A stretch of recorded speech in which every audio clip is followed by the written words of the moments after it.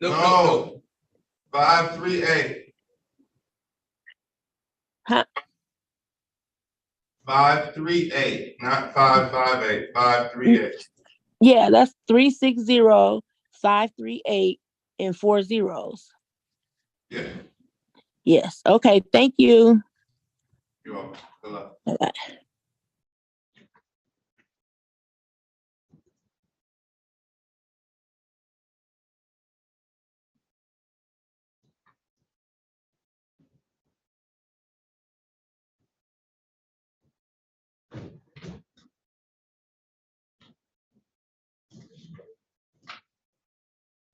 And if everyone could just grab a pen and paper to be ready for instructions.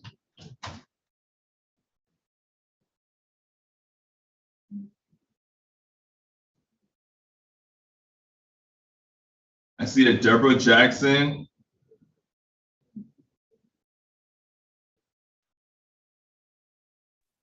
Yes. Ms. Jackson, do you have a case number so I can check to make sure you're in the right place? Okay, it is 223-97428.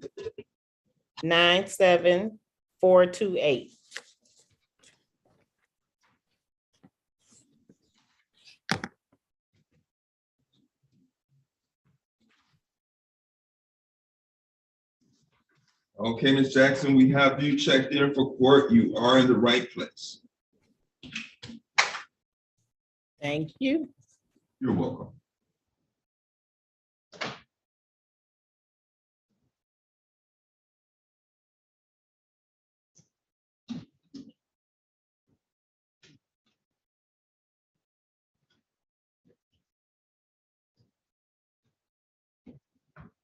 Good morning, this is Judge Adam Sabree.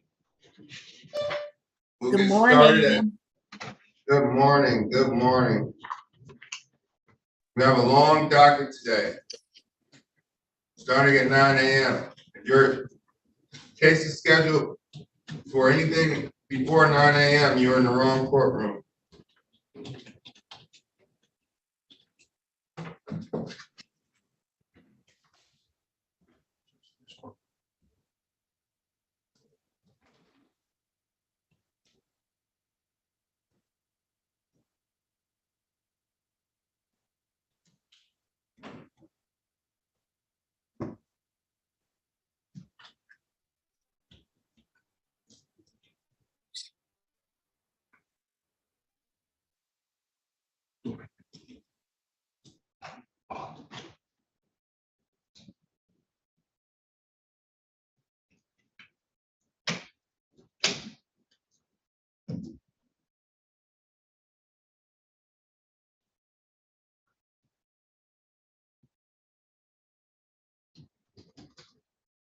Yeah. Mr. Knox, good morning.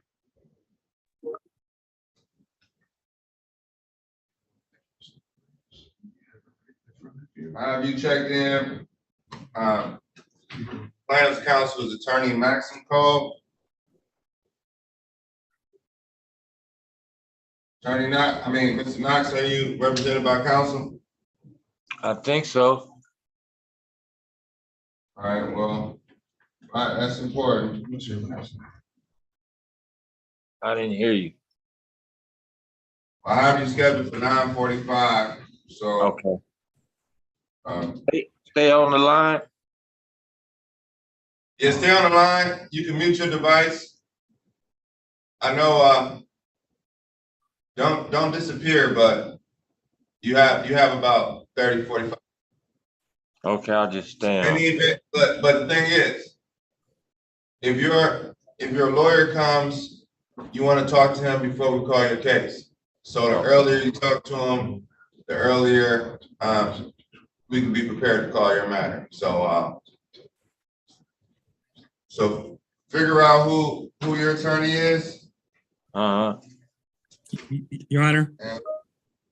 Your Honor, Mr. Phillips, we're showing that one was an advice only. I'm not sure by who. I can see Mr. Knox if he wants to see an attorney.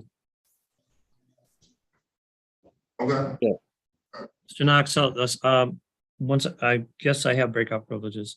So Yes, look, I get to you. thank you. You're welcome. I don't have a personalized room for you all today, but I'm sure it'll work. All right. Good morning, Mr. Lavasser. Good morning. Let's start today off with your case.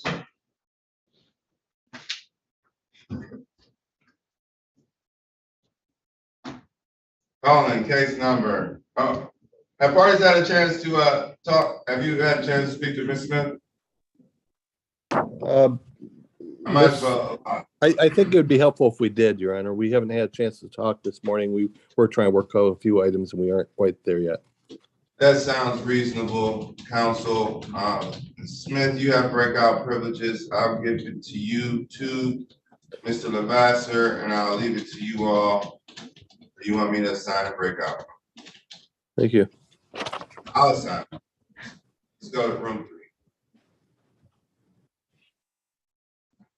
All right, good luck. Thank you. Cool. I'll just go ahead and start. Is anyone for Attorney Landau here this morning? Is Attorney Landau present this morning?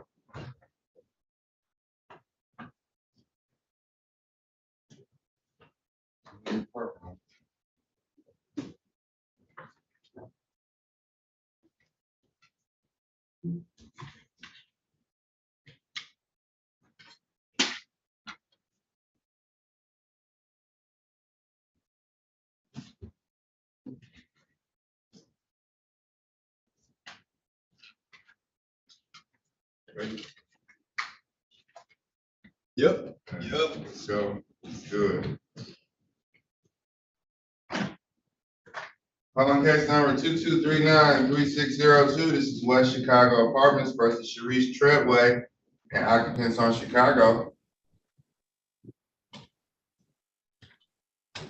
Good morning, Your Honor. Annalise Bailey, 80586 on behalf of Ms. Treadway. Good morning, counsel. Counsel. Yes. Doesn't look like Attorney Landau is here.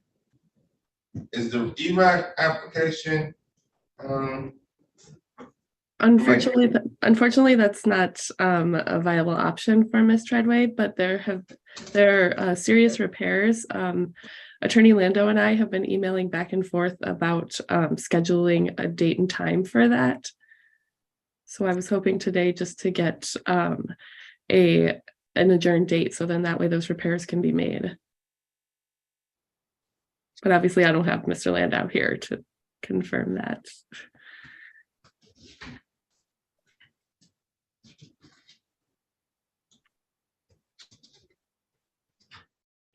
All right, I'll call it up. I'll recall it. Okay. Thank you for the update, counsel. Thank you. Calling case number 2239-5393, Victoria Griffin versus Yvonne Lanier.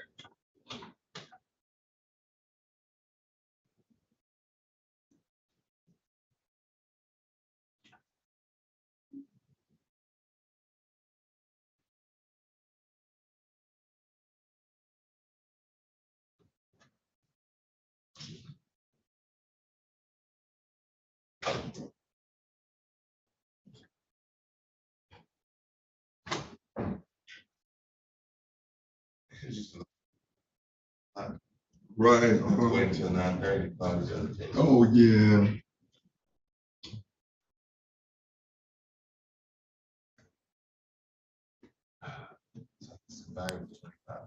Right. It is. Ms. Pritchett.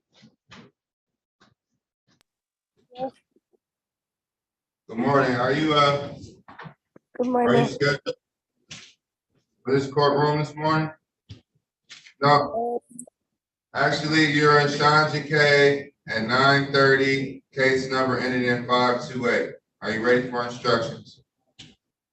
No, give me 1 second. Hello? Yes, I'm going to get a pen and paper. I don't even think you need a pen and paper, but okay, go for it. Okay. How'd you get in here? This paper. With the paper got you in, what you put, you type the code in? Yes, it was 360-436-0000. 538. So switch out the 436 to 538.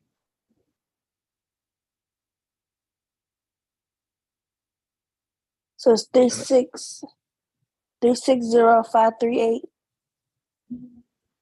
0000. Okay, thank you. You're welcome. Good luck. Thank you. You are welcome.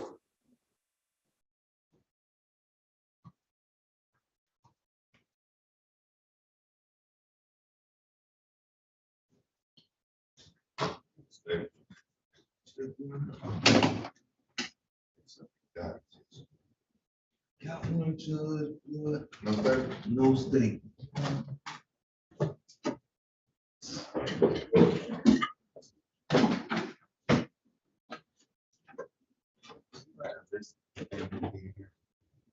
Say again, Judge. Yeah. We'll just chip away at the order here.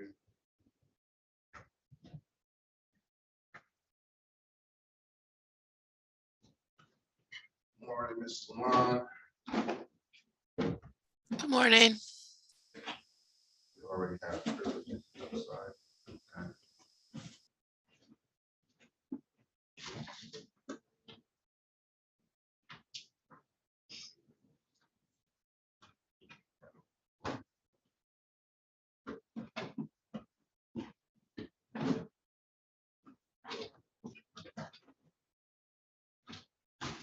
Tiffany Edwards.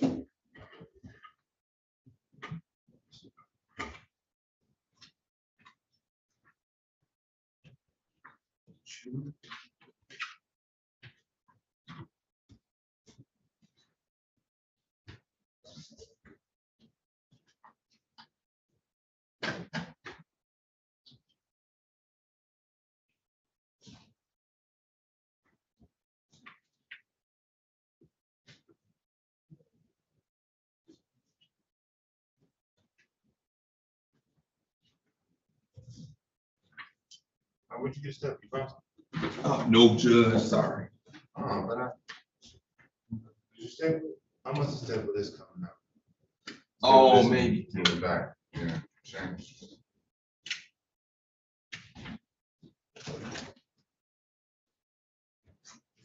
Five, 7, 3, 7. Okay. I see that just here. I can go get some though, Judge. Right. Okay, all right, yeah.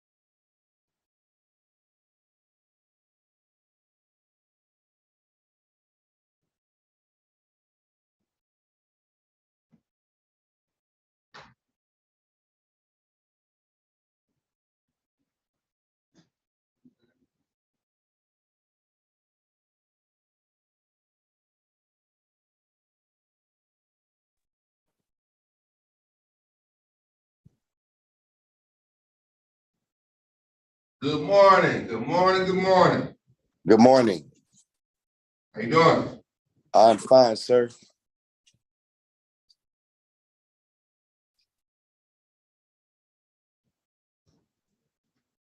I'm Dwight Glover. I had to fix my camera, and I guess it logged me out, and I'm back. I was in the breakout room. Okay, Dwight Glover, you're scheduled for 9:31. Yes, sir.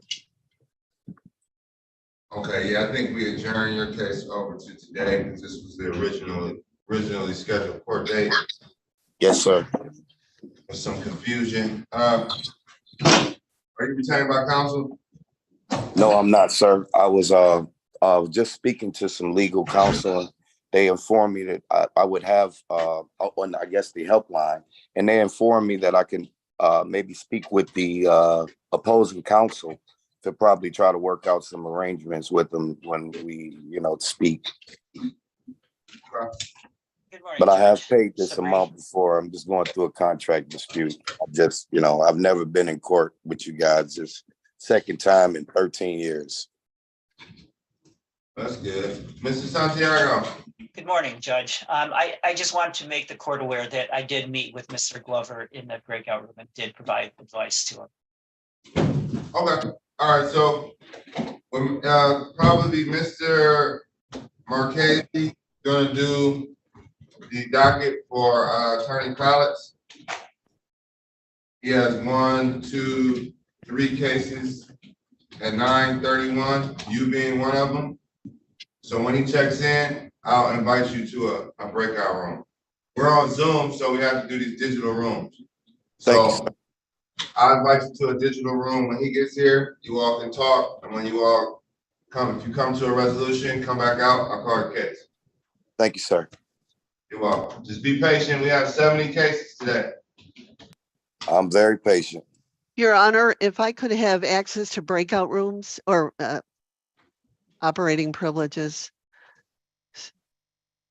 All right, good morning. Good morning. Good morning. Good morning. Phone ending in 4198. Can you identify yourself, please? Ruby Claiborne, All right, what time is your hearing scheduled? 9:36.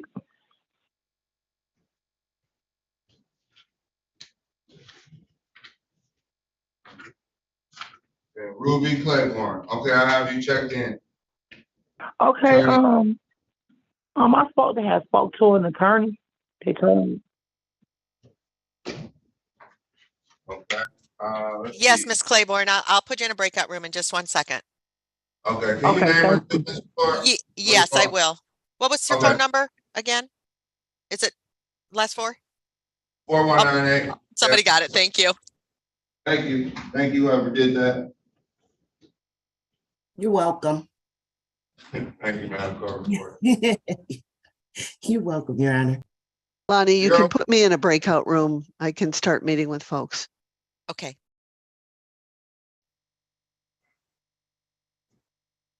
Phone number ending in 0178.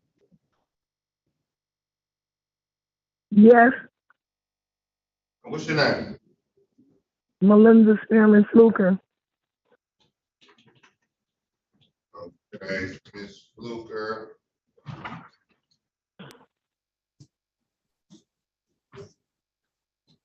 I think you're, okay. I see you for 9:31. Yes. Okay. He does, Judge. I like it. Yep. It worked.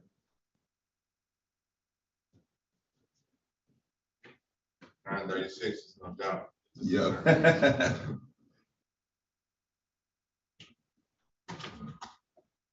I automatically knew she was in here too when she said 9:36.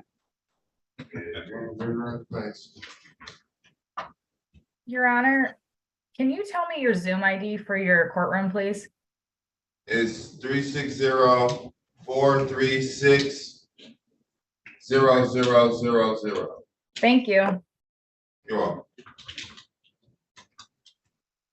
Jameen, good morning. Good morning. How are you? I'm doing well. We're just checking to make sure everyone is in the right courtroom, and it looks like you are in the right courtroom. Yes, sir. Attorney Cox, have you spoke to legal counsel, or do you want legal counsel? Someone from United Community Housing Coalition left a letter for me yesterday, so I did call. I'm sorry, sir. Let me put my glasses on. And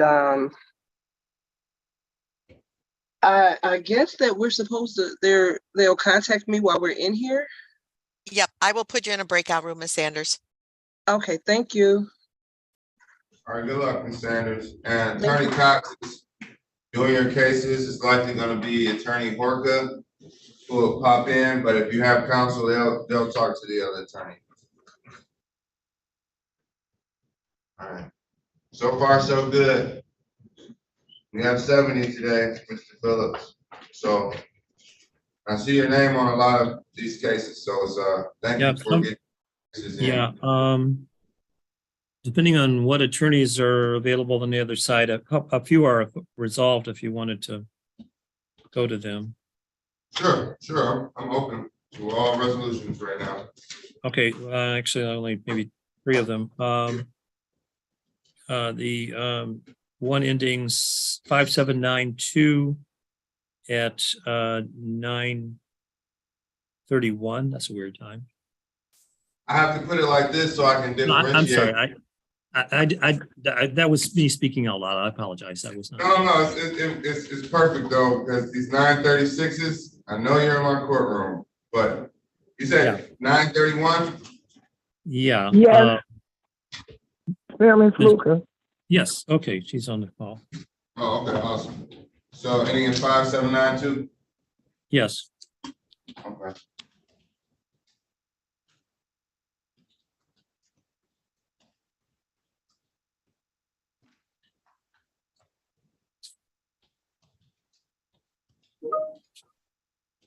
Calling case number 22395792 across the park versus Melinda Fluker and all occupants on Annabelle. And have appearances. Yeah.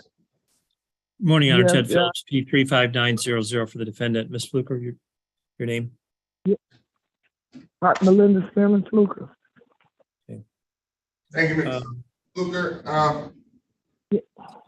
Your Honor, there's been a conditional dismissal submitted on this one.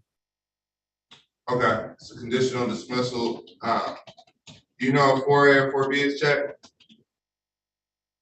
Your Honor, I'm sorry. I don't have it in front of me. I believe it's a 4B. What? As long, Ms. Fluker, do you understand what's going on? Kind of. I know me and Mr. Phillips had already talked and came to an agreement per se. But I was there in court on the 22nd, and they said for me to come back on the, today. Okay, so Mr. Phillips, so long as Ms. Fluker is aware of the terms of this agreement, I'll enter it. So please get her up to speed and make sure she understands the terms that she needs to follow. But I'll enter the conditional dismissal. Thank you, Your Honor. And I have a number of conversations with her, and it will continue to as we monitor it. This is a payment plan deal, and we will be monitoring it to support her. Okay. All right. Sounds good. Okay. Morning, counsel.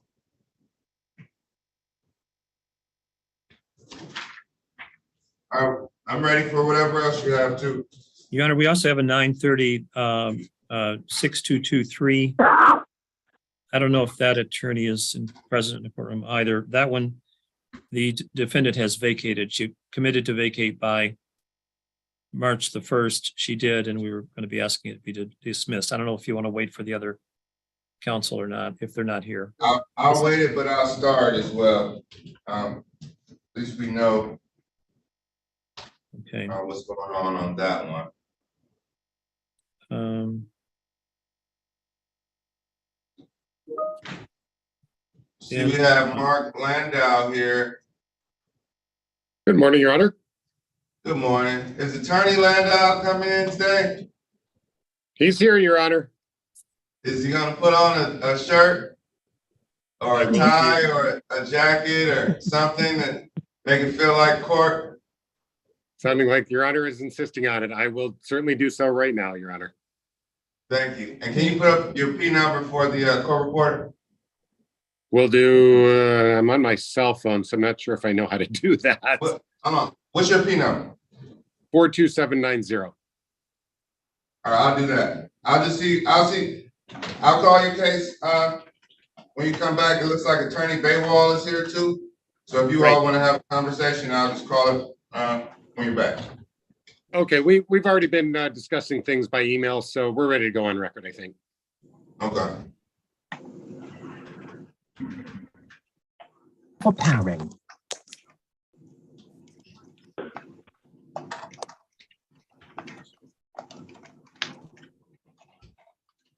Your Honor, I have a 10 o'clock that's ready also. Also a conditional dismissal submitted. Okay. Let's see. At 10 o'clock. Yes, it's 6184.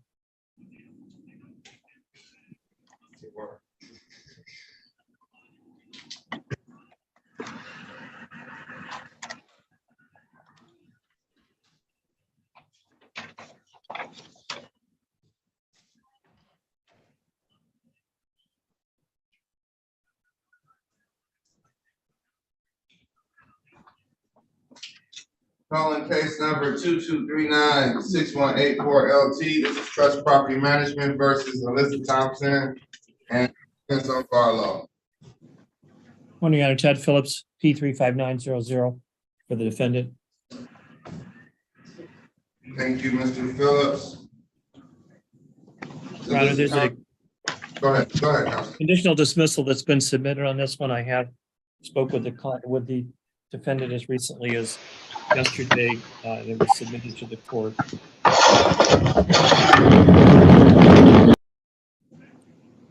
And the defendant is aware of the terms and agreed to them.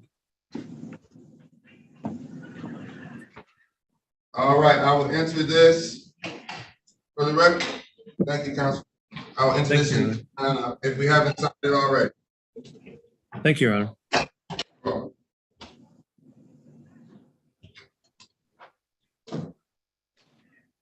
Calling case number 2239-3602.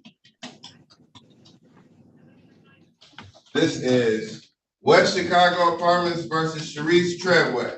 Can I have appearances? Mark Lando, P42790 for the plaintiff. And good morning again, Your Honor. Annalise Baywell, P80586 on behalf of Ms. Treadway. Ms. Treadway, can you state your name for the record? Sharice Treadway. Thank you. Thank you. Thank you. Have parties been able to work out an agreement on this matter? Your Honor, the parties are working through to get repairs done, and we'd be asking for an adjournment to make those repairs. Counsel? I have no objection to that. We're also working towards a resolution of the monetary issue, which is starting to get rather large. It's at $5,000. So whatever we can do to keep the adjournment short would be much appreciated. And how much is the monthly rent? Monthly rent is $854. I just went there. And has when's the last time rent was paid, Miss? I'm probably better suited to answer that, Your Honor. I'm looking at the ledger, and the last time the rental balance was at zero was in the month of August. No payment has been received from September forward. In August 2022, right? Correct. Because it says meeting. Okay. And I know there's some court, well, Ms. Baywall? Yes, Your Honor. If escrow needs to be discussed, then that's fine. Ms. Treadway is just most concerned about the repairs that are needed. September of 22 was when she sent a letter to management regarding the repairs, and no repairs have been made since then. Okay, and has she been escrowing her rent? She has not been able to escrow on her own, but if you'd like to start for March, then we can discuss that. At least a partial escrow or a good faith payment until the next court date. Because I don't know the total thing is better than in October. So we could get if you could get plaintiff something in the meantime, it would be good. If I need to enter escrow order, court enter it, but All right, Ms. Treadway, would you be able to escrow March's rent? I can, can I make the payment on my own? That's fine. If you can escrow with Lakeshore, you can escrow with court. Your My Honor, concern with court is that Lakeshore doesn't have their own escrow program. you can put it in the bank, but I'm saying, can you make a payment to the defendant? I mean, to the plaintiff in the meantime? I can make a payment. That's fine. Yes. Okay, and I'm not saying it has to be the full amount, because I know there are repair issues, but there is a lot of back rent. So until this next hearing, I just want to make some progress towards something. So That's fine. Can we how much time do we need? How much time do we need? You said brief adjournment? It's for the repairs to be made. I let Mr. Landau know that Ms. Treadway and her mom are available next Friday for inspection and repairs. So Mr. Landau would probably be a better person to know how long the repairs would take. Attorney Landau?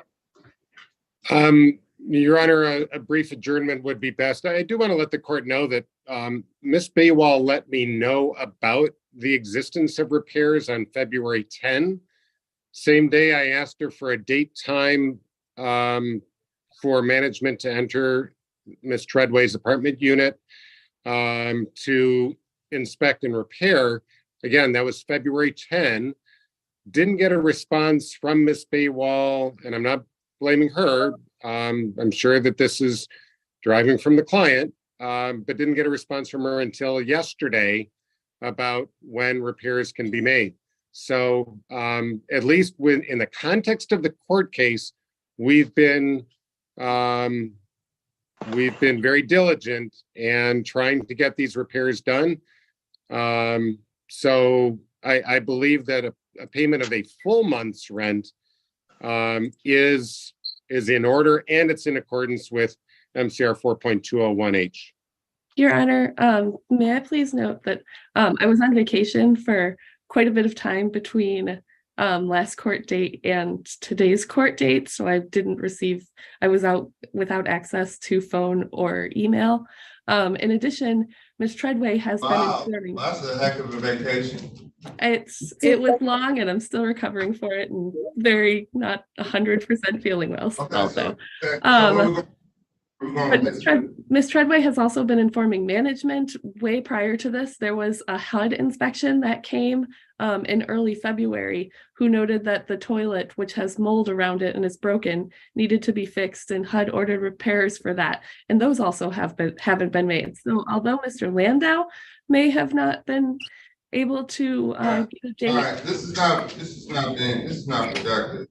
The court's going to order a $600 escrow payment to be made either to the court for March rent, and let's get back here in 2 weeks.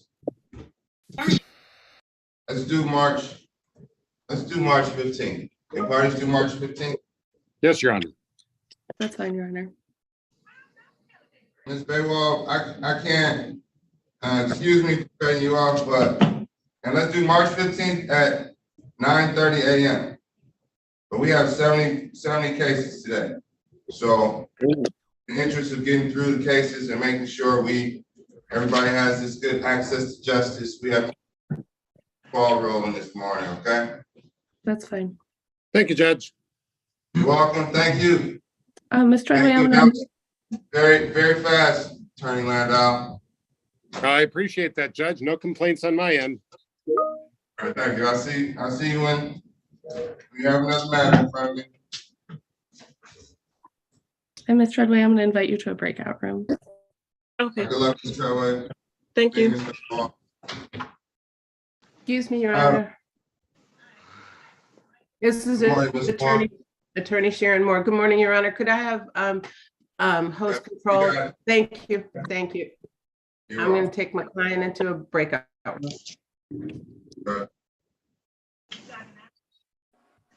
All right, Attorney Coleman, are you doing Mr. Rapp case this morning in here?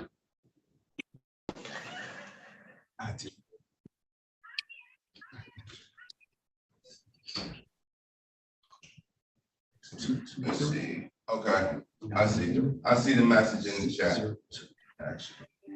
Calling. Is Callie and Spencer here? Yes. All right, Callie and Spencer, is you? Yes. Yes. Good morning, Judge. Good morning.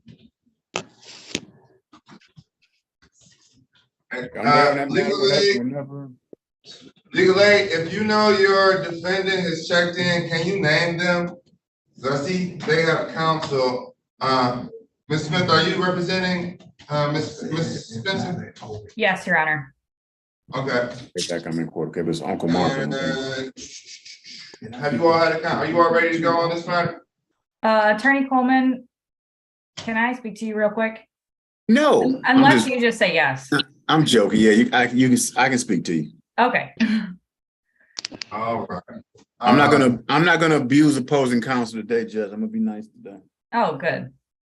And I thought it was the other way around. That's what it feels like. You're about right.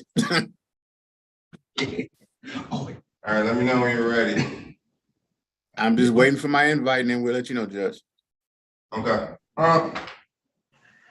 Is Attorney Martin here? Oh, Attorney Martin, good morning. Good morning, Your Honor.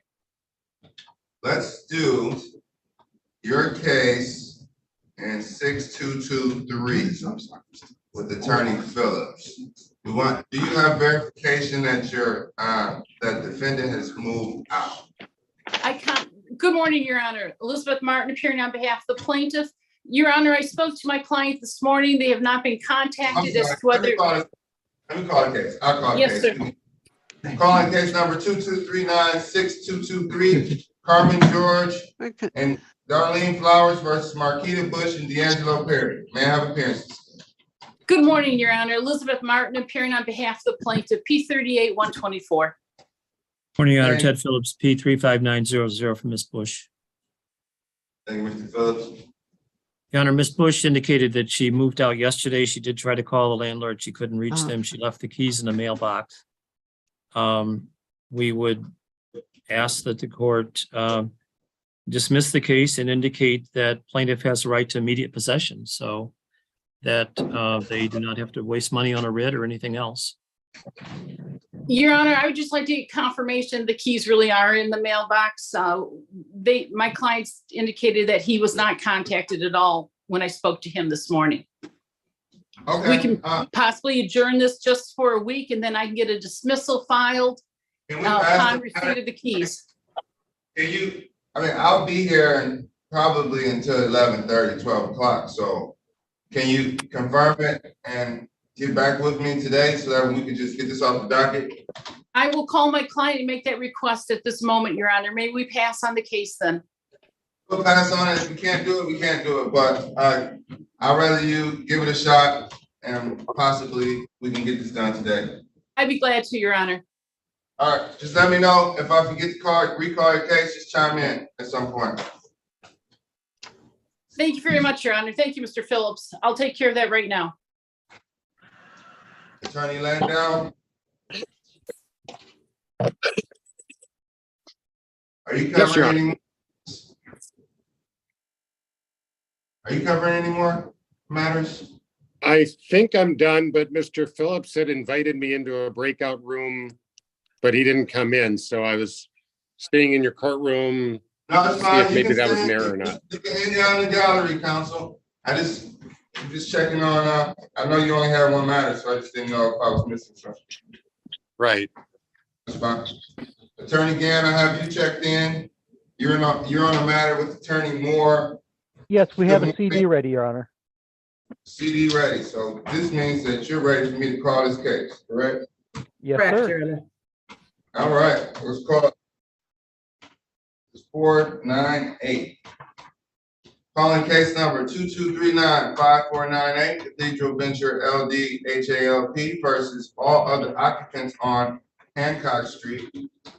That's 80 East Hancock Street, Unit 1606. May I have appearances? May it please this honorable court, Steve Gann, P 7H209, appear for the plaintiff.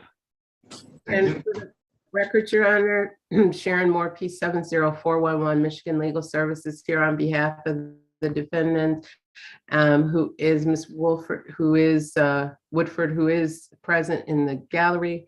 I just saw her a minute ago. Ms. Woodford, please unmute your device and state your name and address for the court, please.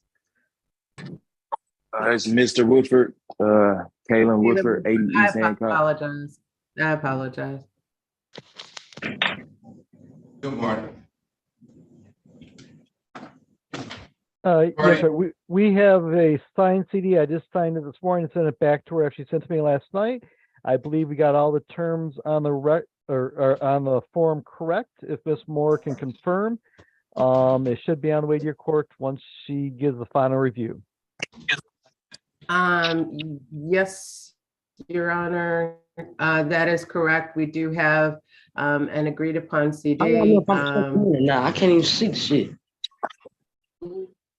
Keep going. Just act like we didn't hear that. Okay. Your Honor, we do have a CD, and we will be submitting it to the court today. It's signed by counsel, so we will then submit it to the court today. All right.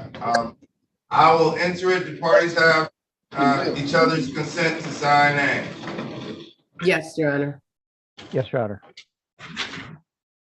Okay, that will be entered. The court will enter that conditional dismissal and sign it when received.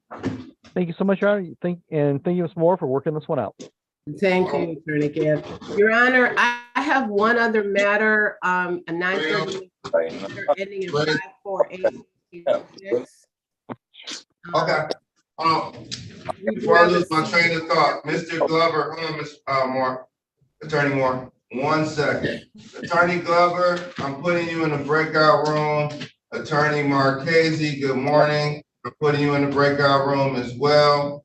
Mr. Glover has already had advice only from the legal aid, so you all can actually talk. I'll be able to call this case. Good morning to Ms. Moore. Your Honor, I'm sorry. I'm terribly sorry to No. I have a train of thought. I have to stay on this train of thought. Ms. Moore. Yes, Your Honor. Case number, it's a 930 case. Last 4 digits are 5486. Is Attorney Brea here? Anyone? Brea? Is anyone doing? Your Honor, as an officer of the court, I am asserting that he has given, we worked out a conditional dismissal, and he emailed me with permission to sign his name and submit it to the court. Awesome. All right, let's call this case then, Attorney Moore. Let's call it. All right, then we'll address the gallery. Calling case number 22395486. This is Anovo Rainer Selden versus Shaolon Knight and occupants on Selden Street. Your Honor, for the record, Sharon Moore, P 70411, Michigan Legal Services, here on behalf of the defendant, Shaolon Knight, who is present in court. Please unmute your device and state your name for the court. That's for what we will. Any ass okay is ain't work. Shaolon Knight, they were present, Your Honor. Your Honor, I would submit to the court that I've been in communication with plaintiff counsel and have received an email agreeing to the terms of the conditional dismissal and granting permission to sign their name and submit it to the court. So we will submit that conditional dismissal to the court today for signature. Okay, thank you for that representation, and the court will enter that conditional dismissal. We're in receipt of it. Do you have parties? You've indicated that parties have consent. The court is satisfied with that, and we'll enter the conditional dismissal as soon as we receive. Thank you, counsel. Thank you, Judge. That's all I have for today. Thank you. I will see you next time around.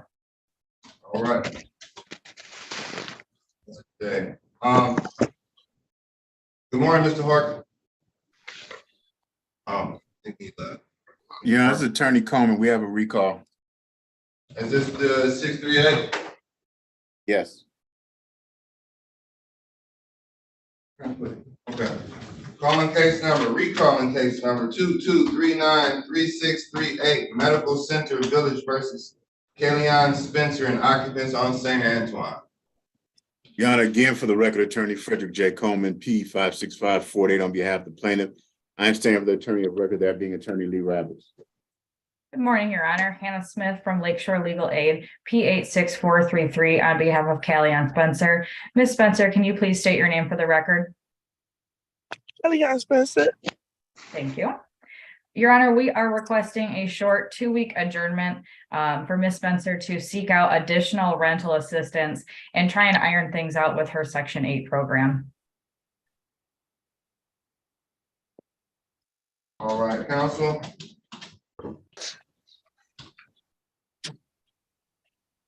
What's Section 8 program? Is she seeking, is it likely that a lot of her amount will be covered? So Ms. Spencer has been diligent in finding her own rental assistance programs.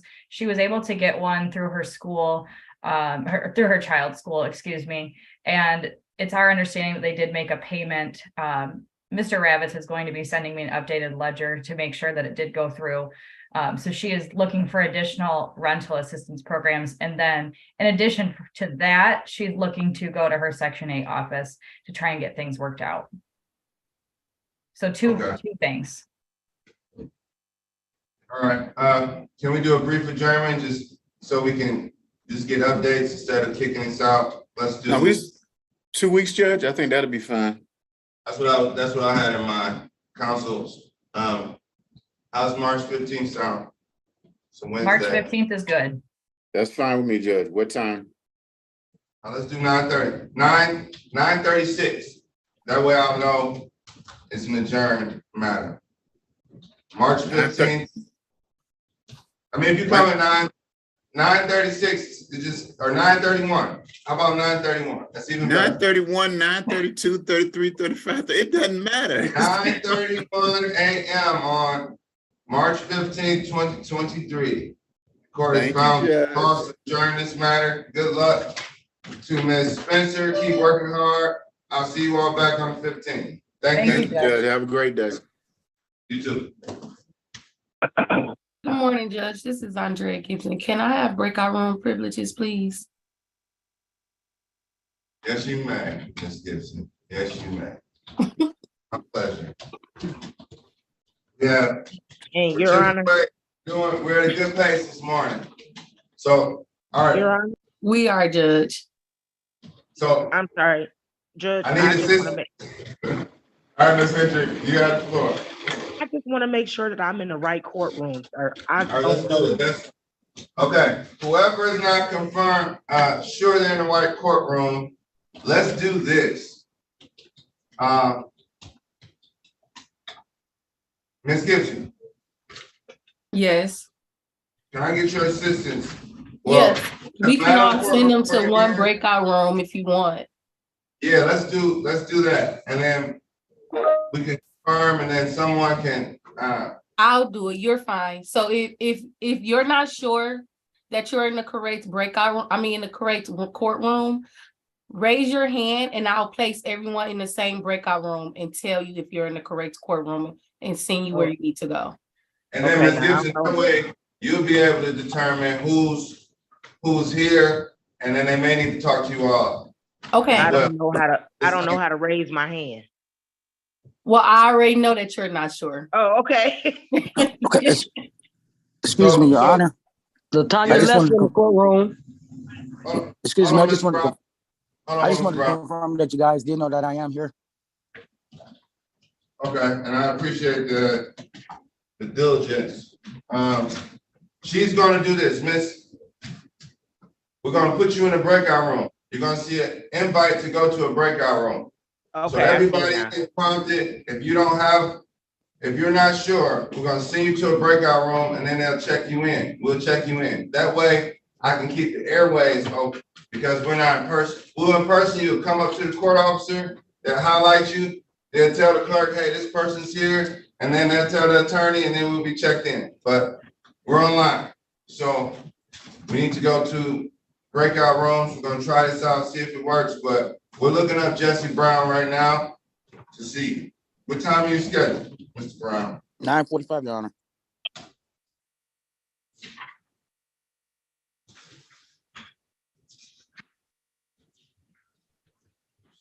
You are in the right place with Attorney Luckoff. Are you represented by counsel? No, Your Honor. Do you want to speak to counsel? Sure, Your Honor, yes. Okay, Good morning, Your Honor. Cheryl Luckoff on behalf of the plaintiff.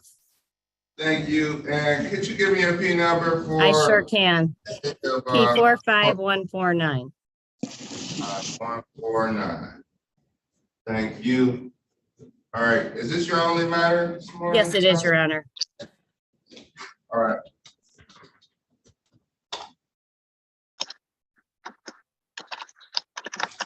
Parties are free to have a conversation, but Mr. Brown, if your desires to speak to legal counsel, we have somebody have a conversation with him. So Your Honor, I can see him.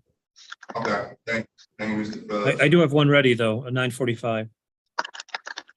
Yeah, all right, let's call it. What do you have ready? 5752 with Mr. Maxenkoff, Attorney Maxenkoff.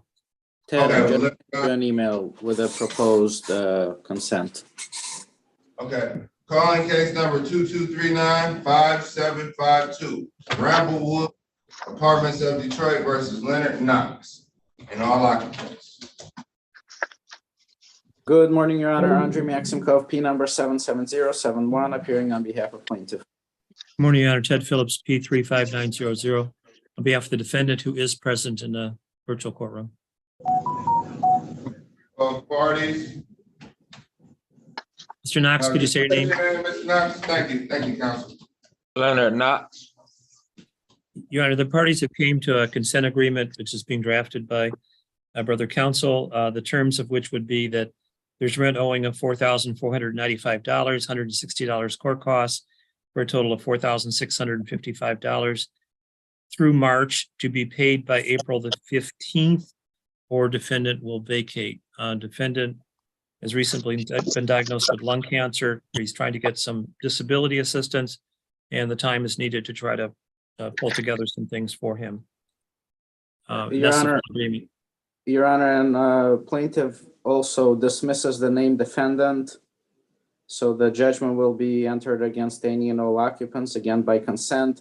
And one more addition, the 56-day rule is waived, as we're giving Mr. Knox significantly more time than is allowed by the statute. That's correct. Okay. Sorry, I missed that, Mr. What Knox. is that? What is the move out date again? April 15th to pay or move. Okay, could you give me the total amount one more time? $4,655. Okay, to pay or move by April 15th, 56-day rule is waived, and this is okay. Would this be a consent? You want to do a hearing by judgment by hearing to all occupants, or consent? It's up to you all. It's a consent, Your Honor. Okay. All right, the court will enter this when we receive it. Thank you, parties, for processing this and getting this completed. And thank you. Ted, I just emailed it to you. If all is good, just sign it and email back. Okay, I will do. Good morning, Mr. Maximkov. Good morning, Your Honor. Mr. Maximkov, welcome to another day in paradise. See, you only have one.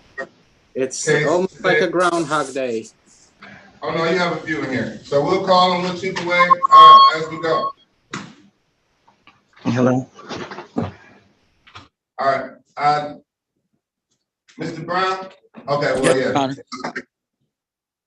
I think you'll have an invite to a breakout room shortly, so someone can communicate with you. And then when you're done, I'll call your case.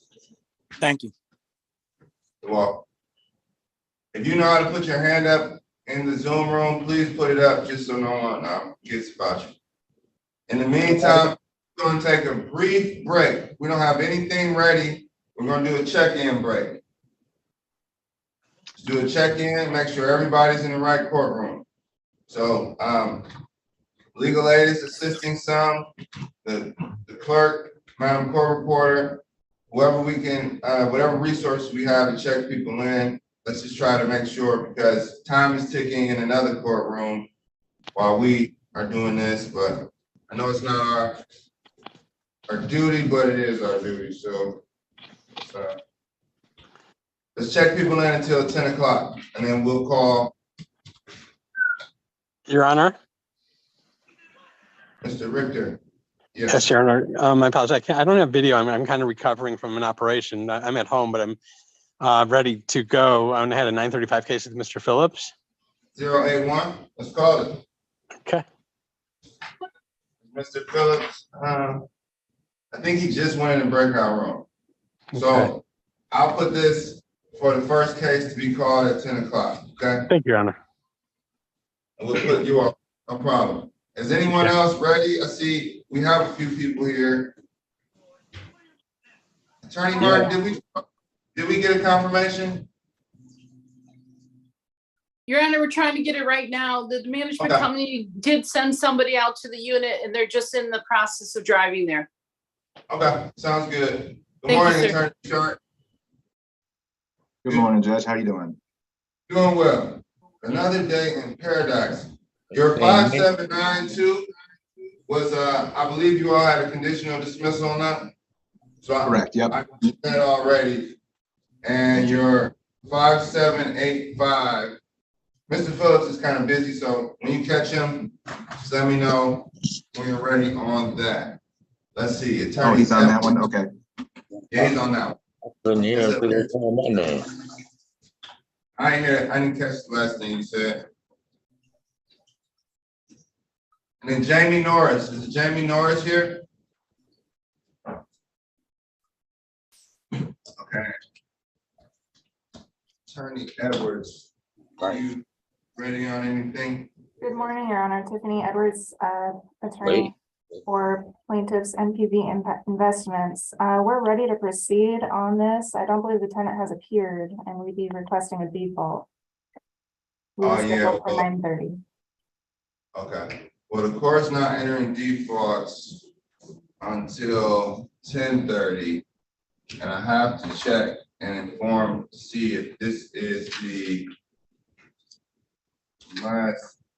Okay, sit tight. We have some notice issues, but I see this notice was to come to 436.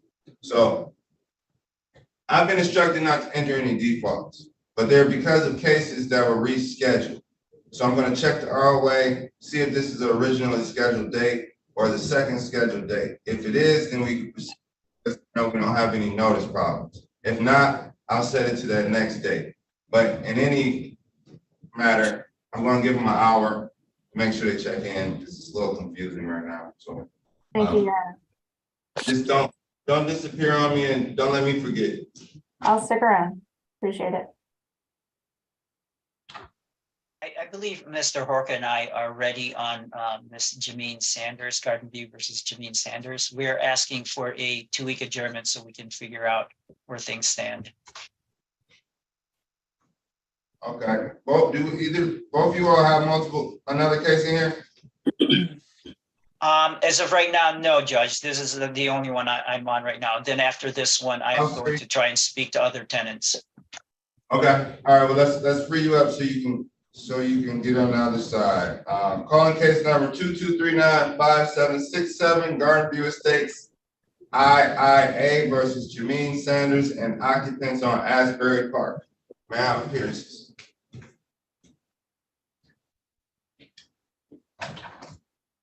Joe Horka, Good morning, Your Honor. 75969 on behalf of the plaintiff. Good morning, Your Honor. Robert Santiago, Michigan Legal Services, P57157 on behalf of Ms. Jameen Sanders, who is present. Thank you. Ms. Sanders, can you state your name for the record? All right, parties, are we looking for a 2-week adjournment? We are, Judge, please. And for what reason? We are going to explore possible repayment plans and other assistance for Ms. Sanders. Okay, the court finds good cause to adjourn this matter March 15th, 2023 at 9:31 a.m. I see you all back, and parties will be prepared to have a resolution. Thank you, Judge. You are welcome. Okay, as promised, we're gonna do 10:03. Because I want to stay quiet. Answer so let's check in. Let's check in people for 5 minutes, and then we'll call some more cases. Just make sure everybody's where they need to be.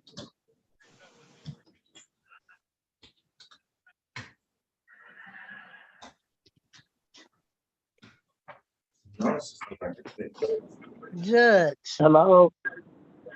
Hello. We all trying to get in. We'll be back on the record. Everyone who has breakout privileges, and if you recognize your clients, pull them in there. The defendants, we just need to get everyone identified in the gallery. So let's get them identified for the next couple of minutes. I'll be quiet. You all can do what you need to do. Antoinette Garrett. Your Honor, could I have breakout privileges? Latanya Lester. You look like you have them, Ms. Malane. All right. Is Robert Hill in the court Zoom gallery? Robert Hill. Attorney for Latanya Lester. Attorney for Latanya Lester.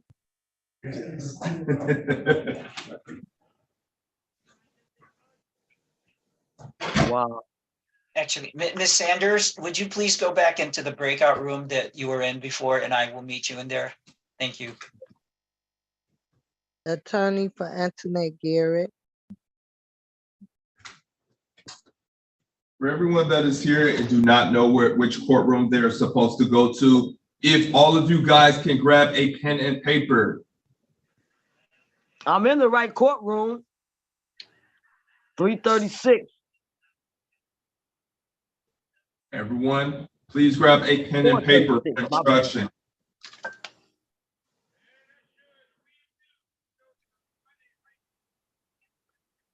I just need to know if it's known that I'm here. Latanya Lester.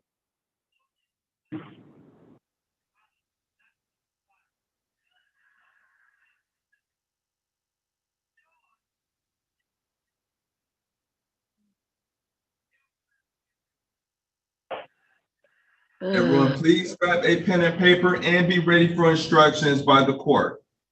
Ms. Lester, yes. Do you have a pen ready? Yes, I do. Okay, you are in the wrong courtroom. Your correct judge is Sean Jacque, Jacque, and his Zoom number is 360-538-0000. Okay, thank you. You're welcome. Hey, Barbara Dillon trying to check in. Do you have a case number? 2239-5209. Okay.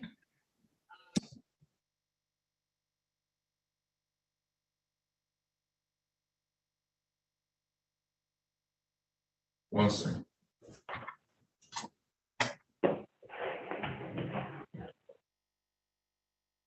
It's kind of confusing because they have me in another room. I had to call this for them to give you this number.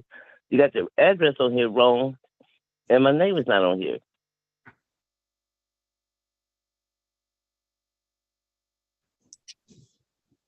Dang, how do I get in the courtroom? Mm-hmm.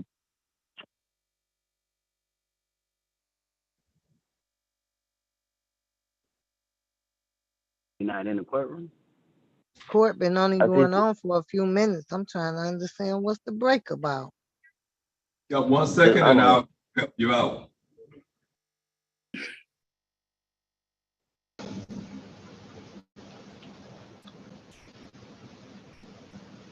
Okay.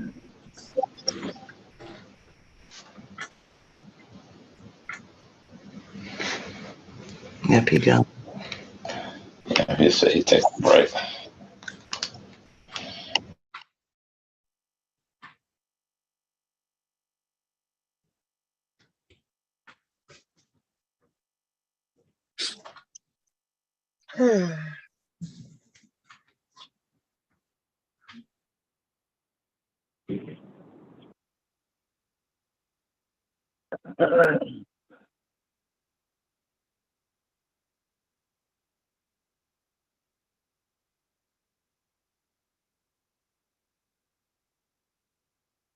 Okay, Mr. You're in the right place. Just keep your case number handy. We'll help you out shortly. Okay, Good but morning. like I'm saying, they got the wrong phone number down here, the wrong address too. So I'm trying to figure out what the heck is going on because I need to talk to an attorney. Yep, just 1 second. They'll be with you shortly. Okay.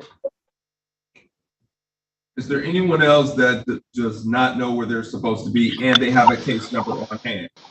Yes, Joseph Right Gill. here. Okay, what's her case number? 22396081. This is for Antoinette Garrett. Yep. 1 second. That's clear.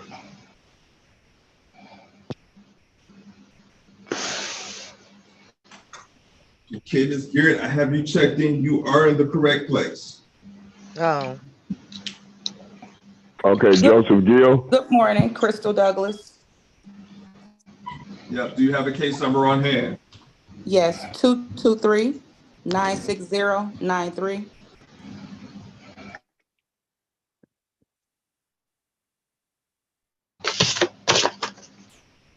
One second.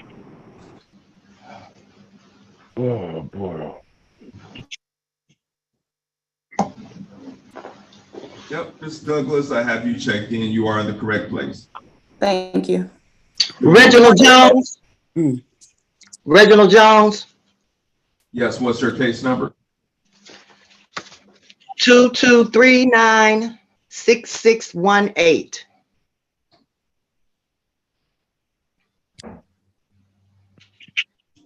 One second.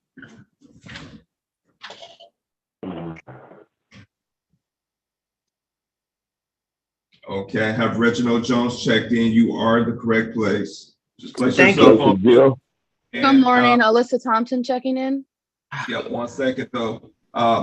Ms. Reginald Jones, just place yourself on mute. And if you would like to speak with an attorney or if you have your own, just let us know. There was someone that came to the breakout room, but they're no longer there. Phillips is the name.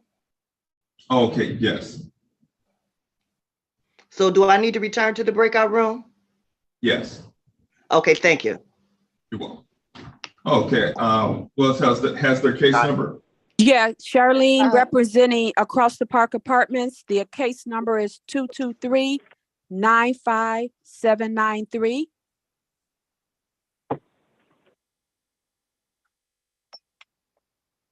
One second. On behalf Thank you.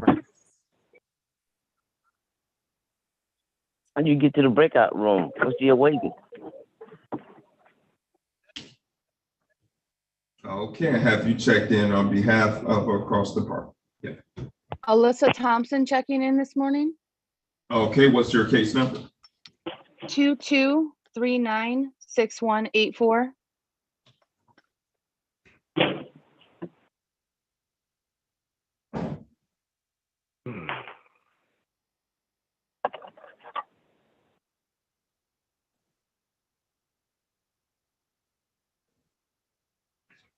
Mr. Nevels, that was dismissed.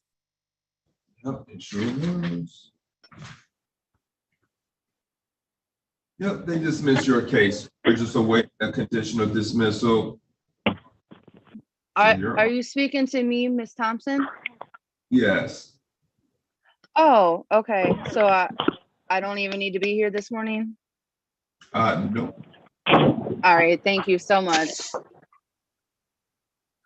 You have a great day. Dante Carey checking in. Yes, but what is her case number? Hold on, give me 1 second. 22396139.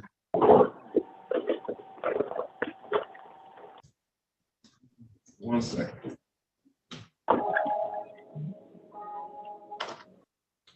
And this is for Dante Carey? Yes. Okay, I have you checked in for court. You are in the correct place. Okay, thank you. You are. Joseph Gill. David. Yeah, but what is her case number?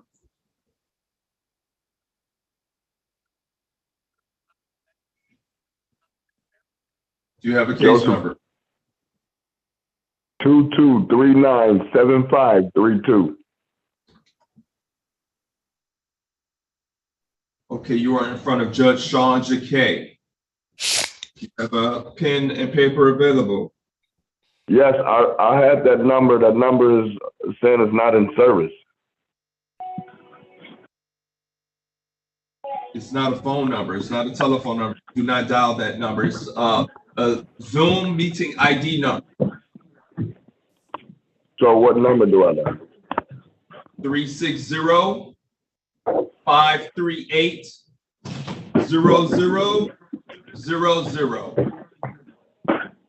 Okay. Again? Say that again. I'm ready. Yes, I'm ready. 360-538-0000. Okay, thank you. You're welcome. Anyone else that has a case number? Kyle Davis checking in. Yes, but what is your case number? 22396624. 1 second.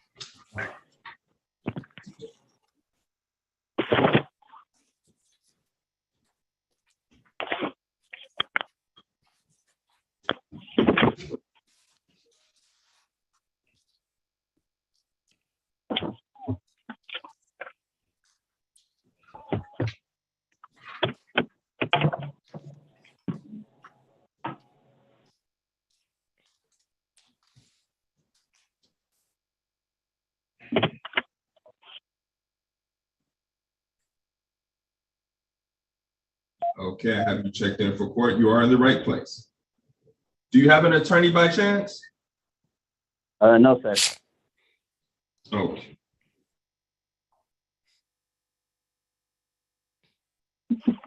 And what's your name? What's your name again, sir? Kyle Davis.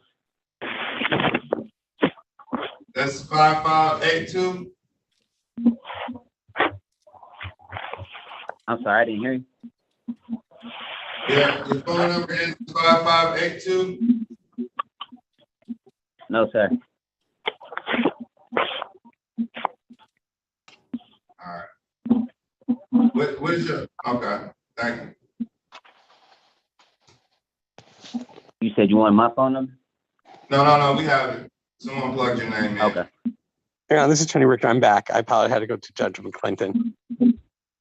Oh, no, sorry, we're is Antoinette Garrett here? She was here. See if she's in the breakout room. Leonard Knox and Antoinette Garrett. Let's move her to the gallery and see if she's ready. See, Mr. Phillips is representing her. Let's see. And I see he's in the breakout room with Attorney Luckoff. He has not spoken to her yet today, Your Honor. She must have just gotten into the wrong breakout room. Okay. And that is Antoinette Garrett. So this is me. Okay, all right. I think I erroneously moved you into the main session. So what I'll do, I'll put you back in.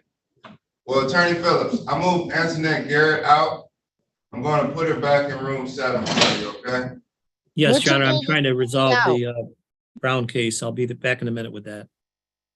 I don't understand. Move me out of what? All right, just sit tight, Miss. When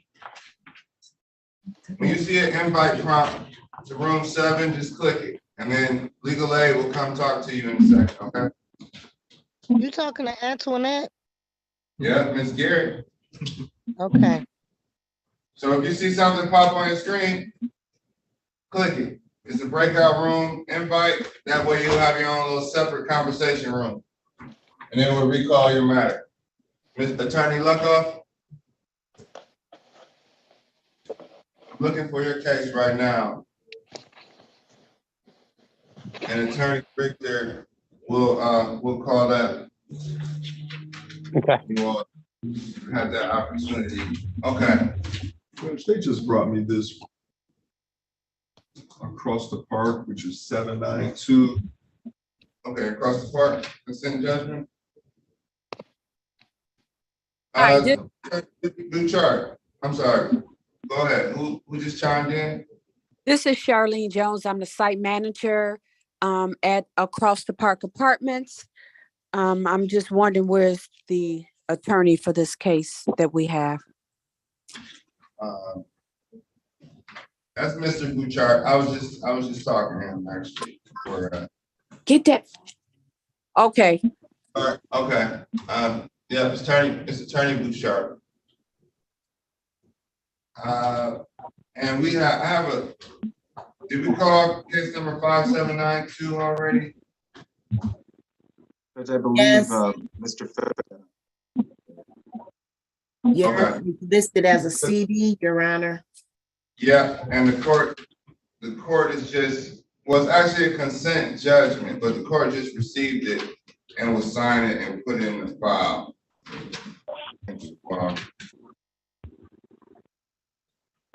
That one is completed, Councilman. Okay.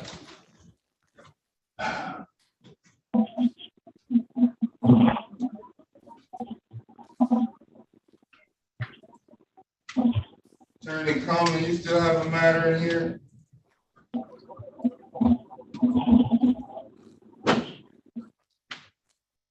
Let's get Attorney Luckoff's cases. Your Honor, my case with Mr. Glover. I'll be very brief to put on the record. Okay. 827. Just have to find these cases. This is a 931 case. Mr. Marchese, the attorney defendants are showing up on the originally scheduled date. I see. So I'm glad we adjourned these. Calling case number 22395827. This is Renaissance City Club Apartments versus Dwight Glover and occupants on Brush Street.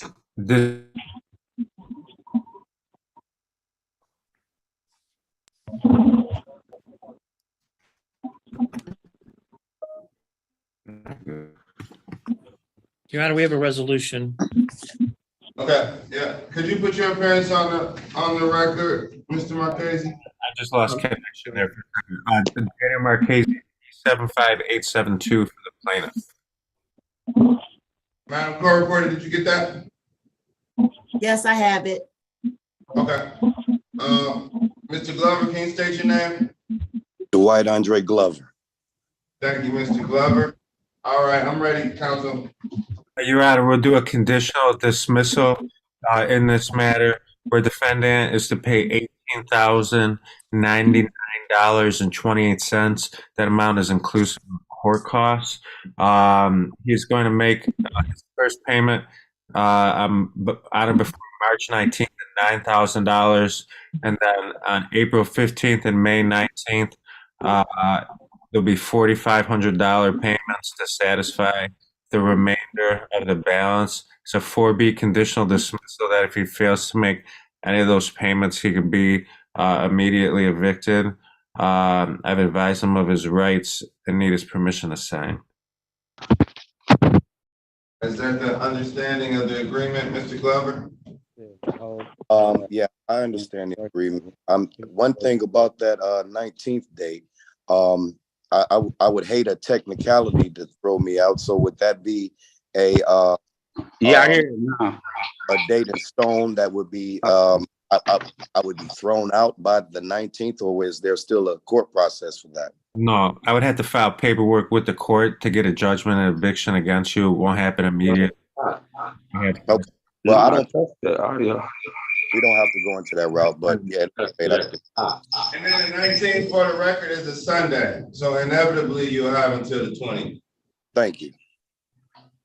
But I wouldn't wait until, don't wait until the last minute. That's always kind of a good way to safeguard anything crazy, because everything crazy will happen. Absolutely. Get close to the date. So good luck. I'll enter that consent. Thank you. I'll enter that conditional dismissal. I need his permission to sign the conditional dismissal, please. Repairs. Will you make sure that they do the repairs? The opposing counsel. I will make note of that to them in my report back to them. But do I have your permission to sign your name to this conditional dismissal we agreed to? Absolutely. Okay. Thank you, parties, and I wish you well. Okay. All right, ready with the 9:45. This is what Attorney Logoff. Yes. Right. I'll come back in an hour. I got 10:45 cases, so I'll be back. Okay. All right. Thank you. You're welcome. Calling case number 2239-7436, AG Management Co. versus Jesse Brown and occupants on Mansfield. Again, for the record, Your Honor, Cheryl Walkup on behalf of the plaintiff, P45149. Morning, Your Honor. Ted Phillips, P35900 for the defendant. Jesse Brown is president in the virtual courtroom. Brown, please say your name. Yes, Mr. Jesse Brown. Your Honor, the parties have came to an agreement that $5,346 is owed in rent, $234 in court costs, for a total of $5,580. Defendant will pay $3,000 within 10 days of the entry of the order, and that will pay his normal regular monthly rent by the 5th of each month, and an additional $900 by the 15th of each month until the balance is paid in full. Writ to issue if any payments are missed, and the 56-day rule is waived by the parties. That is a complete agreement. Mr. Lokoff, is that an accurate recitation? Yes, it is. Thank you. Right, the court will enter this. Do you understand what's going on, Mr. Brown? Yes, Your Honor. Okay. Court will enter this judgment and sign it as soon as we receive it. Thank you. Thank you very much, Your Honor. Thank you, Your Honor. You're welcome. Have a great day. Thank you. You too. Okay. Mr. Phillips, can I leave? Yes, you're all set. Okay. Okay. Thank you, Mr. Have a good day, Phillips. Mr. Brown. Okay, you too.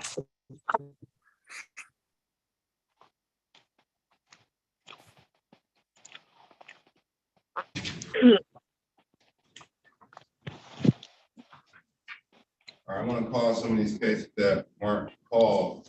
Calling case number 2239-5793, Across the Park versus Anita Shannon and occupants on Annabelle.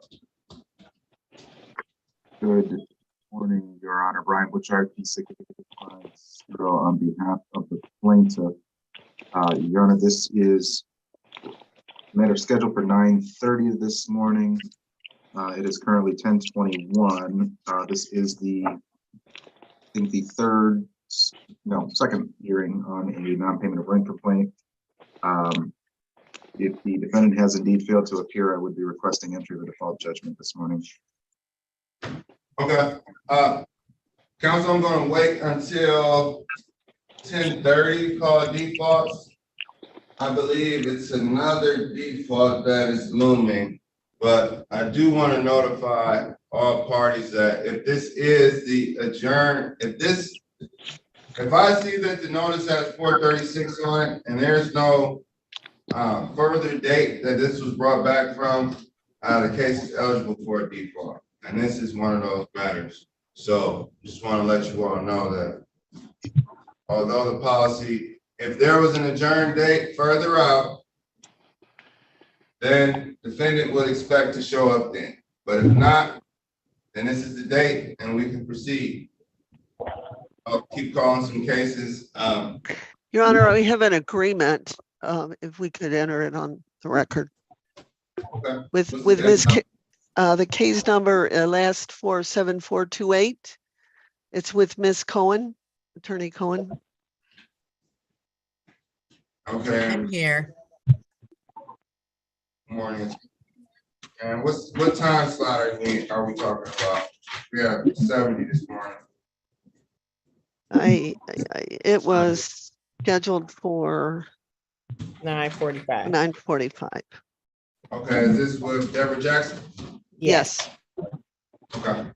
Call case number 2239-7428, Orleans PO LLC versus Deborah Jackson and all occupants. May I have appearances? Carolyn Cohen, P49391, appearing on behalf of the plaintiff. And Marilyn Mullane, P30998, Michigan Legal Services, appearing on behalf of the defendant, Deborah Jackson, who is in the Zoom gallery. Ms. Jackson? Yes. Oh, I'm sorry. Can you state your name for the record, Ms. Jackson? Deborah Jackson. Thank you. The parties have worked out an agreement. Is that true? Yes. Yes, we have. All right. Does anyone want to put the terms on the record? Yes, the total amount owing is $1,403, $1,000 of which will be paid on March 14th, 2023. Sorry, with the remaining balance of $403 paid on March 28th. And this will be done as a conditional dismissal with box 4B checked. Is that correct, Ms. Cohen? Yes. And Ms. All right. Jackson, those are the terms of the agreement that you agreed to? Yes. Okay. So I may sign this in your behalf. Yes. Okay. Pro enter this conditional dismissal when we receive it. Thank you, parties. Thank you. Thank you. Calling case number 2239-5785, Palmer Court Townhomes versus Amber Jones and occupants. Good morning once again, Your Honor. P66250 for the plaintiff.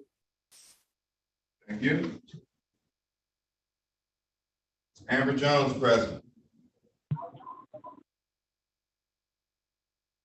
This is another one of those matters that would be eligible for a default an hour after. I see the court has notice directing defendants to 436, which is amazing. And that means they have notice for court today. So court will proceed on defaults on any cases that are actually scheduled for today. I'll keep calling them. Calling case number 2239-5825, Renaissance Club Apartments versus Heartland Corporate LLC.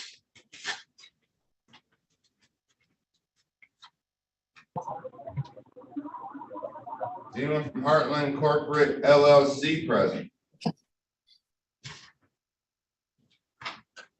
I call that matter.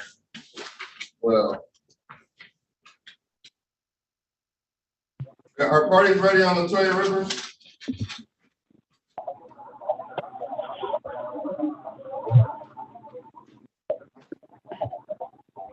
Do you have something that's ready? Excuse me, Judge. I just spoke with Miss Hannah, so she's still on the phone with someone else on my behalf. So she just told me to wait in the Zoom. All right, thank you. You're Ms. Rivers, right? Yes. You Okay. called me, Judge? I was just saying if you had anything ready. I'm waiting for, I believe, attorney. Oh, who was this one? Featherston is on this matter. I don't know where he's at. I'll give him a call back. It's the case in 4314 scheduled for 9:55. And our party's ready on the Portia Brooks.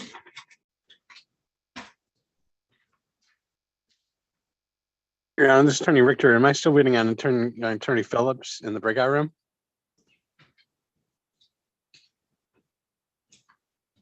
Not sure. I think so. Attorney Edwards. Yes, Your Honor. Attorney Edwards present. Okay, you're waiting on the default as well, correct? That's correct. All right, let's do defaults at 11. Just come back at 11 or you can sit tight. I'm building the pile up. That way, we'll do them.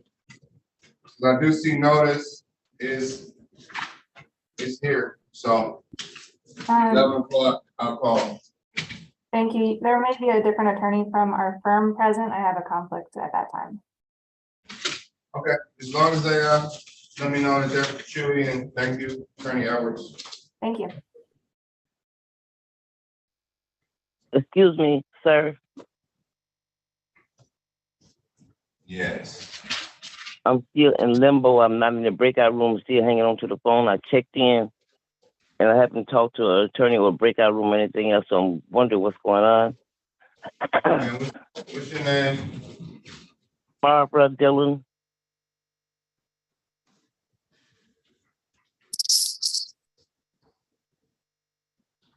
All right, well, sit tight, Ms. Dillon. Beg pardon? I'll see what's your case number? 2239-5209.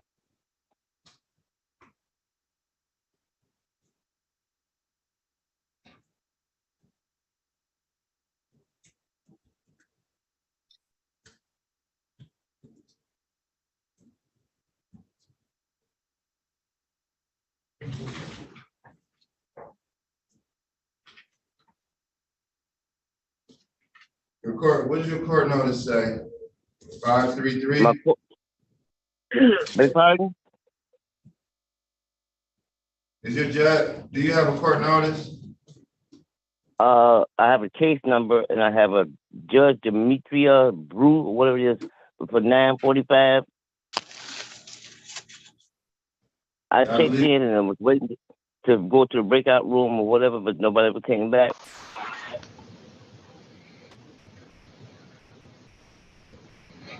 I believe you're in Judge Demetria Brew's courtroom. Yeah, but I'll be here on the phone because they haven't sent me to the breakout room to talk to an attorney or anything else.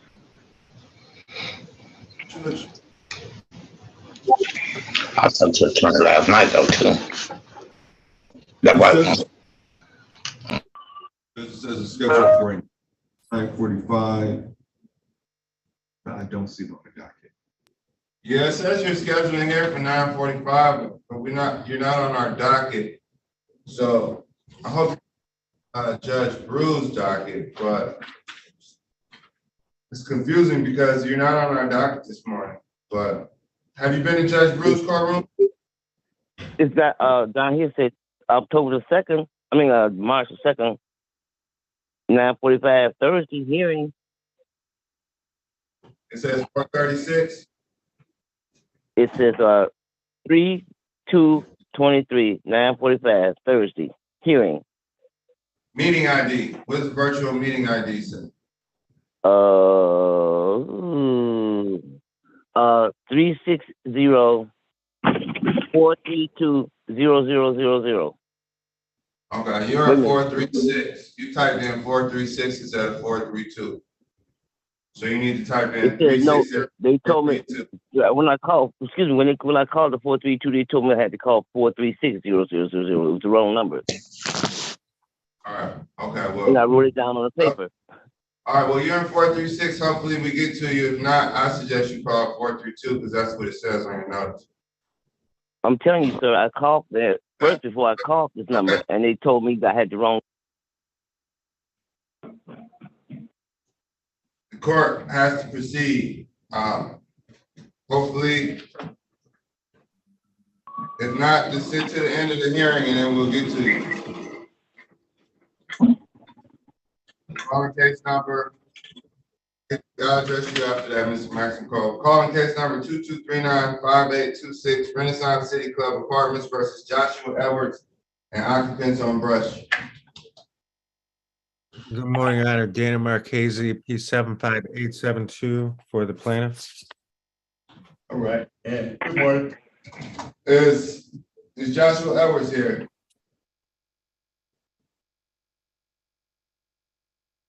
I'll call these defaults at 11 o'clock. I'm calling at 11. Okay. At 11. Yeah. Do you have any more that haven't been called? I believe I called all yours. Edwards and Heartland Corporate at 931. 931. Mine wrong. All right. If I'll call that at 11 as well, just so we can clear all of that. I don't see it. I have a ton of cases, so I just need to keep calling cases, counsel. Mr. Maxim call. Your Honor, Robert Hill, case ending in 5751. He is present. I don't know whether or not he had a chance to speak with any attorney, but he is here today.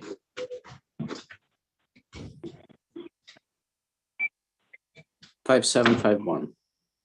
575 Robert Hill on Memorial Street. Can you state, Mr. Hill?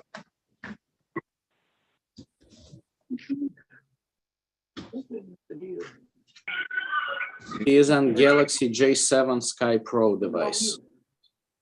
Look, these. Why? All right. Well, I'm going to put you all in room number 9. In the event he requests counsel, just send him to counsel. But if you all can work something out, just let me know.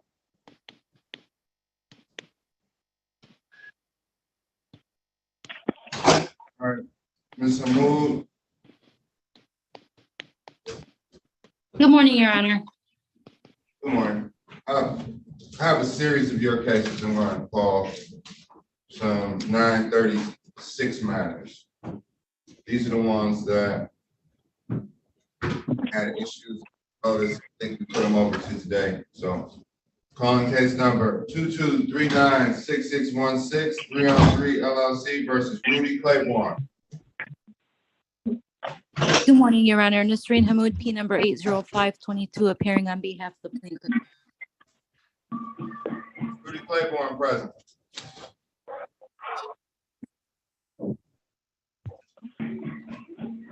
I'll recall this matter at 11. We'll call defaults at 11. Actually, I'll just call your defendants. If they're here, then I'll call your case. Our occupants at 5026 Yorkshire Road present. Anyone live on Yorkshire? I'm here. All right. Who's that? Who said that? iPhone? Cynthia. Cynthia Bailey. You live at 5026 Yorkshire? Yes, I do. All right, Ms. Hamoud, she's here. Do you have counsel? Ms. Bailey, What's that? are you represented by an attorney? No, I'm not. Okay, did you speak to an attorney before? I have before, yeah. Okay. All right. Well, the attorney's here. Ms. Hamoud is here. You all can have a conversation. If she requests counsel, then please send her or send a message to UCHC. I'm going to invite you all to room 6. Ms. Hamoud, I'll give you breakout privileges as well. Well, let me know if you come up with a resolution. Is Reginald Jones here? Oh, Reginald Jones is here. Ms. Hamud, you have one ready with Ted Phillips as well. Mr. Jones, okay, 6618, yep. I have you checked in. Is Terry Shepard here?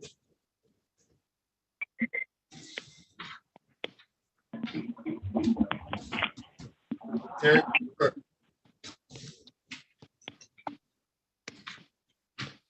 Judge, Is Charles Davis here? Anyone live at 15016 Hazel Ridge? Mr. Davis is here, Judge. He's in the breakout room with Attorney Mullane. That's Charles Davis? Oh, I'm sorry. I thought you said Kyle Davis. Oh, no, that's Charles. My apologies, Judge. No, it's all right. You Davis is in here this morning.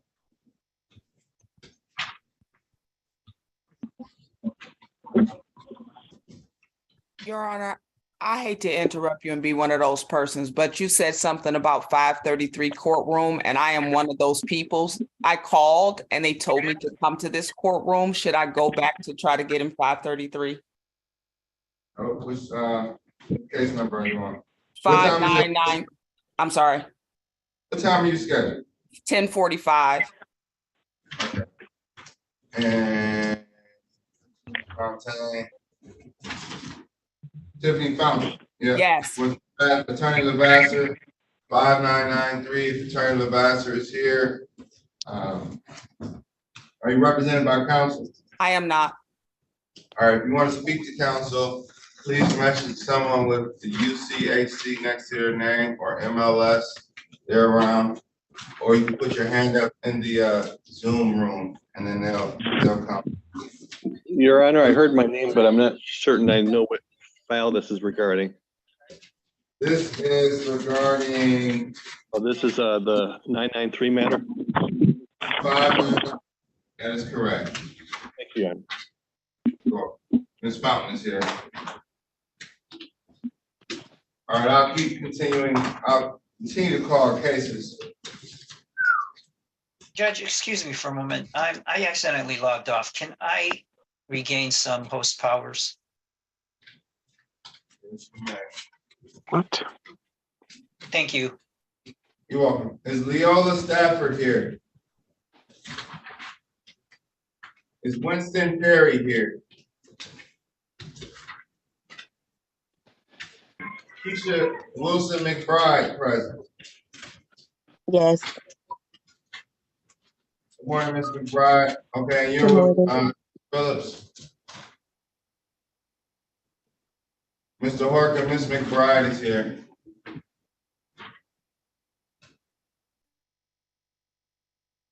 I believe Ms. McBride's working with Attorney Phillips, so I'm in a bit of contact with her. Okay. All right.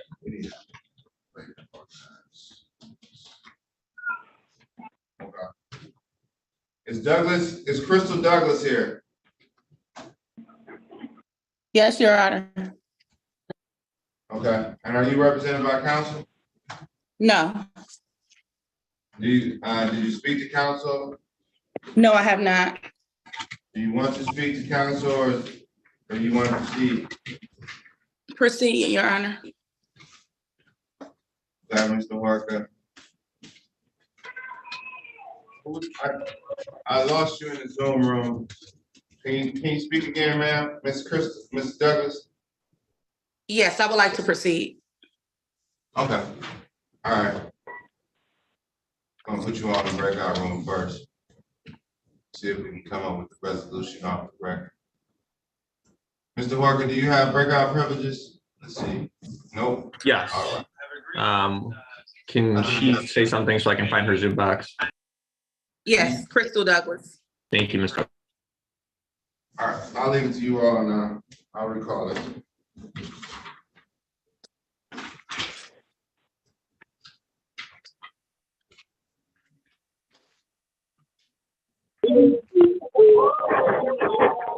Okay. 239-6274. This is Melinda Crawford versus Janina Abraham, and occupants on Sorrento.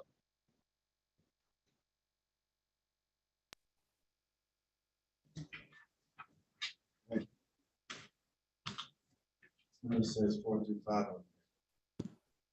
Oh.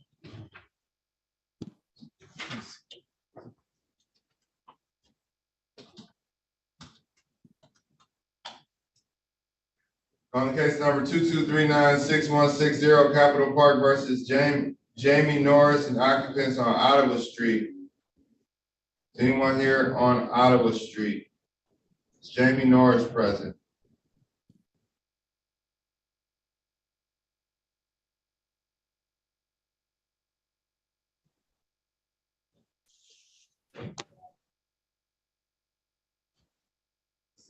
Does anyone reside at 19789 Plainview Street? 19789 Plainview Street, in the city of Detroit, 48219. Does anyone reside at 6070 30th Street?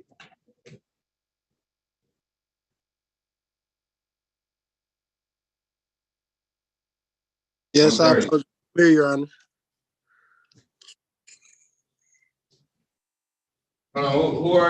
Can you state your name? David Johnson. It's 6070. It's my Zoom name. Okay, you live on 30th Street? Yes. What's your name? I'll just put your, hold on. All right. At least you gave me something. I appreciate the 6070. I haven't seen that yet. So it's ending in 6119. Yeah. And what's your name? Robert Hill.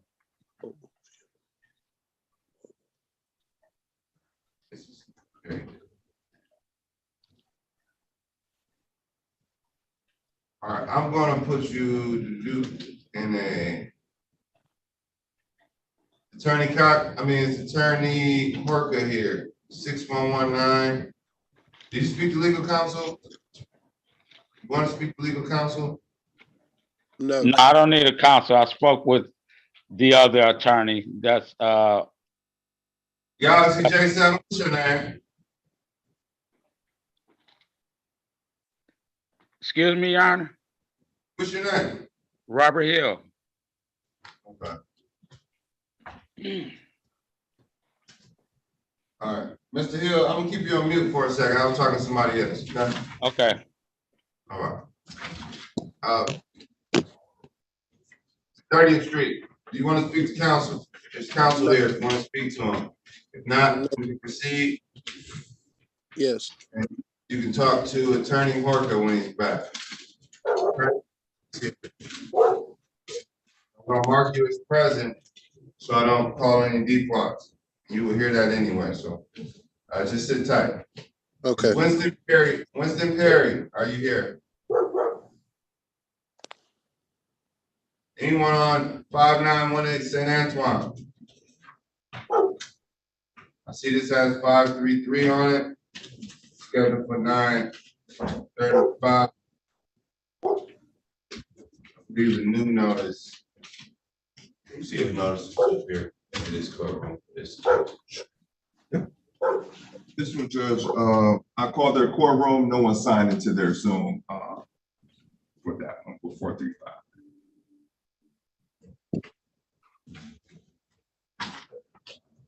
Is it 11 yet? No.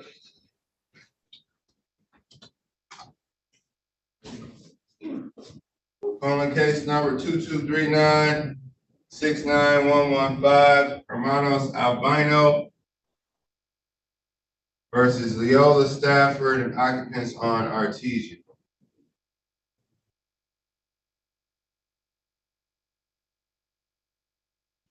Final. Judge, original court date was March the 2nd on this case. Okay.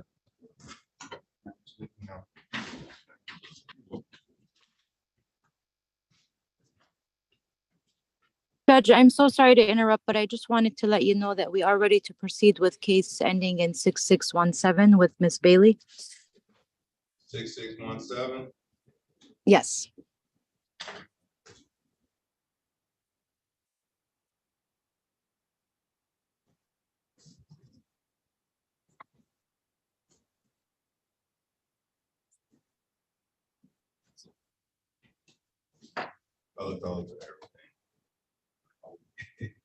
Calling case number 22396617, Ginkgo Global Investment versus all occupants on Yorkshire. May I have appearances?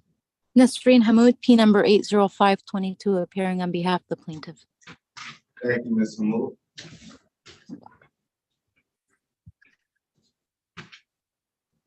Ms. Bailey, are you there? Yes, I'm still here. Can you state your name for the record, Ms. Bailey? Cynthia Bailey? Thank you, Ms. Bailey. Ms. Hamud, you may proceed. Yes, Your Honor. We did reach a resolution, and we have agreed to have a judgment enter by hearing with a move-out date of April 3rd, 2023. And the case was filed against all occupants. Ms. Bailey's name was never mentioned as a named defendant, so we don't need to worry about filing a separate dismissal against her name. And like I said, the move-out date is April 3rd, 2023. Is that right, Ms. Bailey? Yes, ma'am. All right. Well, good luck, Ms. Bailey. Thank you, parties, and the court will enter a judgment by hearing with the move-out date of April 3rd, 2023. Is that correct? Correct, Your Honor. Thank you. All right. Wish both of you all luck. Thank you, counsel. Thank you.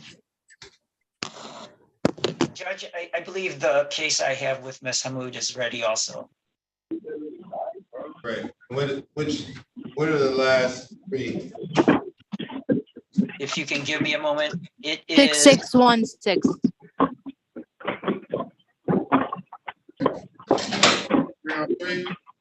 So it's a case ending in 6616, the one with Mr. Santiago.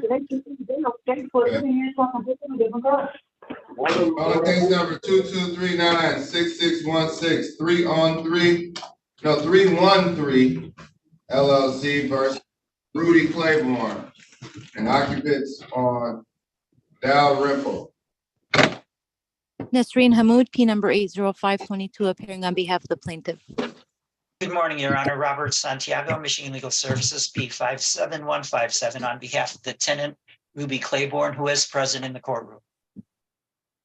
Thank you. And Your Honor, we did reach a resolution.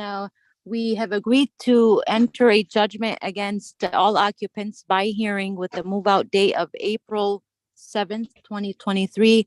I will also prepare a separate stipulated order to amend the case caption and case ROA to remove Ms. Claiborne's name as a named defendant.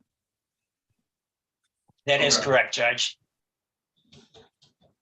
All right, the court will enter this. And this is, could you repeat, this is a judgment by consent?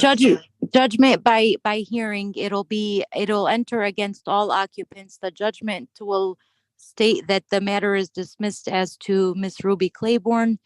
And to be on the safe side, we will also file a separate stipulated order to remove her as a named defendant from the case caption and ROA.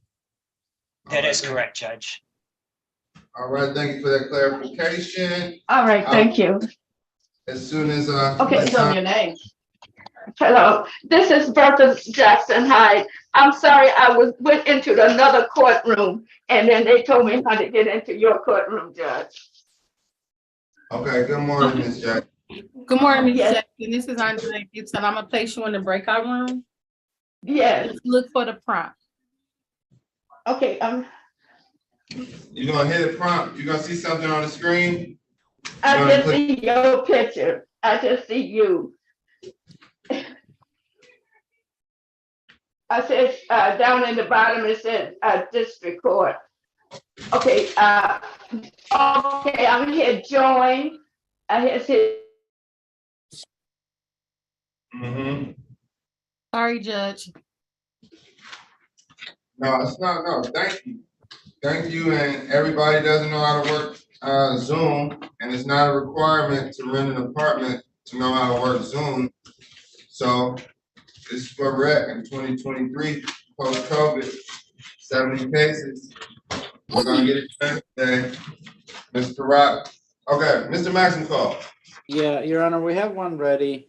It's the one that's 5751. We have a consent to place on the record. 5751. Green on.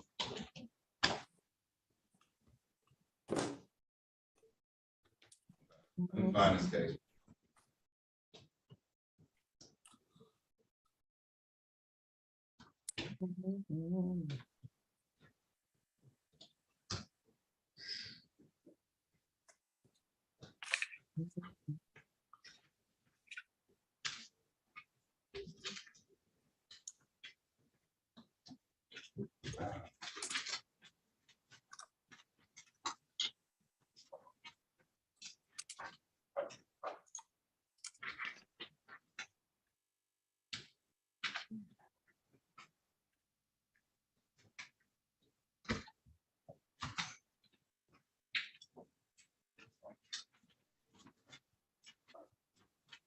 Five, 5751, counsel? That's correct. It's Ramblewood versus Robert Hill.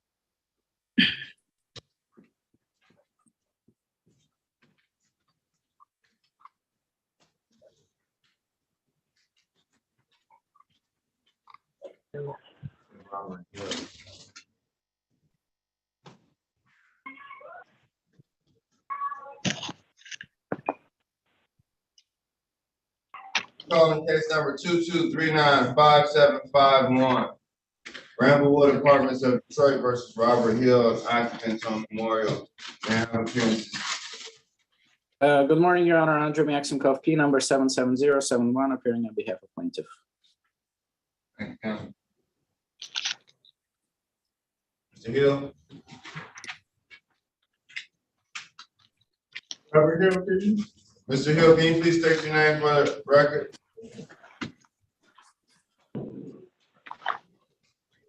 Right there. Unmute, Mr. Hill. Thank you. Yeah. Give me that name one more time, Mr. Hill. Robert Hill. All right, thank you, Mr. Hill. Counsel, you may proceed. Your Honor, at this point, the defendant and I have agreed to the following. A judgment by consent or by hearing, it doesn't matter, will be entered today. Total rent to retain is $5,190, cost of $160. Total is $5,350 to be paid by April 15th, 2023. And the 56 days rule is waived, as we're giving significantly more time that is required by the statute. I've explained to Mr. Hill that I'm not the attorney, I'm not his attorney, I'm an attorney for his landlord. I've advised him that perhaps he wants to speak with the attorney, but this is our agreement as it stands right now. I know that Mr. Hill applied for some assistance and it's forthcoming. That's why we're giving so much time in order for that process to hopefully get paid out. All right, and Mr. Hill, are you a Section 8 tenant? No, I'm not. Okay, all right, and all right. Well, do you agree to this? Do you agree to these terms? You understand them? Yes, I do. Okay. Well, the court will enter this judgment. I wish you luck, and thank you, Mr. Maxwell. One more second. Mr. Hill, do you give me permission to sign your name to the judgment, the terms of which I just placed on the record? Yes. Thank you. Thank you, Your Honor. You're welcome. Thank you. Your Honor, I have a couple more cases. I don't know whether or not anyone showed up. It's the one of those scheduled, rescheduled cases. Okay. Excuse me, this is Robert Hill. I'm unfinished. Yes, you're free to leave, Mr. Hill. You have a great day. Good day. Okay, this is what for. All right, let's see.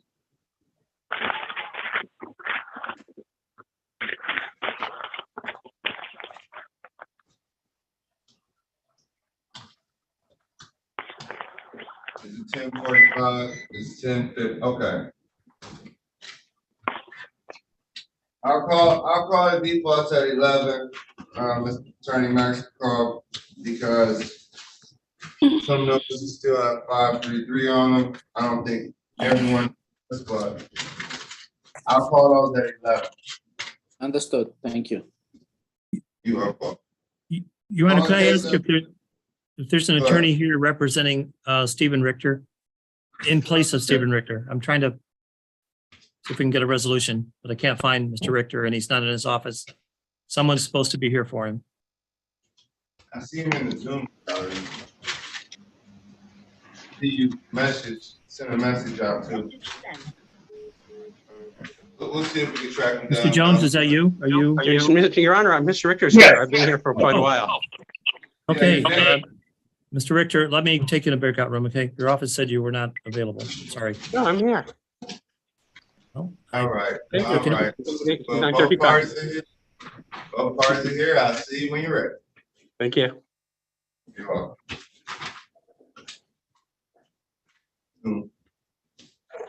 Zoom rooms. Calling case number 2239-6152. Inspired Investments LLC versus Leo Thompson and all occupants. May I have appearance? Kathleen Proctor, Your Honor, P 78404 on behalf of the plaintiff. Thank you, counsel. Is Leo Thompson here? Mr. Thompson. All right, Ms. Barack, I'll call these defaults shortly. I'm calling, this is a 10 o'clock case and I'm calling it at 11. So I'm gonna make these other court calls and then get to the defaults. And then that way, parties will be well into default status anyway, and we can just call them. So we're working with 70 cases today. Everyone's making some progress. We're actually doing pretty well, but it's gonna take a little longer than usual because it's a lot more organization. Calling case number 2239-6314. Fenimore Court owner versus Erica King and occupants on Shane. Hi, this is Erica King. Carolyn Cohen, P49391, appearing on behalf of the plaintiff. Oh, great. Both parties are here. Ms. King, do you have counsel? I had Ted Phillips. Okay, it's Attorney Phillips' case. Ms. Cohen, did you speak to Mr. Phillips on this? I don't believe I've spoken to Mr. Phillips. Okay, I'm gonna put a Ted Phillips pile together. And you remind me, Attorney Cohen, of this case, but it looks like Ms. King is here. She's represented. So great. They call a few of your defaults. I'll check the breakout room if you're not here. Yeah, that's my only case. Oh, that's the only case, this one? Yep, this morning, that's my only one. All right, well, you have breakout privileges. Let's see. I'm gonna give you some As soon as I privileges, see so. Ted come back, I'll send him a message. All right. Ms. Martin. Good morning, Your Honor, again. We have progress on this case, Your Honor. I had sent a proposed order to Mr. Phillips. He returned it to me with his signature. That's ultimate progress right there. Yes, sir. Okay. Your Honor, the last three digits is 223. 223, okay. Yes, sir. On the right side and precise it to 0.8 by 6.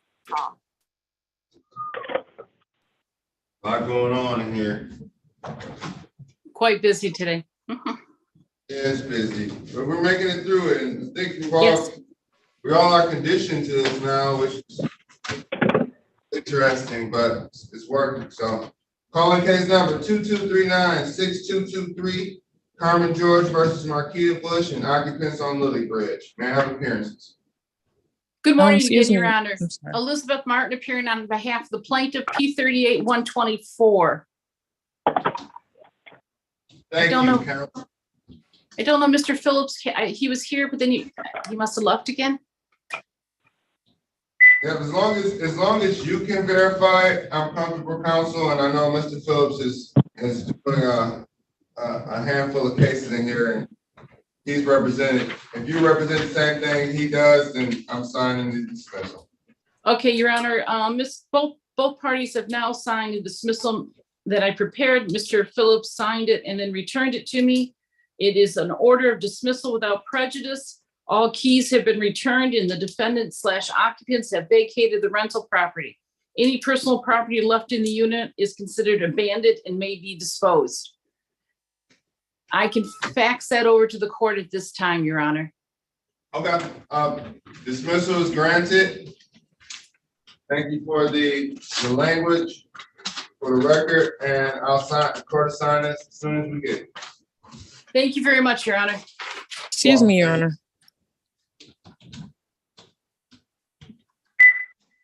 You're welcome, Ms. Martin. Who's, I can't Excuse hear. me, Your Honor. This is Erica King. Was I supposed to wait for a minute? Nobody actually said anything. It looks like you're represented by Attorney Phillips. We can't call your case until the plaintiff's attorney talks to Attorney Phillips to know what's going on. Okay. No counsel, we can go lawyer to defendant, but it helps you to have counsel, or, you know, whatever. It's just, you may not know the legal process or whatever it may be. So we had to have both sides ready to go. And your side. Okay, I was just curious. Sorry. Yeah, so it's cool. No, it's fine. I'm just explaining to you and the rest of the court, because some other people may have the same questions. But okay, I had to stop talking. I talk too much sometimes. So let's keep calling these cases. Case number 2239-6135, Barrow Property Management versus Alana Patterson and occupants on Penrod. Yes, I'm here. Okay, Ms. Patterson. I'll mark you as here. You have counsel. Joe Horka, P75-969 for the plaintiff. All right. Parties worked out a resolution. Plaintiff wishes to dismiss this action, Your Honor. Dismissal is granted. Thank you. I'll sign the dismissal. Have you sent one in, Mr. Attorney Horka?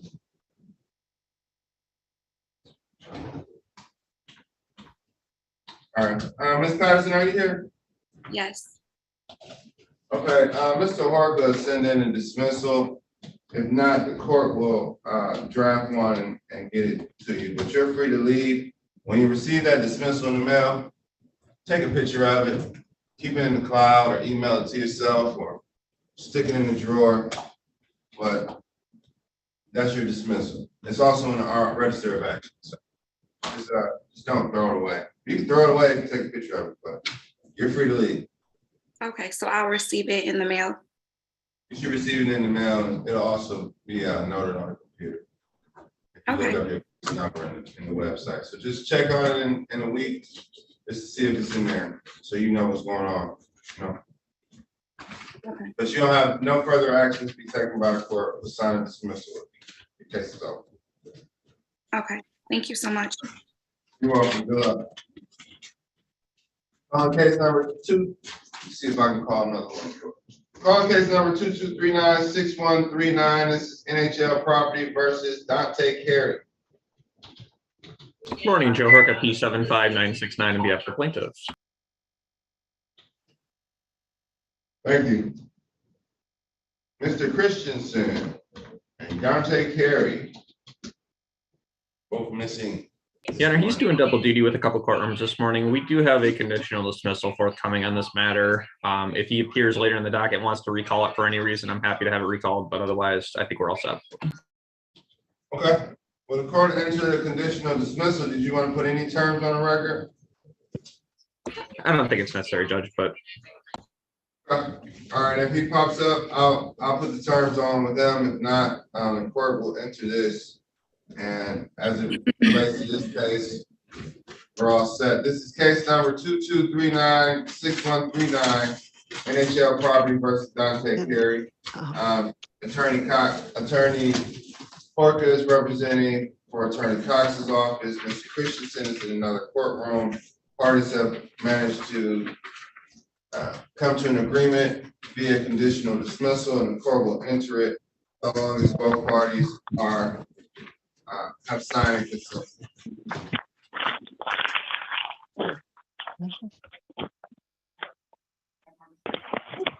10:45.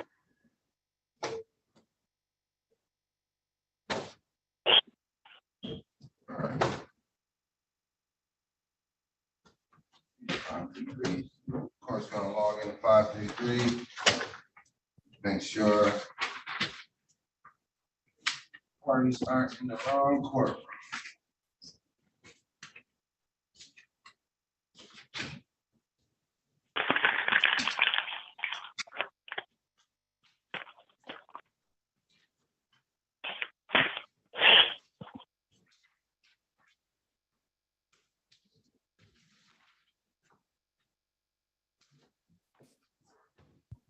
All right.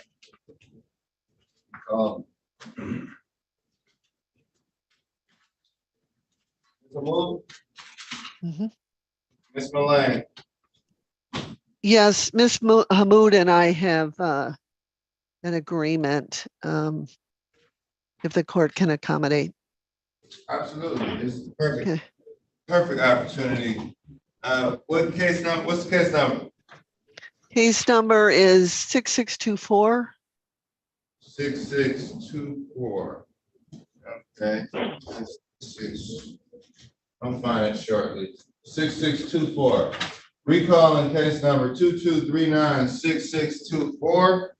This is Benisol LLC versus all occupants at 19789 Plainview Street. Nasreen Hammoud, P number 80522, appearing on behalf of the plaintiff. Thank you, Ms. Hammoud. Marilyn Mullane, P30998, Michigan Legal Services, appearing on behalf of the defendant, the occupant of the property, who is Kyle Davis, who was in a breakout room with me, and he's on a phone. I've asked if someone could drag him back into the courtroom. Indicated that if we can, yep, you're here. Great. Mr. Davis, state your name for the record. Kyle Davis. Okay, thank you. Your Honor, this is a situation in which Mr. Davis thought he was renting from somebody who owned the property, who was actually a tenant. He was paying rent to the tenant, paid substantial illegal security deposit, and made many repairs to the property. So Ms. Hammoud has graciously agreed to talk to the plaintiff in this case about whether they would like to have this tenant who has been paying rents to continue and rent from them. Is that correct? But she needs an opportunity to talk to her client. So if the court could squeeze us in on Monday, the case may be dismissed, but she needs an opportunity to talk to her client about whether something could be worked out here for Mr. Davis and his 3 children. That is correct, Your Honor. You said Monday's sufficient, Counsel? Yes, Monday would work for me, and I believe it also works for Ms. Mullane's schedule. I have no problem about the timing, anytime Monday morning or even afternoon. That's also true for me. I didn't hear that afternoon statement. The court finds good cause to adjourn this matter to March 6, 2023 at 9:31 a.m. Okay, thank you, Your Honor. Okay, thank you. You're welcome. Good luck. Okay, Mr. Davis, you may move, you may leave, and once I hear from Ms. Mood, I'll be calling you. Okay? Yeah, you okay? Your Honor, we have a 9:35 already. I was checking on you. 9:35 and then I'll call some default. Whatever. So 6081. 608. Attorney Richter. Called me and asked me to come look at the paint job because he's done. Okay. So I gotta go over there. It's like a DJ. Mr. Davis, you may leave. Oh, do I hang up or? Yes. Okay. Quick question. Do I need a new ID number to join the courtroom when I guess Monday? No, it'll be the same. No, breakout room. Okay, I appreciate you. Thank you. Calling case number 223-96081. This is Ali Abdul Rahman Layla Mazree versus Antoinette Garrett, occupants on the shore. Morning, Your Honor. Ted Phillips, P35900 for the defendant. Mr. Richter's in another courtroom, but he agreed for me to put this on the record. The parties have agreed to an adjournment of whatever is reasonable time for the court. I would ask for at least 3 weeks, and an escrow order of $950 to be entered for Ms. Garrett to pay to protect the plaintiff's interest during that time. There's a dispute as to the ledger and what has been paid or not. There may be some other issues as well. We just need time to compare that with Ms. Garrett's information to get it correct. How long? How much time did you say, counsel? If the court could provide at least 3 weeks, that would be appreciated. Let's do March 22nd.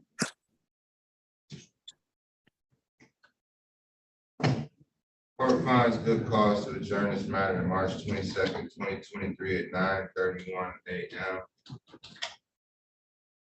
Thank you, Your Honor.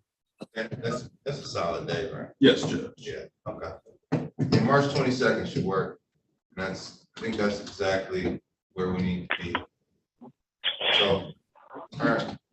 I'll see you back on the 22nd. Thank you, counsel. Okay. Your Honor, Ms. Smith and I have reached a stalemate, and we're going to have to defer to the wisdom of the court on our 9 o'clock matter. So we have a hearing on our hands. Is that correct? That's correct. Okay, so this is okay. Probably caused some defaults before Mr. Lubanser, and then that ends up being your last matter. I'll call it. Let's see what I have. It's 11:15, and I have a fresh table.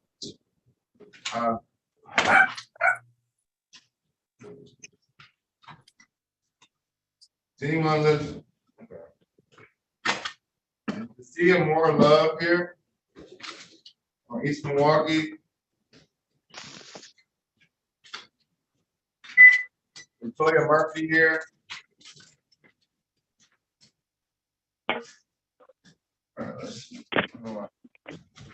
I have to keep calling him. Mr. Vasher, just give me a second. We'll work it out. Calling case number 223-96621 Carbonell Properties versus all occupants on Hazel Ridge. Nasreen Hammoud, P number 80522, appearing on behalf of the plaintiff. Does anyone reside in 15016 Hazel Ridge?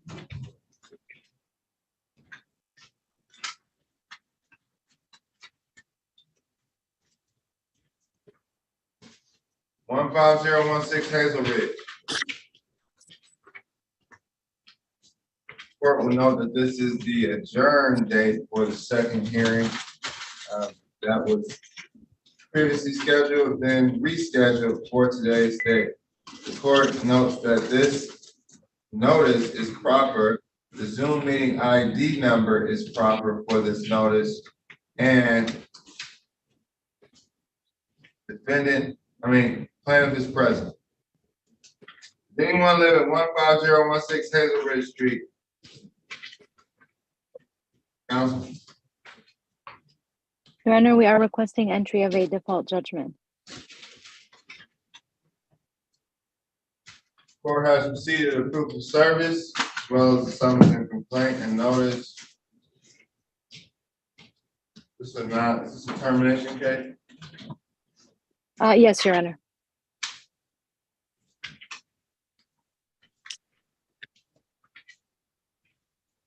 Court is also in receipt of a warranty deed. Default judgment is granted. Thank you, Your Honor. Do you have a move out date? Close move out date? The move out date would be March 13th,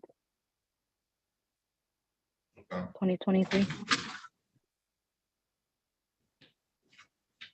March 13th, 2023. Thank you, counsel. Thank you. Will you be submitted? Please submit that default judgment to the court. Will do. Thank you. I have a stack of non-answering defendants, and I believe, let's see who's here. Mr. Lasser, I'm trying to get you. A little bit of everybody in here.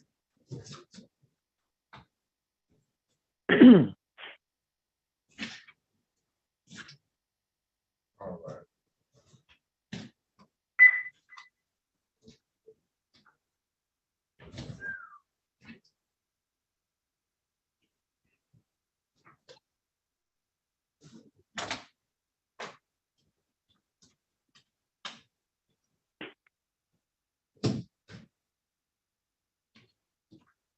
On case, is Reginald Jones here?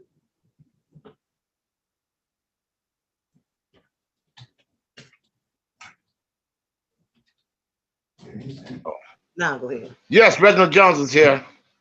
Are we ready to proceed on this? I don't know. Okay, I'll recall it. You haven't talked. I talked to the attorney yet.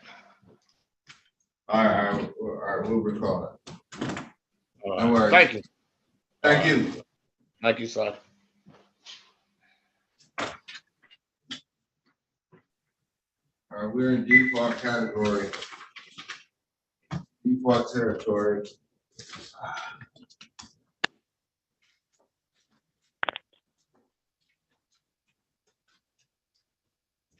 Leo Thompson here. Is Jamie Norris here? Joshua Edwards.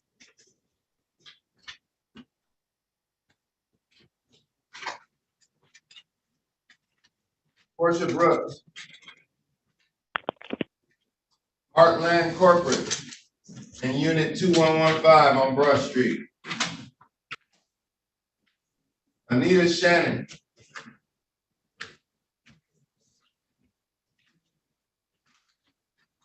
Anita Shannon.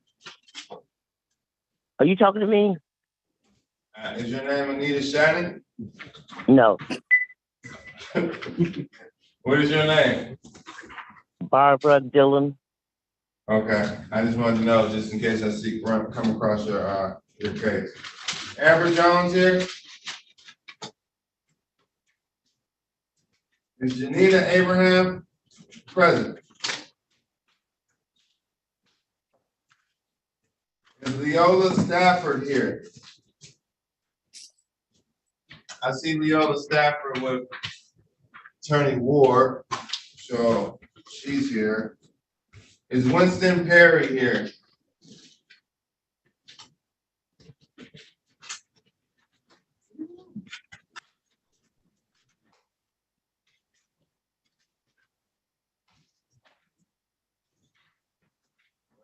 All these cases that have. Is Attorney Richter here? Is Attorney Wyrock checked in yet?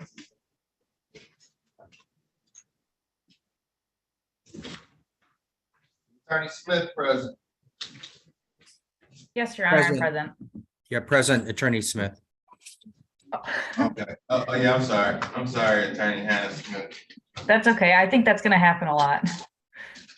Yeah, it happens to me now, so. It's all right. Attorney Smith, is Danielle Mitchell here? Hello? Bingo. Are you Danielle Mitchell? Hello? Hello? Are you Danielle Mitchell? No, I was in for Portia Brooks. Okay, I thought you were Danielle Mitchell, ma'am. So I have three sets of cases here today, which may explain why there's 70 cases. Mr. Smith, you're not in the default category right now because your matter was adjourned from 3/10/2023 at 10:45. Would you like an adjournment? Okay, Judge, I gotta get this right. What case number are you talking about? This is case number 22396091. All right, and you're saying that I'm not in default category today? You're not, because there is actually an additional date. So this was one of these cases that was moved up from March 10th to March 2nd. So Judge, I'll take it. And I won't bore you with my gripings, but I'll take it. Go ahead. Okay, I find good cause over objection to the originally scheduled second hearing of March 10th, 2023 at 10:45 a.m. All right. What date do we got, Judge? I'm sorry. March 10th. I'm sorry. Let's put it on March 13th because I'll be in Lansing Judge School. So March 10:45 a.m. Got it. Thank you, Judge. One other case for me today. I don't know if that one is like on the same protocol. 5981. Let's see. Let's open that. Or let's see. Let's just see.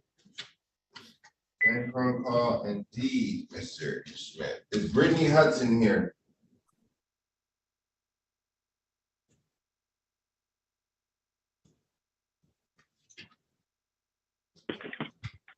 All right, counsel. Calling case number 22395981, Zest PM MSC Zaramo LLC versus Brittany Hudson and occupants on Washburn. Your Honor, it's Justin Smith representing the plaintiff today. My P number is 51886. I do see, just for the benefit of the court, my client is present today under Zest Property Management on the screen. And thank you for appearing. As I noted to counsel, this case was originally scheduled for March 10th. It was moved up to speed up the docket. However, notice issues have been made. The court's been made aware of notice issues. So we've been staying consistent and moving everything to the originally scheduled date. Fortunately, this only puts you back 8 days. However, this is scheduled for 5:33. The notices for 5:33 are not catching that. Judge Adam Sabree is in judge school 9th and the 10th. So instead of March being that date, we'll be back on March 13th, 2023 at 10:45 a.m. Mail traveling Detroit to Detroit should reach the defendant in time to have adequate notice for this hearing on Monday. We'll see you back there then, Judge. Thank you. Thank you. Have a great day. All right. Judge, can I check in? Sure. What's your name? Cheryl Miles.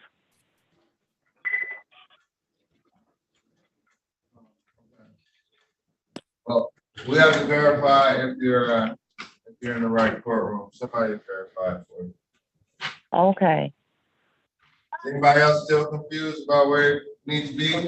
Yes, Amari Harris. Amari Harris, can you put your, Amari Harris, someone check on Amari Harris? And of course, and I can't remember the last name numbers. Case Amari number was Harris. Yeah, can you put it in the chat? Judge, Ms. Harris has a case at 10:45, case ending 7277. Thank you. I think you have some defaults that are ready. Let's just call. Well, whoever I don't have a date issue with, I'll separate it. Whew. Whew. Your So, Honor, Mr. good morning. Bouchard, hold on one second. Mr. Bouchard. Yes, Judge. You're in a similar situation as a few other counselors this morning where some of your cases have to be adjourned to the 10th, and I can't issue default judgments. So I can separate those for the people who aren't here and bring you back. And the 10th. If I could talk to Mr. Bouchard about one of his cases, we might be able to resolve it fairly quickly. All right. It's 5926. It was one originally scheduled for the 10th, but the client is here and is elderly. I think we have a proposed resolution here. Okay. It's non-payment. So Brian, can we go into a breakout? Absolutely. Judge, I also have three. I'm sorry, I have three defaults to get out of the way from. They were scheduled for 9:30, and they are for matters ending in 619, 620, and 621. Hello. Hold on. Hello. No. Hi. Oh, I'm in the wrong court again. They All got right, me back. No, Miss I'm in the Jackson, wrong you're court. not. No, you're not. I'm going to She place said you in you're the not. breakout room. What? She said you're not. That's the right one. Please put those, can you put those case numbers in the chat? Those three. Hello. Miss Jackson, Yes. you're not. I'm going to place you back in the breakout room. Pardon? Okay, am I right now? Yes. I placed you, I sent your device to go into a breakout room. Oh, okay. Okay. Calling case number recalling case number 2239-6619, Minion Properties versus Terry Shepherd. Nasreen Hamoud, P number 80522, appearing on behalf of the plaintiff. Terry Shepherd here.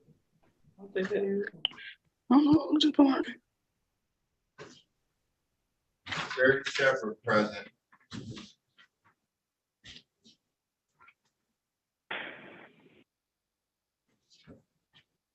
Council, is anyone who lives on 19251, is anyone here who lives at 19251 Mound Road? Council. In that case, Your Honor, we're requesting a default judgment with a move out date of March 13th. This is a termination of tenancy matter. Right. The court is in receipt of a proof of service, notice complaint,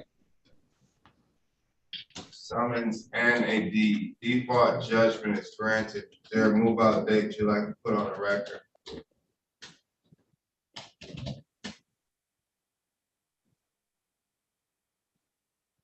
Counsel, did you have a proposed move out date? Oh, my apologies, Your Honor. March 13th, please. All right, noted. Court enter that. Default judgment is granted. Attorney Gann, are you here? Oh, I'll finish. Yes, sir. All right, I'll call you after this, but you have a few cases that may have to be adjourned. I understand. Okay, but you and Attorney Sabree are next in my pile. Mr. Moo, is 623 one of these cases? It is 620 and 621 are the two other cases that are defaults from the 9:30 docket.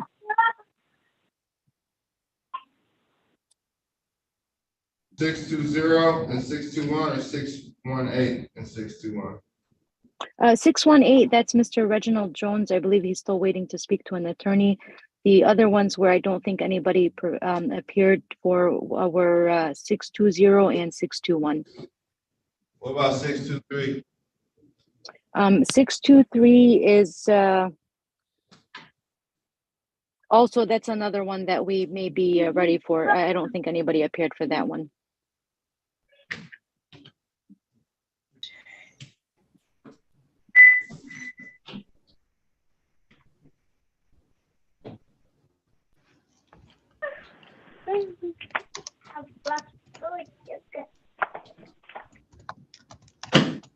On case number 22396620 Carbonell Properties versus Charles Davis and occupants on Stockwell. Charles Davis here. Nasreen Hamoud, P number 80522, appearing on behalf of the plaintiff. Thank you, Ms. Hamoud. Is Charles Davis here?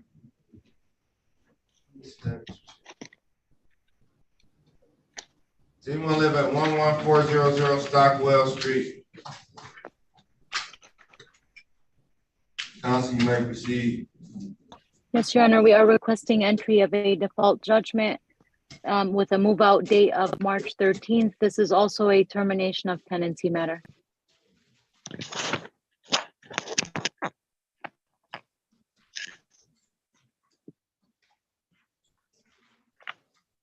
Call the number back and wait till they answer. Counsel, do you have a deed?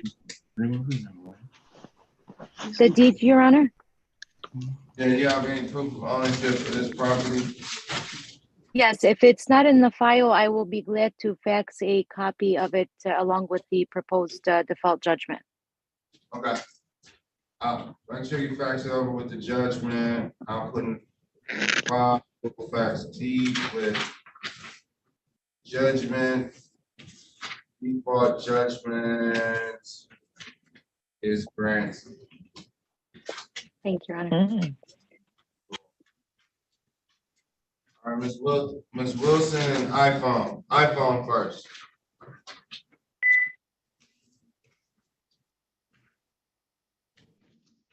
Hello. Yeah, Ms. Wilson, how you doing? Good. Sorry, I was in the wrong courtroom. The paper that they gave me, it was a different ID number for address 18465 Lancashire. Yeah, what's your case number? That's the easier way to 223-96062.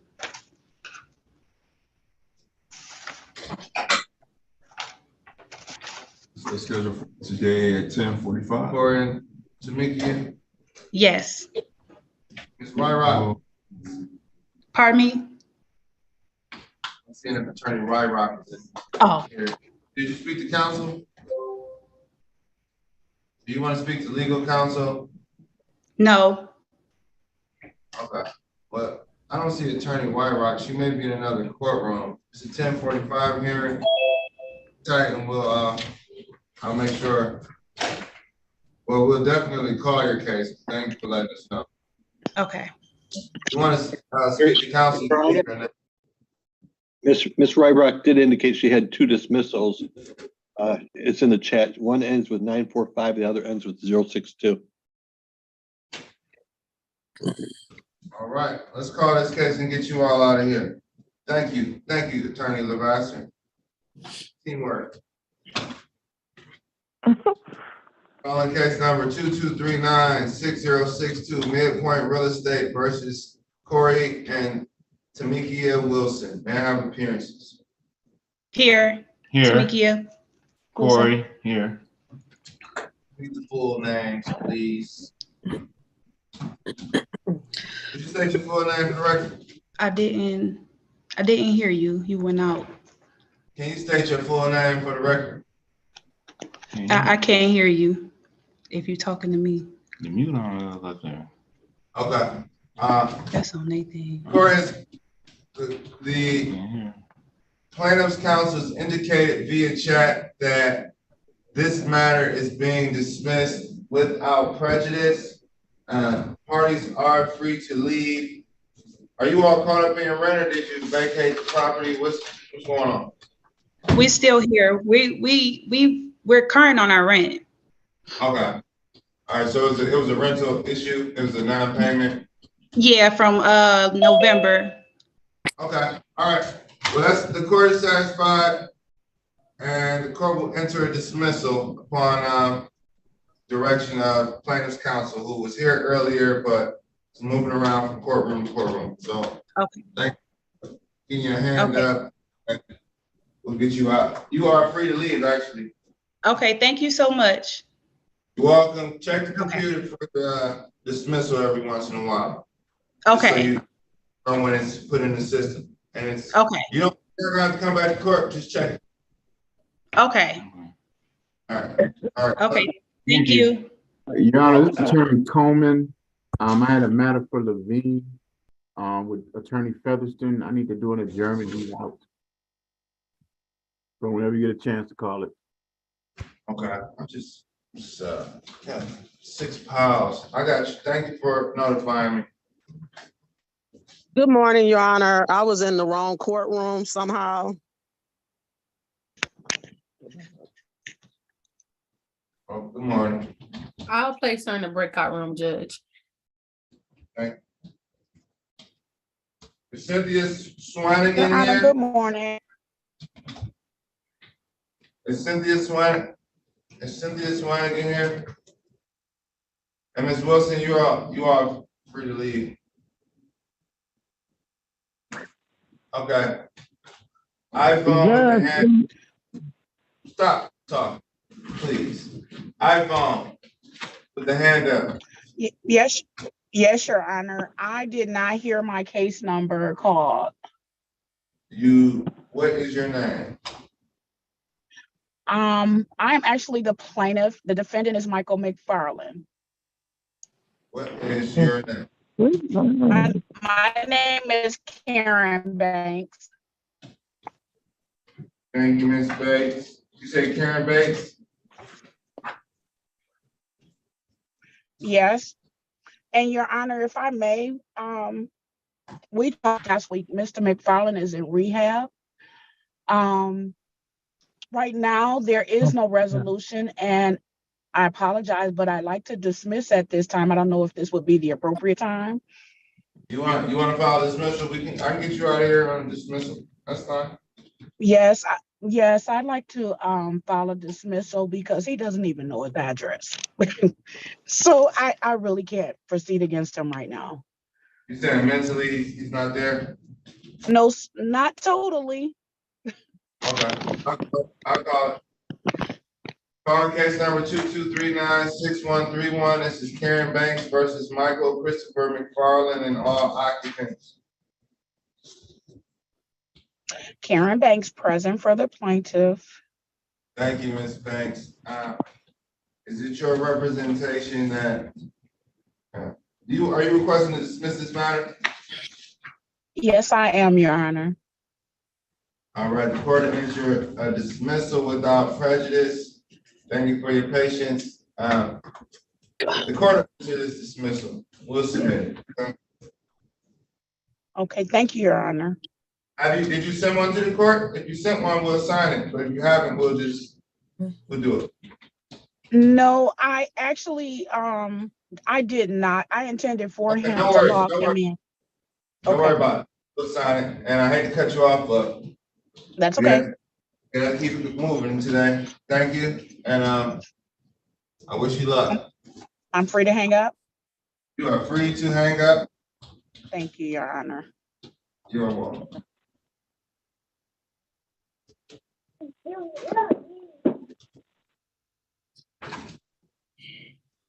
Okay.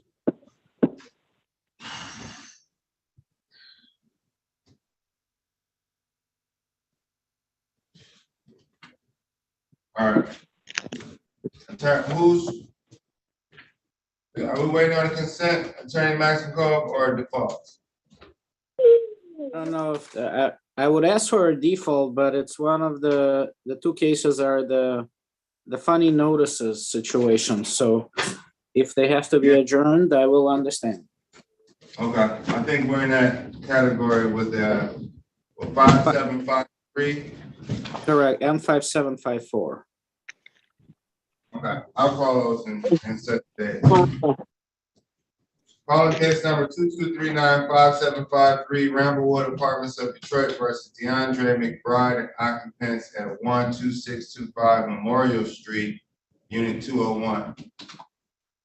Good morning, Your Honor. Andre Maximkov, P number 77071, appearing on behalf of plaintiff. Thank you. Does anyone reside at 12625 Memorial Street, apartment 201? Court knows that there are some notice issues with this matter, and the court finds good cause to adjourn this matter to March 13th, 2023 at 9:31 a.m. That's March 13th, Attorney Maximkov. Not March 10th, which was the original scheduled date. Not March 10th, because March 10th, I won't be here. And because I'm scheduled to be in Lansing, mandatory. Understood. So, but it's because it's 533, I don't think it's blocked off, so they scheduled it for the 10th. So I'm scheduling it for the 13th, and it should be adequate notice for the defendant. Calling case number 22395754. This is Ramblewoods Apartments versus Beatrice Shepherd and occupants on Memorial. All right, but I'm with this other judge. Okay, Miss Jackson is my client. Miss Jackson, okay.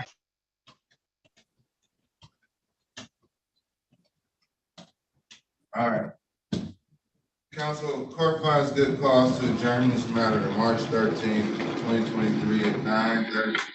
I'm sorry, at 10:46 a.m.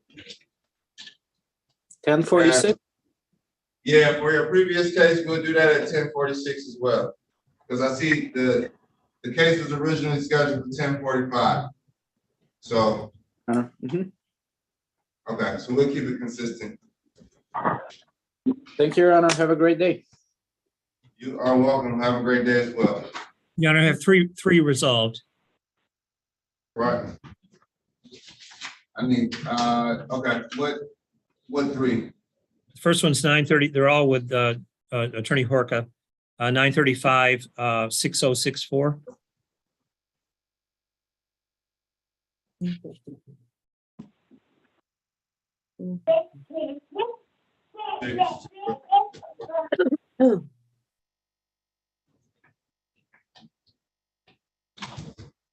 On case number 22396064, Barbara J. Development versus Julia Marshall and occupants on Healy Street. I have appearances. Good morning, Joe Horka, P75969 on behalf of the plaintiff. Morning, Your Honor. Ted Phillips, P35900 for the defendant. I don't know if Ms. Marshall is present or not. There was a conditional dismissal signed yesterday, and I believe counsel's office, Attorney Cox's office, has submitted it to the court. If not, it will be submitted soon, I'm sure. Everyone signed it. Would you all like to put the terms on the record? Are both sides satisfied? Both sides are satisfied. Yes. Okay, the court is satisfied as well. Their consent, as long as I see conditional dismissal with both signatures from both sides, it'll be granted. So conditional dismissal is granted. I'll wait for the paperwork. The next one, Your Honor, is at 935 6097. 6097.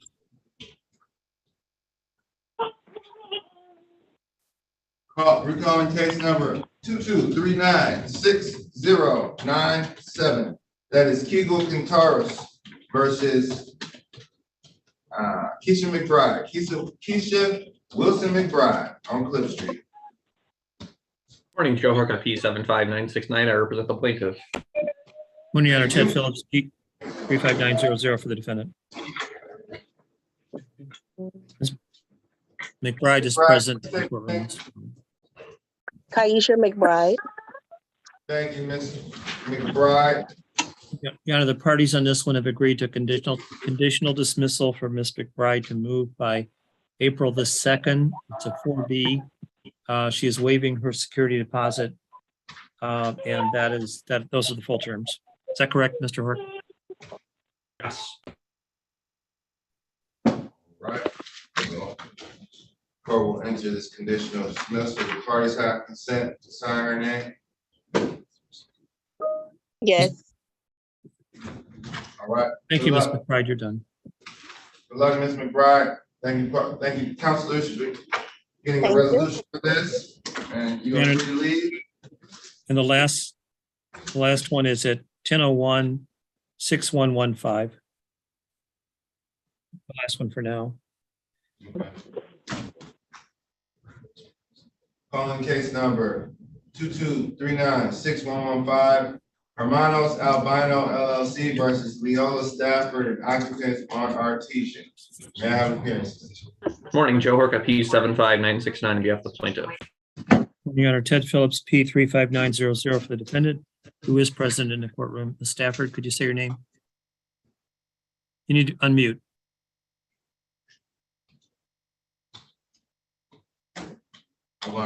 Okay, Hello, can y'all hear me now? Yes. We can hear you. Okay, yes, good morning. Leola Stafford. Your Honor, Ms. Stafford has vacated the property and the parties have agreed that the case will be dismissed with plaintiff having immediate right of possession, and any items left are considered abandoned. Ms. Stafford, is that correct? You've fully vacated the property, right? Yes, sir. Thank you. All right. Thank you, Ms. Stafford, and thank you, party. So this is a dismissal. All right. And then the terms, they'll be defendant is fully vacated. Plaintiff has right to immediate possession of the property. Correct, Your Honor. Okay. All right, I'll enter that. Thank you. Thank you, Ms. Stafford. You're free to leave. Good luck. I wish you well. Yes, sir.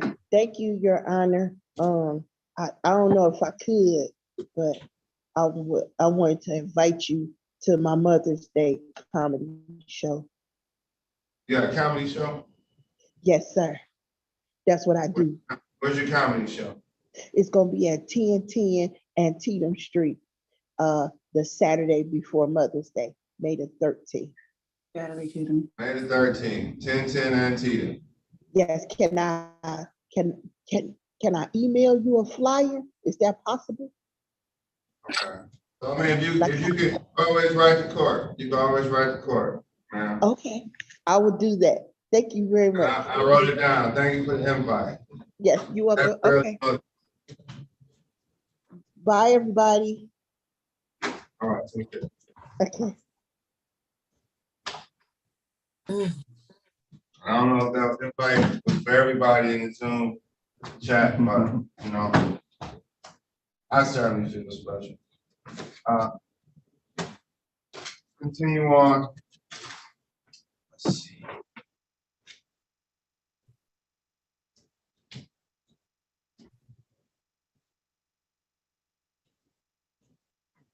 Mr. Mood, do we have any more that we didn't call? Yes, Your Honor. I believe we're still waiting on 621 and 623. Okay, and are those have same counsel attached? I believe those are defaults. Actually, Your Honor. Judge, I was asking Ms. Hammoud to go into a breakout room with me on Reginald Jones. That's 618. Okay. All right, when you all come out of that room, then I'll call the rest of these, Miss. Your Honor, I was trying to see was my case called. All right, let's go. Hold on. I'm going in order of hands that are raised. Okay. It's my new thing. Okay. Attorney Mullane. Yes, Attorney Bouchard and myself have reached a resolution,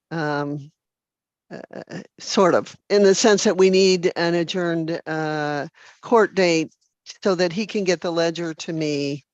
But in terms of a payment plan, we have that worked out. Mr. Booth, is he still here? He's here. He's here. And we were talking about moving it to the original date, which was the 10th. I understand the court can't do it and is moving those matters to the 13th. We fully expect we'll have a CD before then. Okay, is this for more love? It's for Bertha Jackson. The last four digits are 5926. 1045 case call, Judge. 1045, right. All right, we're getting warm. On case number 22395926 Dickerson Manor Senior Apartments versus Bertha Jackson Hyde and occupants on Emerson Street. May I have appearances? Good morning, Your Honor. Brian Butchart, P66250. I appear on behalf of the plaintiff. And Marilyn Mullane, P30998, Michigan Legal Services, appearing on behalf of the defendant, Bertha Jackson Hyde, who is in the Zoom courtroom. Thank you, counsel. Yes, sir. Bertha Jackson Hyde, can you state your name for the record? She's muted. All right, parties need an adjournment, is that correct? That's correct. Yes, Judge. We've talked about a payment arrangement, which I'm fine with the terms of. We just need to settle on the actual number that's owed, which I have no doubt we'll be able to do.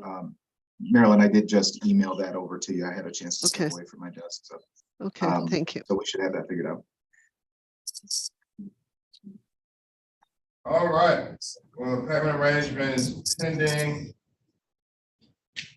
Court finds good cause to adjourn this matter to March 13th, 2023 at 10:46 a.m.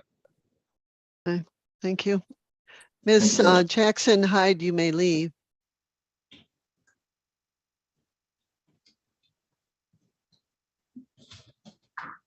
All right. So Ms. Mullane. Yes. Are we all good? Yes, and I believe she's left. So I'm going into a breakout room to find other people to help. Okay, well, thank you. And let's see. All right, Attorney Coleman, you're on deck. Yes, Your Honor. Can you call case number ending in 9314?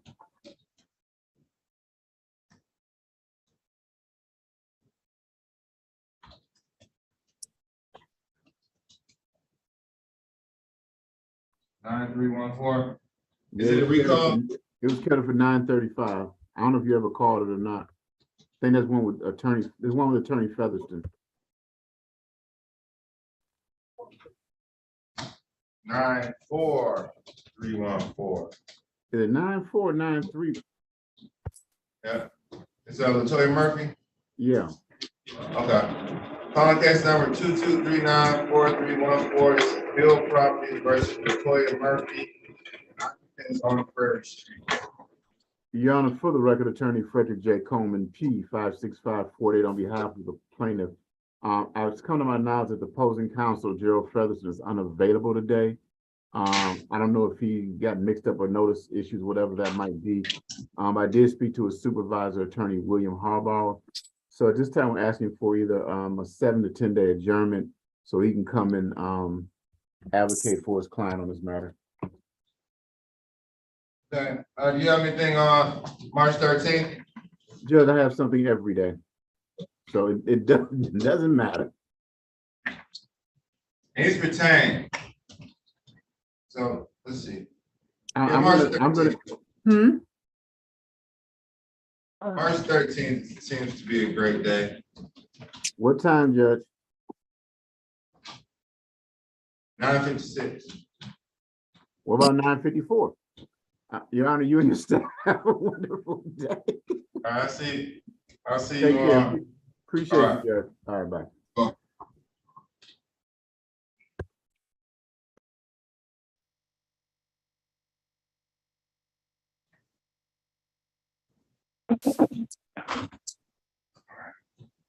Attorney Barak. Yes, Your Honor, a default for 152. Well, 152, we have it first. Attention. Okay, 152. Pink. Wow. No, red. Okay, recalling case number 22396152. I don't think this is a recall, it's the first time calling. Fire Investment versus Leo Thompson and occupants on the wire. Kathleen Parak, Your Honor, P 78404. Your Honor, this is a termination of tenancy. The notice that was issued, well, the final notice was for today at 10 o'clock. We're asking for a default judgment with a move out date of 3/16. 16, I believe that it's Thursday.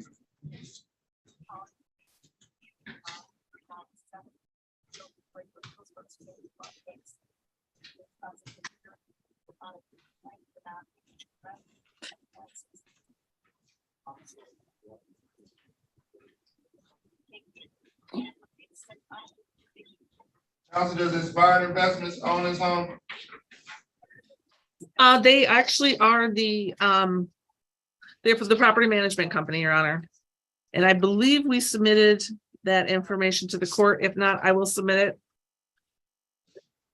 Okay, I just, if you have a management agreement, court will appreciate it. I do see a lease that has some documentation, so the court is comfortable with entering the default, but we would love to have it for the record.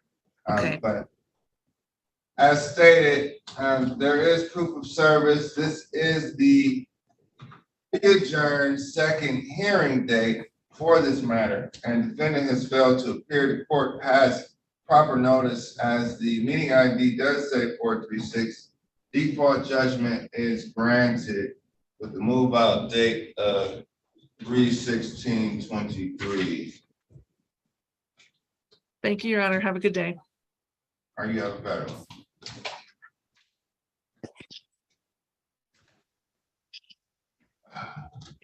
Thank you. We're going, I'm going in order. Mr. Hoffman. Well, good afternoon, almost, Your Honor. 5737, I think it's a default. I haven't heard anybody. 5737, you're subbing in for the previous substitution. Correct. I'm phone number ending in 5707. No, no, ma'am, but what's your name? Melinda Crawford. I'm gonna put this in, and then can somebody see where she's supposed to be in the event that she's supposed to be in another courtroom? All right, counsel, Pachuy, that is a case ending in 737, right? Yep. Yes, you're. 737. Wait, I think I have 053 for Pentic's office. No, this is for 73. Hold on 1 second, counsel. Ew. Fucking water's white. Oh. Thank you, Ms. King. Calling case number 22395737. This is NPV Investments LLC versus Portia Brooks and occupants on Winter Street. May I have appearances? Good afternoon, Your Honor. Dakota Hoffman, P84527 on behalf of plaintiff NPV Investments. This is in regards to a property 19939 Winthrop in Detroit. Does anyone reside at 19939 Winthrop Street in Detroit? All right. Council, you may proceed. Your Honor, having nobody state their name and appear on this matter, I'd be asking for a default judgment. The rent, this is a non-payment of rent case. The rent to retain possession is $11,200 plus court costs of $165 for a total of $11,365, which is due on or before March 13th, 2023, or we can file for eviction. The acceptance. Go ahead. Do you have proof of service for this file? Yes, we do, Your Honor. It should be in the file. Okay, when was it served? It was served on 12/13/22 via tacking. Okay, so no personal service though? No personal service, Your Honor. All right, so no, court will note that this was a money judgment. And the court will take the representation of counsel that proof of service was effectuated as it was verified in the register of actions. However, no money judgment will be entered in this agreement, but a default judgment in the amount of $11,365 will be entered with move out date of March 13th, 2023. Is there an objection to all occupants judgment, counsel? No, Your Honor, I don't have an issue with that. Okay. And even if you want to object, you feel free to object. Your Honor, because there is money being asked for, I know that the money judgment is not going to be entered into today, but I think I would like to have the named party on the judgment. No. All right, default judgment will be entered. Court will exercise discretion on all occupants. May honor the request of counsel on that one, but in any sense, default judgment granted. Mr. Your Honor, I will submit the judgment, and then I just assume if the court decides to do all occupants, they'll just cross out the name. Is that correct? That's correct. Okay, sounds good. Thank you, Your Honor. Have a good day. You too. Thank you. Hello, Your Honor. Are we following his name? Because Melinda Crawford is next. And I'll get to you, Mr. Carey. Ms. Crawford. Good morning, Your Honor. Are you trying to check if you're in the right courtroom? I already did that part, Your Honor. I am in the right courtroom. I have a case number. Okay. It ends in 6274. Is Janina Abraham here?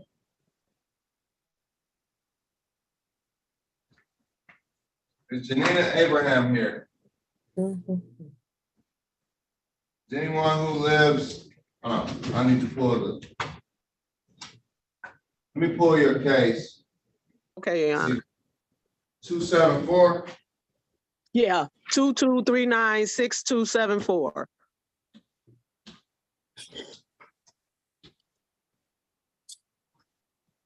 All right, and then we'll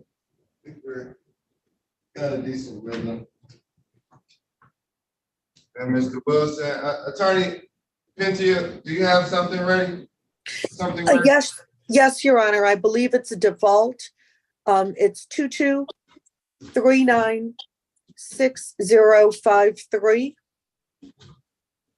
Can you put it in the chat for me? Yes, I will. All right, thank you. 274.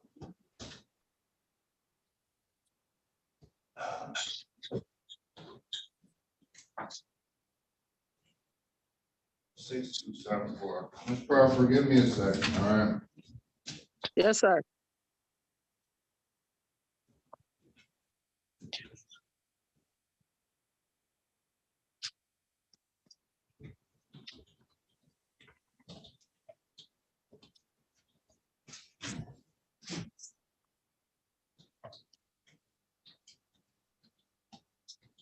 On case number 2239-6274, this is Melinda Crawford versus Janina Abraham, and occupants on Sorrento. State your name for the record. Yes, my name is Melinda Crawford. Thank you, Ms. Crawford. Do you own the property located at 12339 Grass Street? Yes, that's my address. But we're in relationship to 13544 Sorrento is the home that I own that the defendant needs to move from. Okay, and the court notes that the defendant and the summons states 13544 Sorrento as the property. The court is in receipt of proof of service by Court Officer Brian Mobley for that property. And is there no pending action on this complaint? Is there any other lawsuit filed, Ms. Crawford? No, we're just trying to, we don't have a tenancy with the occupant's mother who stays there. We're just trying to get our property. We bought it back in October. We're the owners. We've asked them to move out. We've gave them, it's going on 4 months now, enough time to get out. So that's what this hearing is supposed to be about today. All right, court is going to grant the default judgment, but Ms. Crawford, I'm not going to sign it unless you present me with the deed. So present that default judgment to the court with the deed and it'll get signed, okay? Okay, what is the fax number? It is 313-965. If anyone has it handy, feel free to chime in.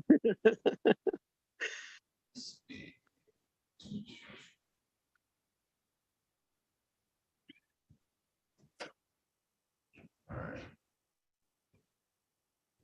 right. Make sure I'm giving you the right one. Okay, Yes, 965-3951. 3951, 965-3951. Once I present the deed to your office, I can take possession of my property. No, ma'am. It still needs to be a writ of eviction that's filed. If you know, I can't offer legal advice. If the property's clearly been vacated, then yeah, but you have to wait for a writ of eviction. So you're at step one. We'll get to step two once the judgment is signed. Then you can apply for a writ of application of eviction. If you want to speak to it, I suggest just calling any lawyer who does landlord tenant, and they'll be able to advise you. May not even. Okay, so even though this is my second hearing to get possession of my property, I still can't get possession. That's not the legal process. You don't understand the legal process, Ms. Crawford. I can't explain. I guess I have to pay for an attorney to tell me what I don't know. No, you can Google it. You can Google it, but I know for sure an attorney knows it. But I'm telling you, I can't offer legal advice. I understand what you're saying. The first hearing, the judgment wouldn't get you an eviction. The application of the eviction will get you the eviction. There's always been a separate step. Okay, and even though we never had tenancy with this person. Ma'am, I can't give you legal advice. Thank you, Your Honor. Anybody can tell you, make sure you get the deed with the judgment in, and we'll get step one done. And then. Thank you. Thank you, Your Honor. Have a blessed day. All right, you too. Thanks.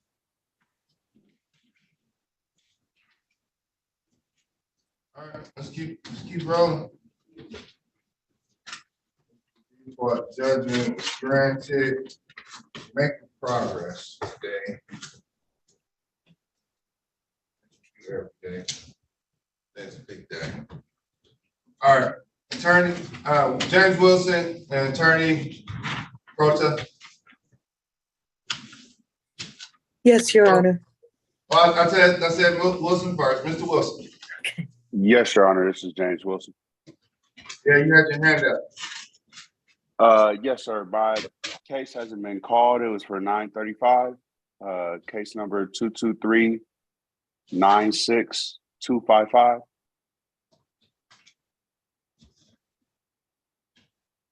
Christine Doe. Yes, sir. Okay, is Christine Doe here? I'll call it, looking like a default, so, I'll call it shortly. Yes, sir. Thank you for bringing that to my attention. 6225. Attorney Crosta, Yes, Your Honor. do you have something ready? I do, Your Honor. I believe there is a default for Town Square versus Darcel Rogan.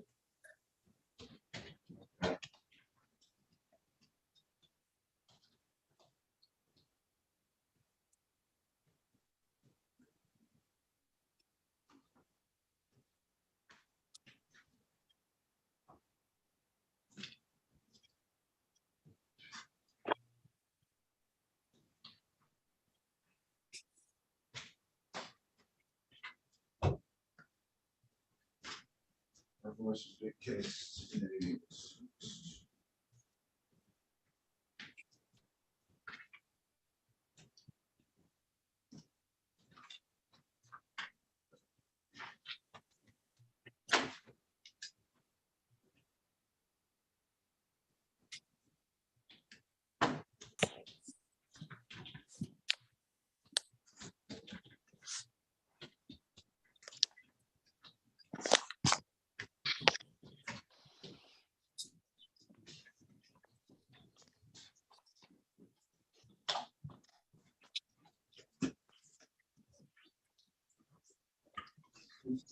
Five. Yeah, 625. Calling case number 22396255, James Wilson versus Christine Doe, and occupant 10646 White Hill. Yes, Your Honor. Is Christine Doe here? Does anyone live at 10646 White Hill?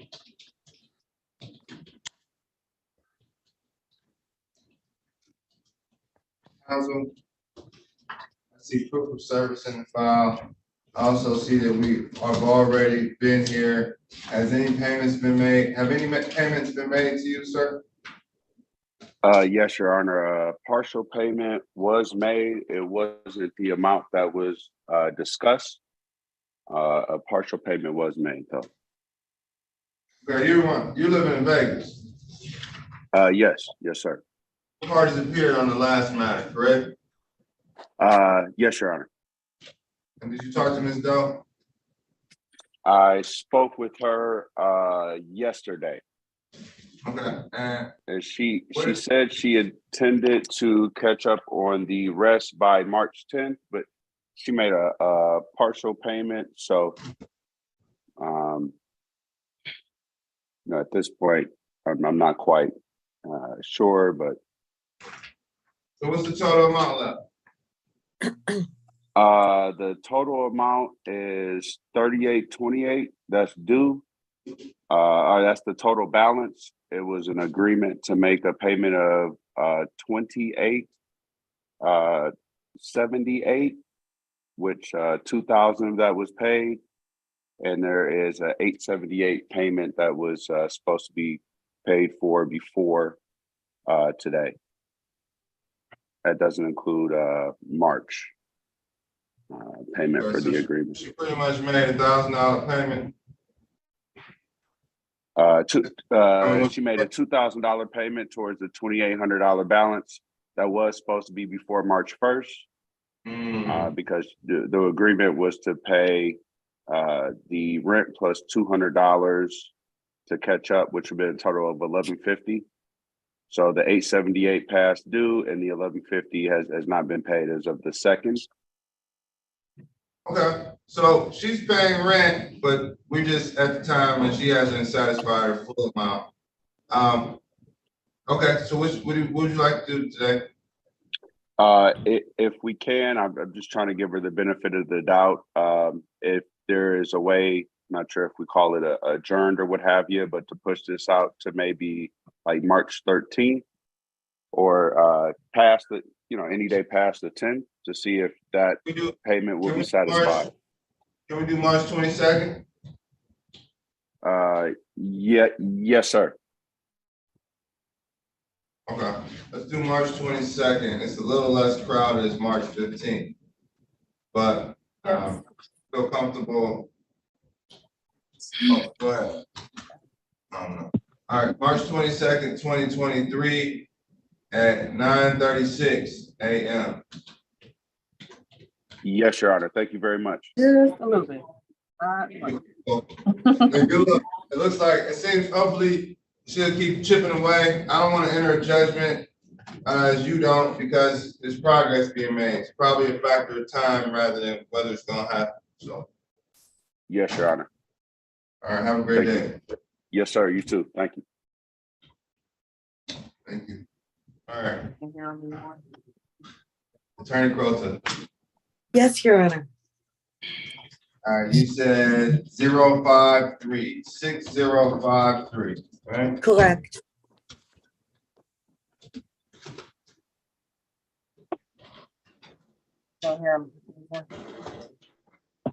It's going like in and out.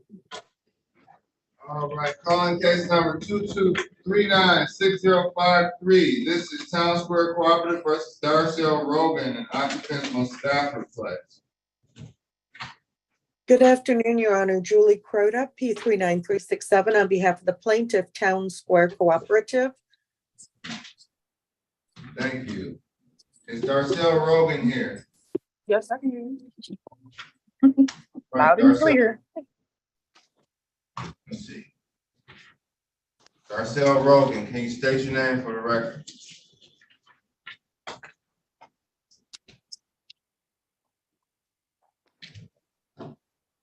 Am I the only person that heard that? Your Honor, I heard it too, and then they muted. Is Darcel Rogan present? If you're on a device, press *6 to unmute. If not, bottom of the phone. Okay.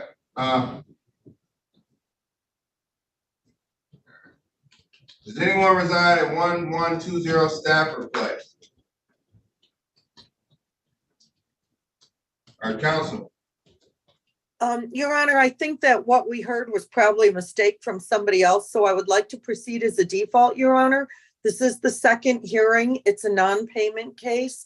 The rent to retain possession is $2,069.33, $159 in allowable court costs and fees, for a total judgment of $2,228.33, Your Honor, and we would use the 13th as the writ date.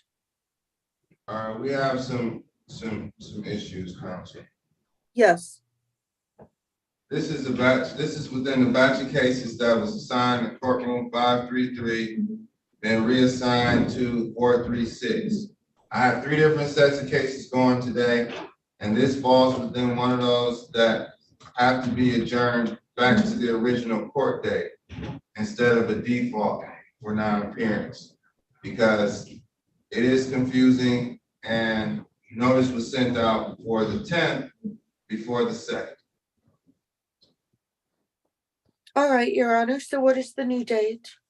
The new date is March 13th, 2023 at 10:46 a.m. And which judge? Will I be back with you, Your Honor? You'll be back with me in 436. Okay. And we'll be, the court will note that defendant failed to appear, but attorneys have been showing up on that date. So it's truly confusing, and I've just been sticking to the same policy. So it's fine, Your Honor. I'll this is the second date for some of these cases, and I'm doing the defaults. So on the 13th, I'll do them if they don't appear, but at this point, I'll see you back on the 13th. Thank you, Your Honor. Have a good day. All right, you too. Mary Harris. Attorney Gann. Amari Harris. Amari Harris. Mm-hmm. Hold on 1 second, Ms. Harris. Attorney Gann.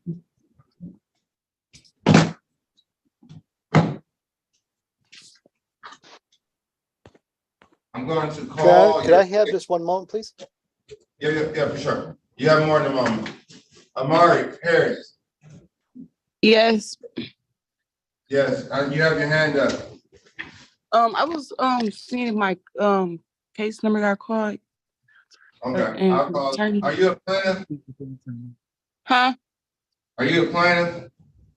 Judge, she's the defendant, case ending 7277, 1045. Docket. All right, and is that your case? It is. All right. Have you all had a conversation? We have not. No. All right, well, maybe this is the perfect time to talk. And I'll recall whatever I can recall for you. It said these adjournment dates. Ms. Harris. Yes. I'm gonna put you in a breakout room. Mr. Bouchard. Have you spoke to counsel? Yes. No. Are you sure? I mean, Can you repeat that? did you speak to an attorney? No. I would like to speak to the attorney though. All right, Mr. Santiago.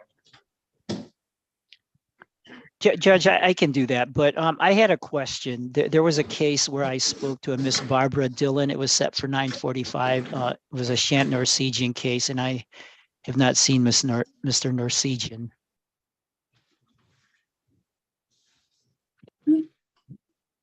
Norsegian seems like he has all his cases in this morning. Looks like Correct. it. I'm looking at the ROA, and it has it.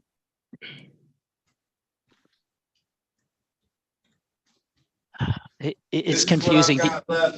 This is what I have left on the council. I have to get through this docket. If I play clerk, then nobody's gonna play judge. I understand, Judge, because this was one of the cases where it was switched around too. So. Can you put it in the chat and we'll take a look at it? We'll take a Sure. look at it. Thank you, Judge. No problem. I understand. We have to figure it out. So no problem. Judge, sorry about that. I was on the courtroom with Judge Sherman. No, it's all right. You're in the category of adjournments, counsel, for Correct. your case. So I'm going to get you out of here. You're one of the people that can get new dates. And then I'll start, Ms. Mahmoud, I'm separating your cases and then we'll just go. We'll just continue to go and call these cases. Calling case number 5807, 5807, Shelbourne Square Apartments versus Roxanne Cates and occupants on Mount Elliott. May it please this honorable court, Steve Gann, P 78219 for the plaintiff. Thank you. Does anyone reside at 8931 Mount Elliott in unit 102? Years. All right, counsel, the court finds good cause to adjourn this matter back to the originally scheduled court date. Well, no.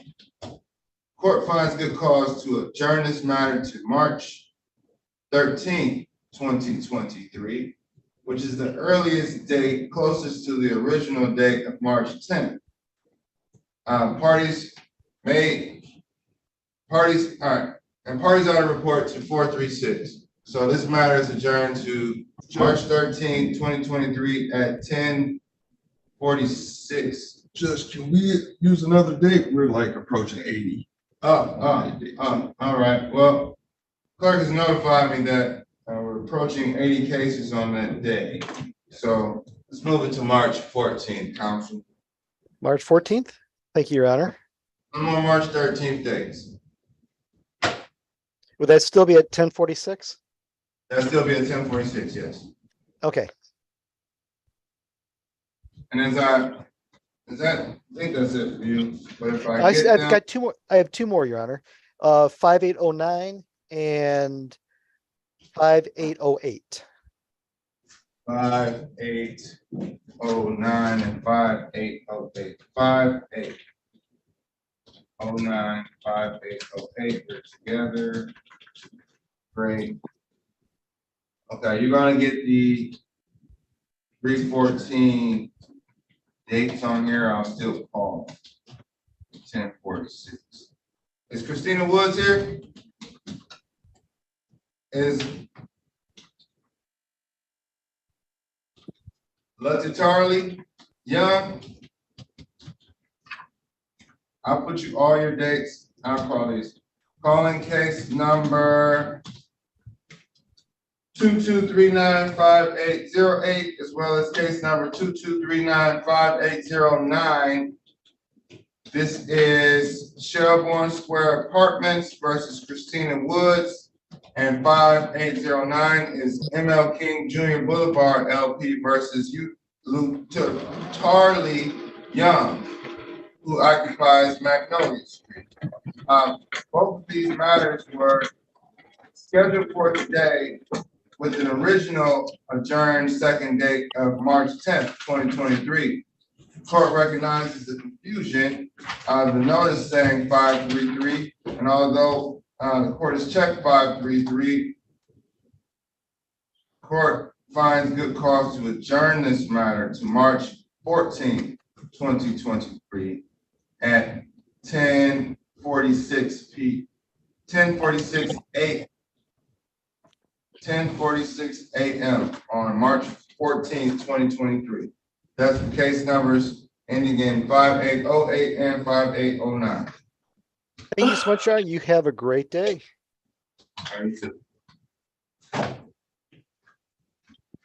All right. Judge, sorry, legal assistant from Michigan Legal Services, Brittany Robinson. Can I just get breakout room privileges, please?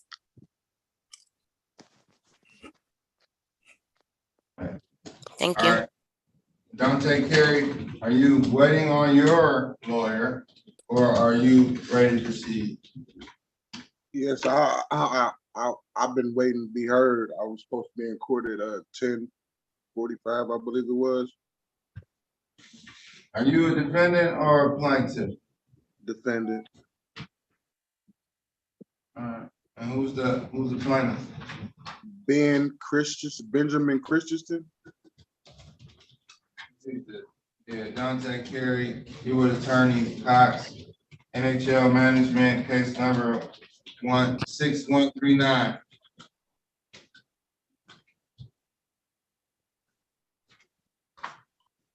Attorney Christensen is your attorney. I don't know where he is, but I'm sure legal aid can track him down. Sit tight.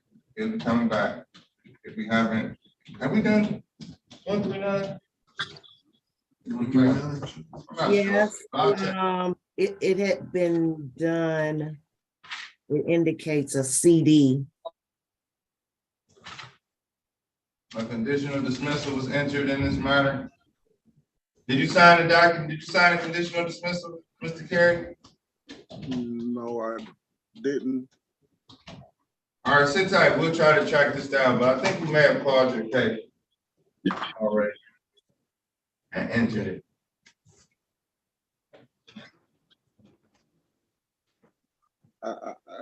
Can I ask a question? Sure. Because I've been right here. I ain't never hear my case called. Fair enough. Was that the question? That wasn't really a question, no. But I understand what you're saying, and I'll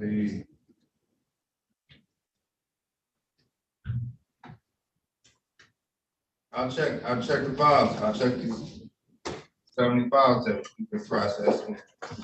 think it's one that I have too. I think we processed it though. I almost remember it. So sit tight, Mr. Carey, and I think that was one of the earlier cases that we did take care of. So either way, we'll get you an answer. Okay. All right, thank you.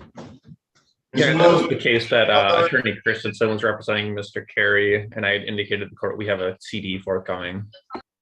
Okay, all right, thank you, Mr. Harkin. Mr. Carey, you're free to, so did we set a new date? No, we just indicated that a settlement document was forthcoming. Okay, all right, Mr. Carey, you're free to go. There's a document. Make sure you contact Mr. Christensen, but your case was called pretty early, actually. It was called fairly early. That may be a reason why you didn't hear it. But you're free to leave. We're a condition of dismissal was entered. If you don't know what's going on, please contact Mr. Christensen or stick around and we'll give you a more thorough update. But as for right now, your case has been called. So you're not going to miss your case. That's your concern.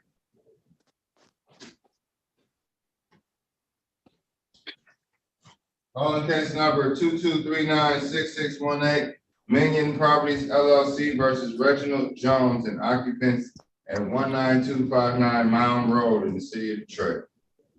Nasreen Hamoud, P number 80522, appearing on behalf of the plaintiff. Thank you. Does anyone live at 19259 Mound Road? Yes. Mr. Santiago is the attorney representing Mr. Jones. Do I need to pass this matter? I believe so if Mr. Santiago is not available, but I do have two other defaults for 621 and 623. Calling case number 22396623, Palachinta LLC versus all occupants at 13217 East State Fair Street. Nasreen Hamoud, P number 80522, appearing on behalf of the plaintiff. Thank you. Does anyone live at 13217 East State Fair Street in the city of Detroit?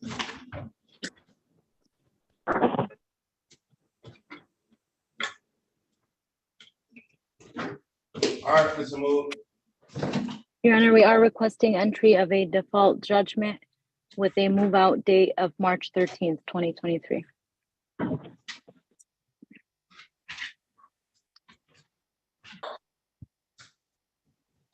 All right, default judgment is granted per parties non-apparent. Is this a termination? Yes. All right, let's see if the court has a residential lease as well as a residential, it's a warranty deed. Thank you. I do want to note, Mr. Moore, the move-out date may get extended a little bit because I want to give 10 days from the date of signing, and we may have like a 2-day delay, but. Okay, that's not a problem. I'll adjust my default dates to, I guess, March 16th.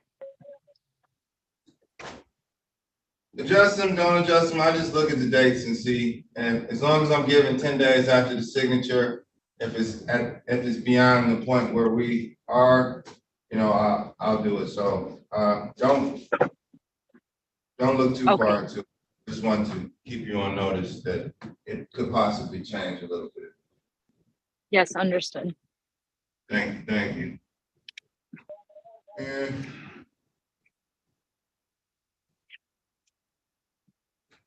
all right, you have one more matter. When the next matter gets called, I'll call your other default, okay? Okay, thank you, Your Honor. All right, you're welcome. So I need to sort through some of these cases. Attorney Bieber.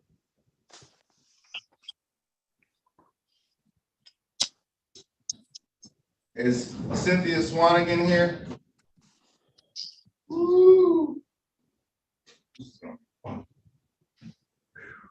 310 German day. Oh. Calling case number 22395758, Detroit Property Holdings LLC versus Cynthia Swanigan and occupants at 16825 Griggs Street in the city of Detroit. court is aware that the notice says courtroom 533 with no judge named on there, as well as a previous date of March 10th at 10:45, which was moved up to March 2nd, 2023 at 10:45, and will be adjourned to March 14th,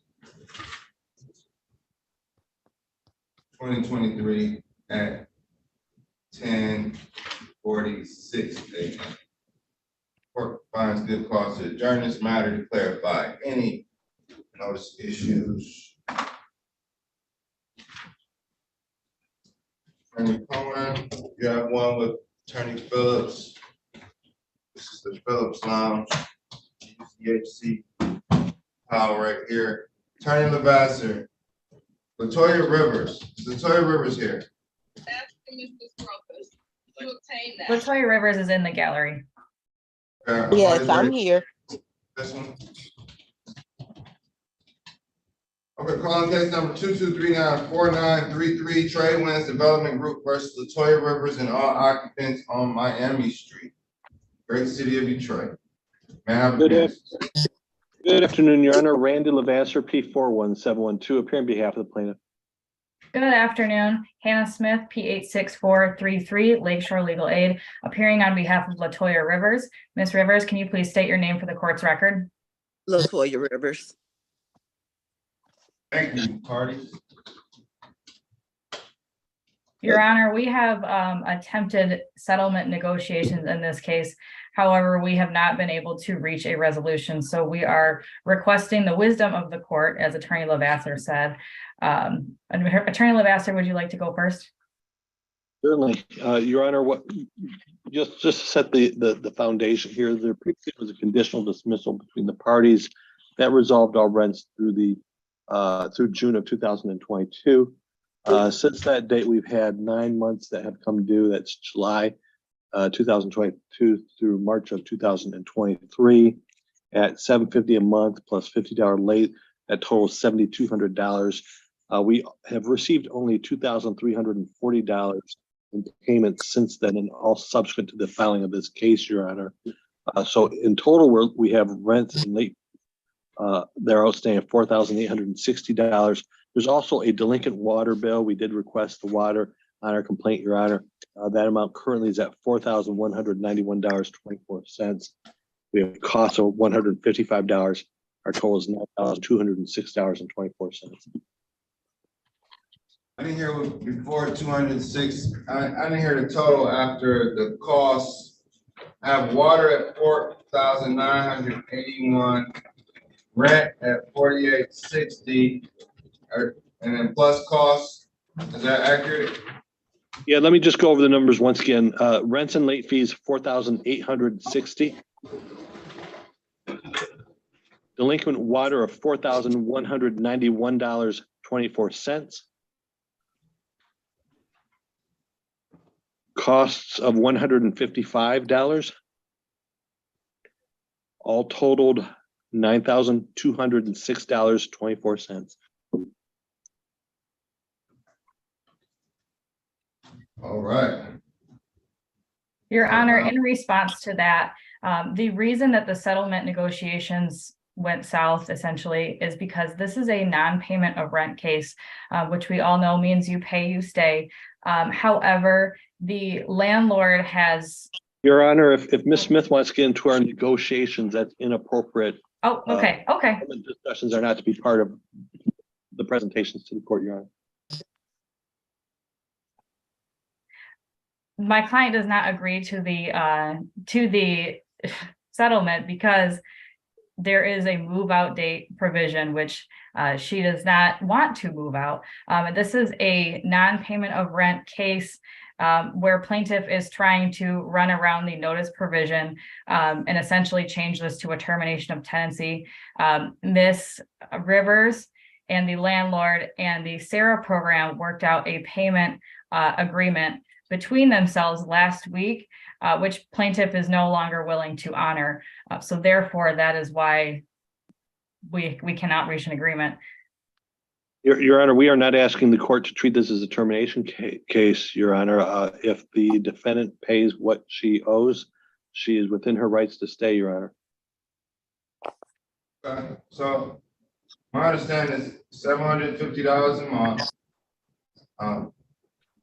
There's about $9,206.24 due and owing. What is how much time do you need to make this payment? She has $2,775 approved from Sarah. That includes $150 in court costs and $375 in late fees.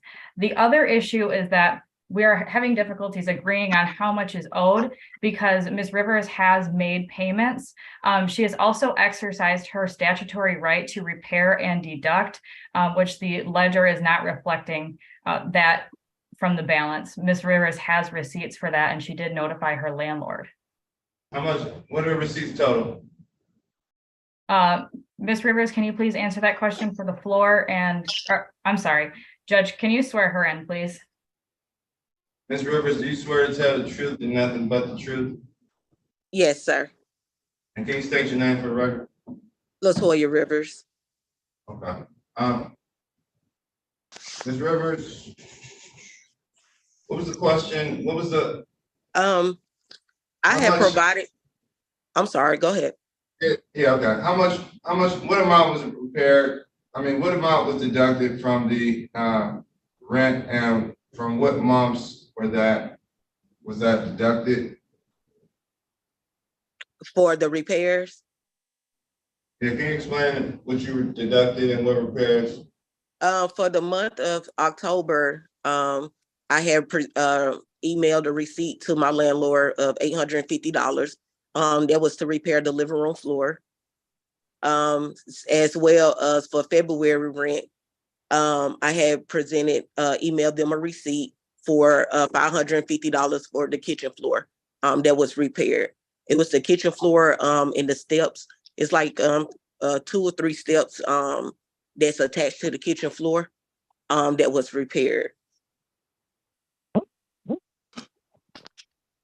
And I was told by my landlord that they wasn't going to accept the $850 receipt because they didn't give me permission. And then they told me that they would accept the $550 receipt, which was confusing to me because I put my work orders in March of 2023. And so for to October, that the repair still wasn't done, I got the repairs. I took my rent money and got it fixed. So Ms. Rivers has fulfilled her requirement of notice and then repair and deduct per the statute. We also have issue with the water bill because the water bill is not in Ms. Rivers' name. The landlord indicated to her that she needed to put the water bill in her name, which she tried to do, and then she never heard back from the landlord on how to do that. So the water bill is, she has never received a water bill. Mr. Levasseur, what's going on with the water bill? Your Honor, it's a huge water bill. It's over $4,000 now. Per the lease, she is responsible for it. She's lived in this property since January of 2020, Your Honor. As far as I can tell, she's never paid a water bill, though she's responsible for it. It's up to her to make those arrangements with the water department. It's up to the landlord to take her hand and walk her through that process. She needs to make it happen with the water department, Your Honor. With regard to the receipts, Your Honor, Ms. Rivers unilaterally decided to replace the living room floor and simply tell the landlord, I've replaced the floor, here's a receipt. I'm giving you this receipt in lieu of me paying October rent. She didn't have authority to replace that floor, Your Honor. It wasn't a habitability issue.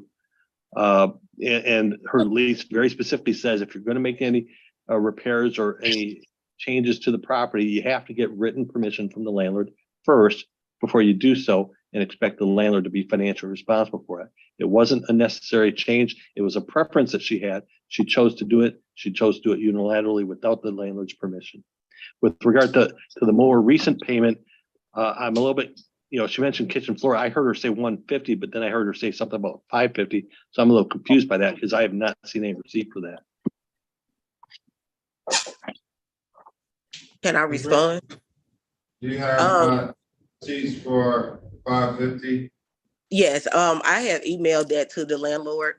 They have the receipt for $550 for the kitchen floor. And And what was wrong with the kitchen floor? the kitchen floor was, it was a water leak within the kitchen. And What was wrong with the living room floor? With the living room floor? The living room floor, I have been requesting since I moved in for them to clean the carpet. I proceeded and got the carpet cleaned myself, and it just couldn't come clean. So I have been requesting more than. I just want to answer a few questions. All right, water bill. When did you move into this property? January of 2020. And have you always paid the water bill? No, sir. Who was responsible for paying your water bill? When I first moved in, at the time, Frank was the landlord, and he did tell me that to get the water put in my name, which I did contact the water company because I've been living in Detroit at that time for 7 years. So I never had. Let me cut you off. Your lease, you moved in January 1st, as you stated in this lease. Clause paragraph 15, tenant agrees to be responsible for and pay the cost of electricity, water, lawn, pest control, heating, fuel, garbage, snow removal, smoke detector batteries, cooking fuel, trash, shovel the walks, and telephone lines. So it looks like you're on the hook for the water. Are any of these charges? Can I answer that? Because with the water. I was just saying that it was a participation by the court. Now, are any of the charges from the water bill erroneous? Anything you want. When they asked me to get the water put in my name. I'm not worried about the water being in the name. I'm just responsible for the water fees. No, I don't. She's never received a bill, so I don't think she can answer as to whether or not they're erroneous. She's never received any. You need to go see a bill. Attorney Dyer, let's come back in about 2 weeks with I want a water bill and I want some receipts, and then we'll get to the bottom of this. This is significantly high balance, and your lease says that you're responsible for the water. So it's up to you to know. You can't just use the water and blindly use it without checking the bill because somebody else is paying it, because nobody else is paying it. It's still there. Can I respond to you with that? Sure. Because when I went to my landlord to get the proper paperwork that I needed to get the water put in my name, I was told that they would get back in contact with me, and they never got. Guess what? That water bill doesn't have to be in your name for you to pay it. You can go on the DivThat app, you can go to the kiosk, you can go to DWSD and show your lease that you have receipt of. It doesn't have to be in. It was a previous balance. It was a previous balance there.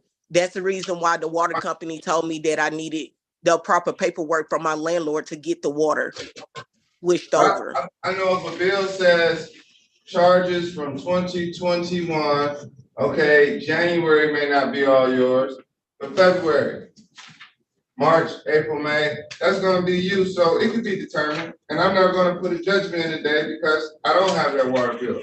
But we're gonna set a brief adjournment. It's gonna be brief, so we can get this documentation and get to the bottom of it.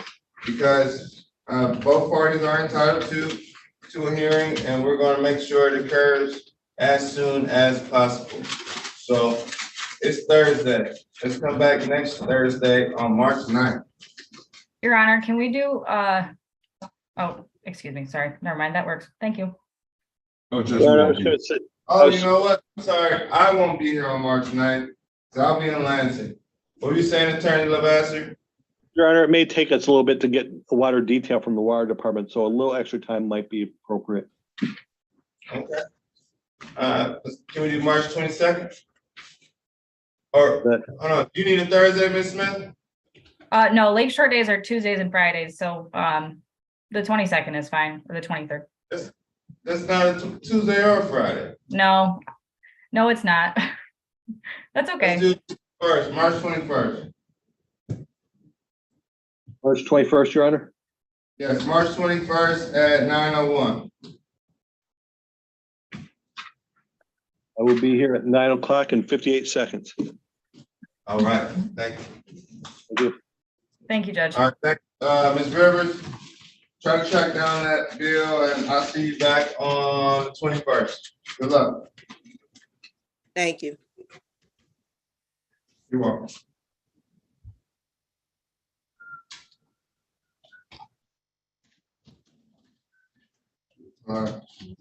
Please don't.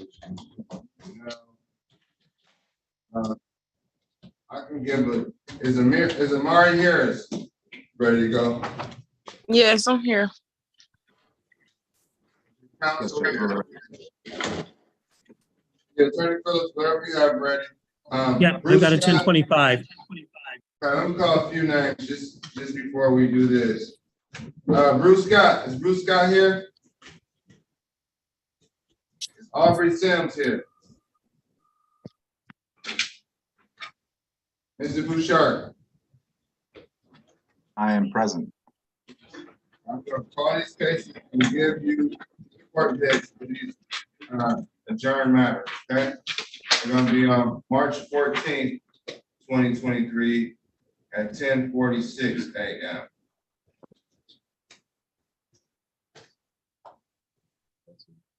Judge, I believe the two of mine that were probably right for defaults were actually received proper notices to appear in your courtroom today. These are Aubrey Sims and Bruce Scott. These. Oh. Did we? No, I'm sorry. Aubrey Sims. Yeah. They have a adjourn from March 10th date on the notice. No, Aubrey Sims, you're correct. You're correct on Aubrey Sims. I had two others that I thought were ready for defaults. No worries. I'll call these case numbers and get you these, and then I think Attorney Phillips and we have Harris. On case number 2239-7276 as well as 2239-7275. This is across the park. 75 is across the park and Aubrey Sims. 76 is across the park and Bruce Scott. For both matters, there is an issue with the court notice saying 533, as we are in 436, as well as a rescheduled date. So the court finds good notice to adjourn both of these matters to March 14th, 2023 at 10:46 a.m. Excuse me, I'm Your sorry, Honor. Judge. That was the 14th at 10, what time? That's right. 10:46 a.m. Thank you. Excuse me, Your Honor. I'm sorry to interrupt. I'm here on another case that was set for 9:45. We had the same issue. The tenant is here. We've been in Judge Bruce since 10 o'clock. About 10 o'clock. Okay, yeah, I recognize Swanigan too. Did we? That's the one, Your Honor. All right, Mr. Phillips. Yes, Your Honor. I've got a 6314 with Attorney Cohen. It's a 1025, I believe. It's settled.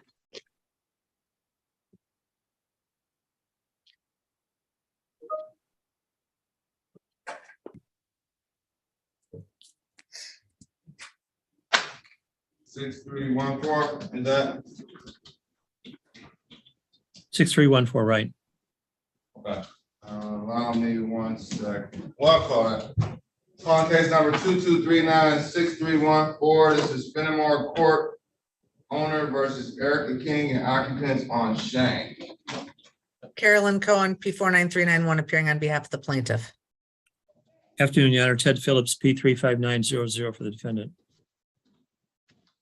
Ms. King? Yes, this is Erica King. Your Honor, the parties have came to an agreement on a conditional dismissal, I believe, Ms. Cohen, that there's $4,378 owed in rent, $159 in court costs for a total of $4,537. The defendant will pay $3,000 within 10 days.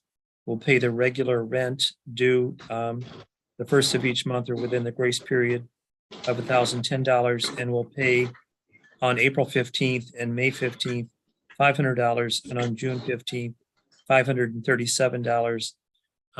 If any of those payments are missed, then there is default.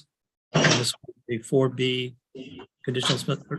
Ms. Cohen, did we discuss conditional dismissal or consent judgment? I don't recall. Yes, that's correct. Okay, so it'd be a 4B conditional dismissal. Is that accurate? Yes, 4B. And the terms that you set forth are accurate. Thank you. All right, the court will sign this conditional dismissal in accordance to the terms set forth on the record this morning, this afternoon. All right, thank you. Thank you. We'll continue to, thank you. Good luck. Thank you, Your Honor. Thanks. Attorney Collins, Attorney Marchese. Okay, Bouchard, Mr. Bouchard, you're about half and half. Some of these are eligible for default, some of them aren't.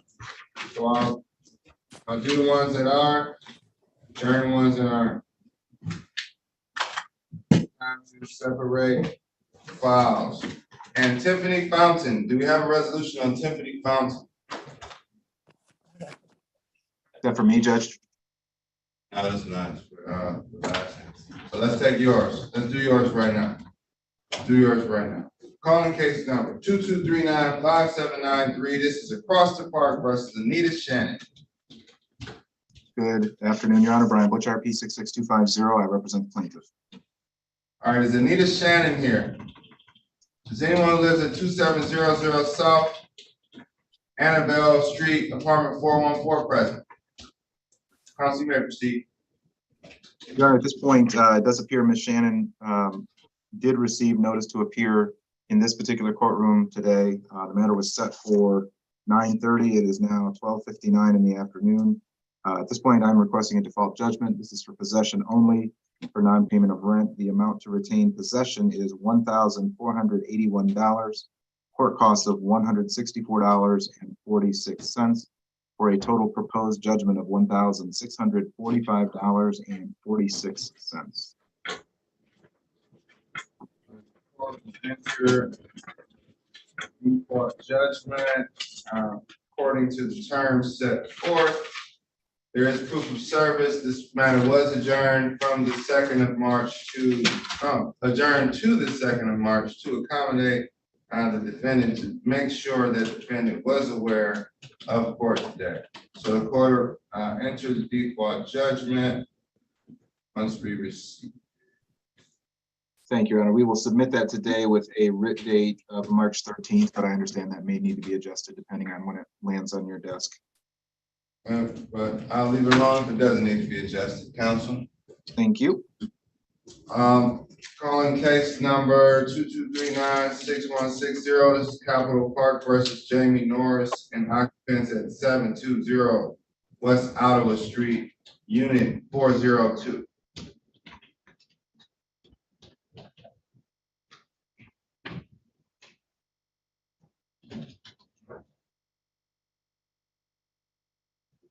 Uh-oh.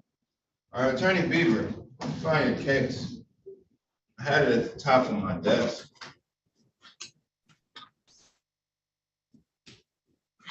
Are you requesting a? This is a second hearing on a non-payment of rent. The defendant did not appear at the first hearing, but she's here now, Your Honor. The matter was set for 10:45. We've been in Judge Bruce, as I explained, and What's the case number? it ends in 758. It is 22395-758. Detroit Property Holdings versus Cynthia Swanigan.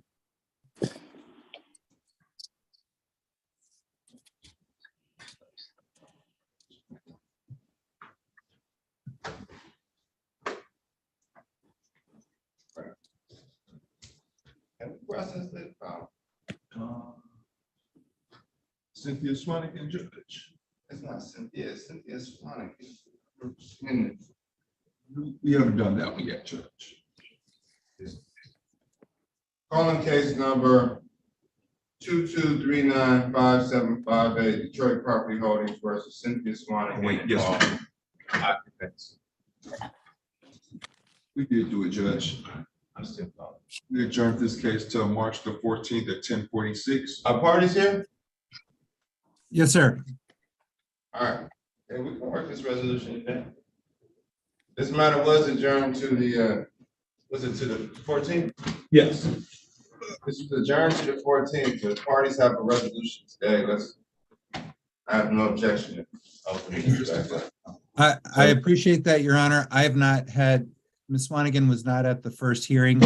If I may, I'm happy to return on that adjourned date, but I would hope that one of the legal aid attorneys could speak with Ms. Swanigan today, and then hopefully that attorney and I can work something out.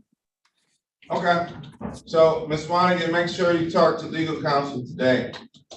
So there are no delays on the 14th, but then that'll allow both parties to prepare for the 14th, and then we'll come back and not undo what was done. Is that? Okay, what time on the 14th?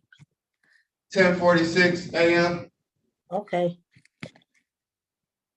And how do I talk to one of the attorneys? For the court.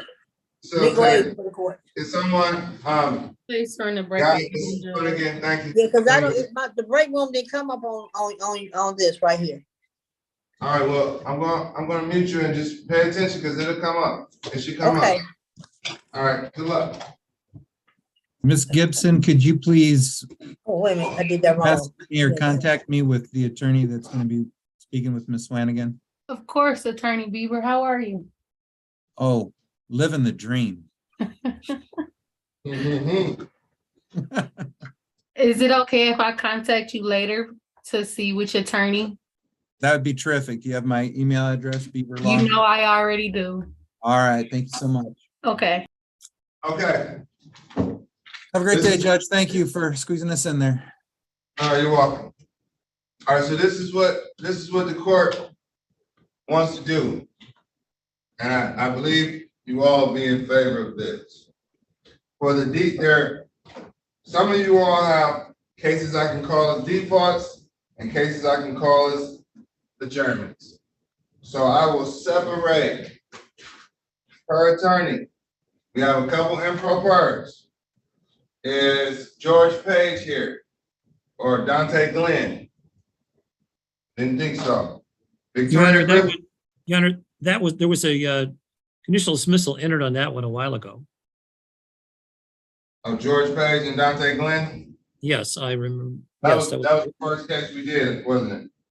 Yeah, it was, he had two people, that was one of them. And we entered that last time, I think, shortly after the last time. Okay, I know that, thank you. Is there a Mr. Chewy in the courtroom or somebody covering for him? I apologize, I'm not seeing it. Oh, yeah, someone did cover for Chewy. Did we? I think we processed. Excuse me, I'm sorry, this is Dante Glenn here.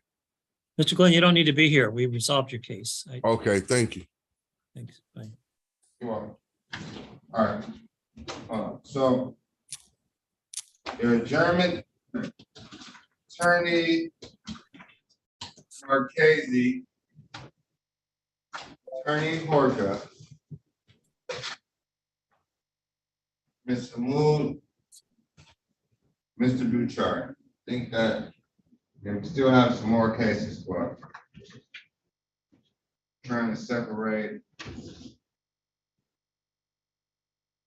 Mr. Marchese, I can give you 2 defaults.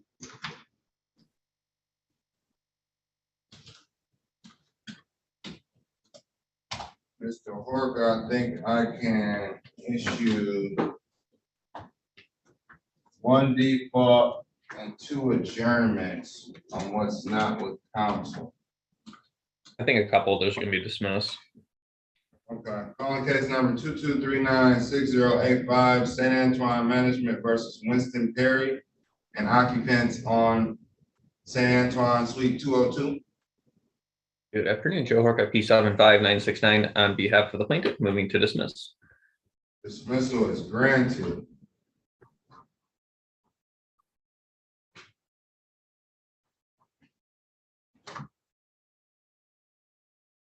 Calling case number 22395923, CMO Group versus James Roy and occupants at 16895 Cruz Street. Is that a Cox case, Your Honor? Cox case. Mind if I get the case number? That one wasn't sent to me today. Sure, 22395923. It's one of those funky 533 cases.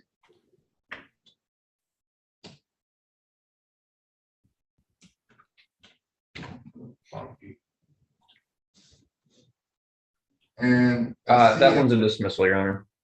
okay, great. And it's a dismissal in the file, counsel. Great. Sign and grant.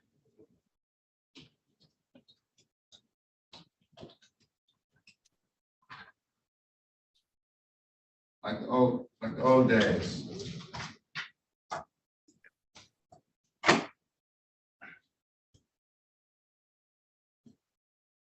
All right. I think everything else you're waiting on. Crystal Douglas, that's a retained case thing. Yeah, Your Honor, do you still have a 184 in front of you? 22396-184.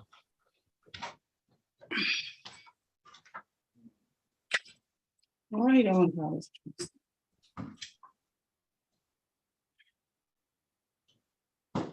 I do not. Okay. A conditional dismissal was sent on that, so it sounds like you got it. Okay. It may have been opposing counsel that caught it. Okay, but you definitely have 6093. And I will say, I don't think we're gonna make it. I don't think we're gonna complete this docket by 1:30. So some parties will come back at 2:30. I just don't want everybody to come back if they don't have to. Right. Your Honor, can I check on a 9 o'clock? I don't find the opposing counsel. I don't know. Maybe it was already called and resolved. Crystal Douglas is here. Yeah, what's the defendant? I mean, what's Portia Brooks was the defendant. It's 5737 at 9 o'clock with Attorney Chewy. Oh, I think we called that as a resolution on that.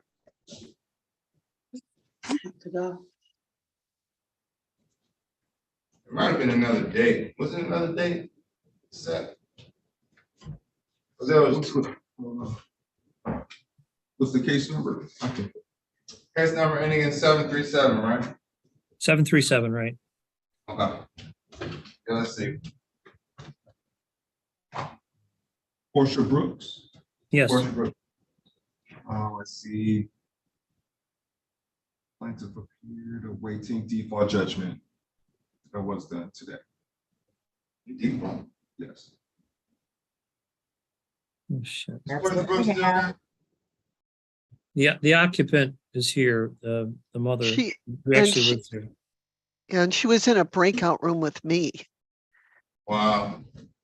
Well, I gotta set aside the default judgment now.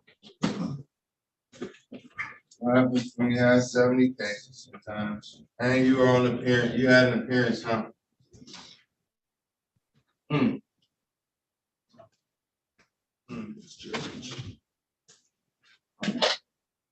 All right, I'll say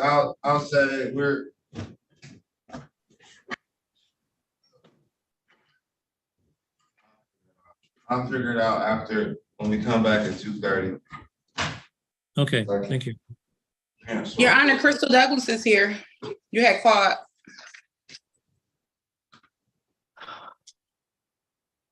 Parties ready on this matter? Yes. Attorney Horton. Ready, Your Honor. Is anyone here from 6070? Oh, yeah, yes. Attorney Horka, I need you to talk to person period 6119. And I don't know if he has legal counsel, but he's had his hand up for a good hour and a half, 2 hours. He's Okay. from 6119. So, I believe that's your last matter. Other than the matter with Miss Douglas, that's my last one. Yeah. All right. I hate that they put a fast one on me. Chewy. Terrible. All right, Attorney Marquez. Yes, sir, ready. Okay. I have 2 defaults and then 4 adjournments. Calling case number 22395825. This is Renaissance City Club versus Heartland Corporate LLC. May I have permissions? Marchese 75872, subsequent hearing, non-payment of rent. Thank you. Is Heartland Corporate LLC present? Is anyone who resides at Unit 2115 and at the address 555 Brush Street? Counsel, you may proceed. Your Honor, move for default judgment in this matter for defendant's failure to appear. Total amount owed inclusive of court costs is $18,043.45. Non-payment case seeking possession only.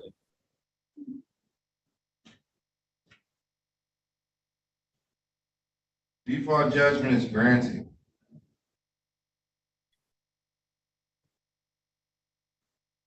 Please submit it to the court of signing.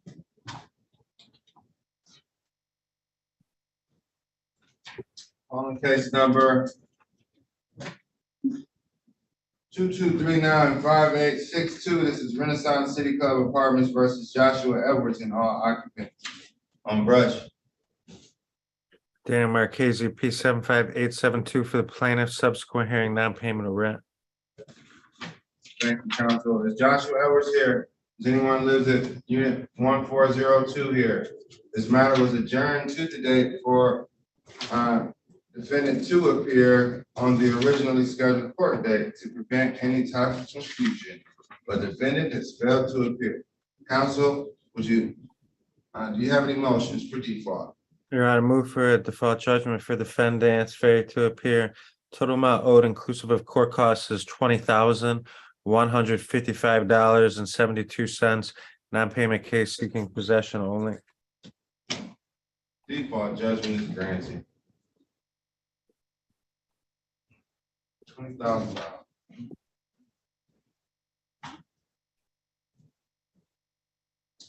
All right, turn counsel, these next 4 all have dates for that were adjourned from 3/10 to today. So instead of putting them back on 3/10 when I won't be here, we're going to put them on 3/14, which is that Tuesday. I'll call all of them. I'll call defendants just to make sure they're not here, and then I'll call up. Is Terry Ann Miller here? Is Angela Mosley here? Is Dallas Stewart present? Is Denario Barnes present? Okay, I'll call these case numbers together, and then you have the dates. Sure. I'll put them on record. Calling case number 22396227, Orleans Landing versus Dallas Stewart. Case number 22396228, Orleans Landing versus Angela Mosley. Case number 22396229, Orleans Landing versus Terry Ann Miller. And case number 22396231, Orleans Landing versus Denario Barnes. May I have appearance? Dan Marchese, P 75872 for the plaintiff, subsequent hearings, non-payment of rent. Thank you, Mr. Marchese. Yes. Court finds good cause to adjourn these matters to the earliest court date without 80 cases on it, which is March 14th, at 10:46 a.m. Did you say March 14th, Your Honor? I'm sorry. Yeah, March 14th, 2023 at 10:46 a.m. Okay.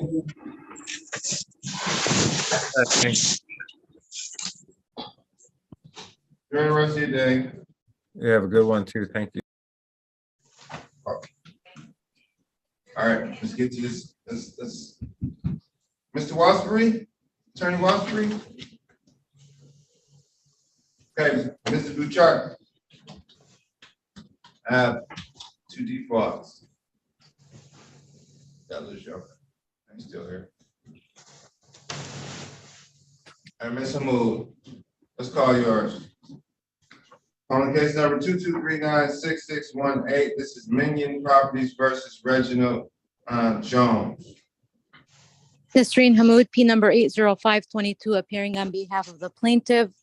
I don't know if Mr. Santiago is back, but he knows that this case has to be called. We've all been here since 9 o'clock. So, Robert Santiago, Michigan Legal Services, P57157, on behalf of the tenant Reginald Jones, who is present, Judge. Thank you. And for the record, you're the only person who isn't present with the video up, but you're here. And all right, have parties worked out a resolution? We have not, Judge. I am asking the court for an adjournment for good cause. Mr. Jones resides in a building that was part of quite a bit of fanfare and ribbon cutting ceremonies by the city and the plaintiff that they were supposed to do certain things to renovate this property. And Mr. Jones indicated he doesn't have any of the documents. I would like the opportunity to see if there's any binding agreements that were, again, part of this transaction between the city and the plaintiff. At this point, I don't know what rights, if any, Mr. Jones has, but I would think that there has to be something. Hey, Donnie. Call the one and tell them don't call. I'm sorry, Mr. Santiago, I wasn't sure if you were done. No, I'm done. Thank you for that. Okay. Yes, Your Honor, it's my position that I don't think an adjournment would really accomplish much. It's a termination of tenancy matter. It's my understanding that there may be some sort of agreement between the property owner and the city of Detroit to perform certain repairs or to have the property in a certain condition. If the court is inclined to adjourn this matter, I would request an adjournment that's as brief as possible. And regardless of that, it's my position that, an adjournment is not really going to accomplish anything. It'll just cause an additional delay in this case, and then we'll leave it to the court's discretion. Thank you, counsel, and I'm inclined to agree with you on that. Mr. Santiago, what will an adjournment, what is the good cause for the adjournment?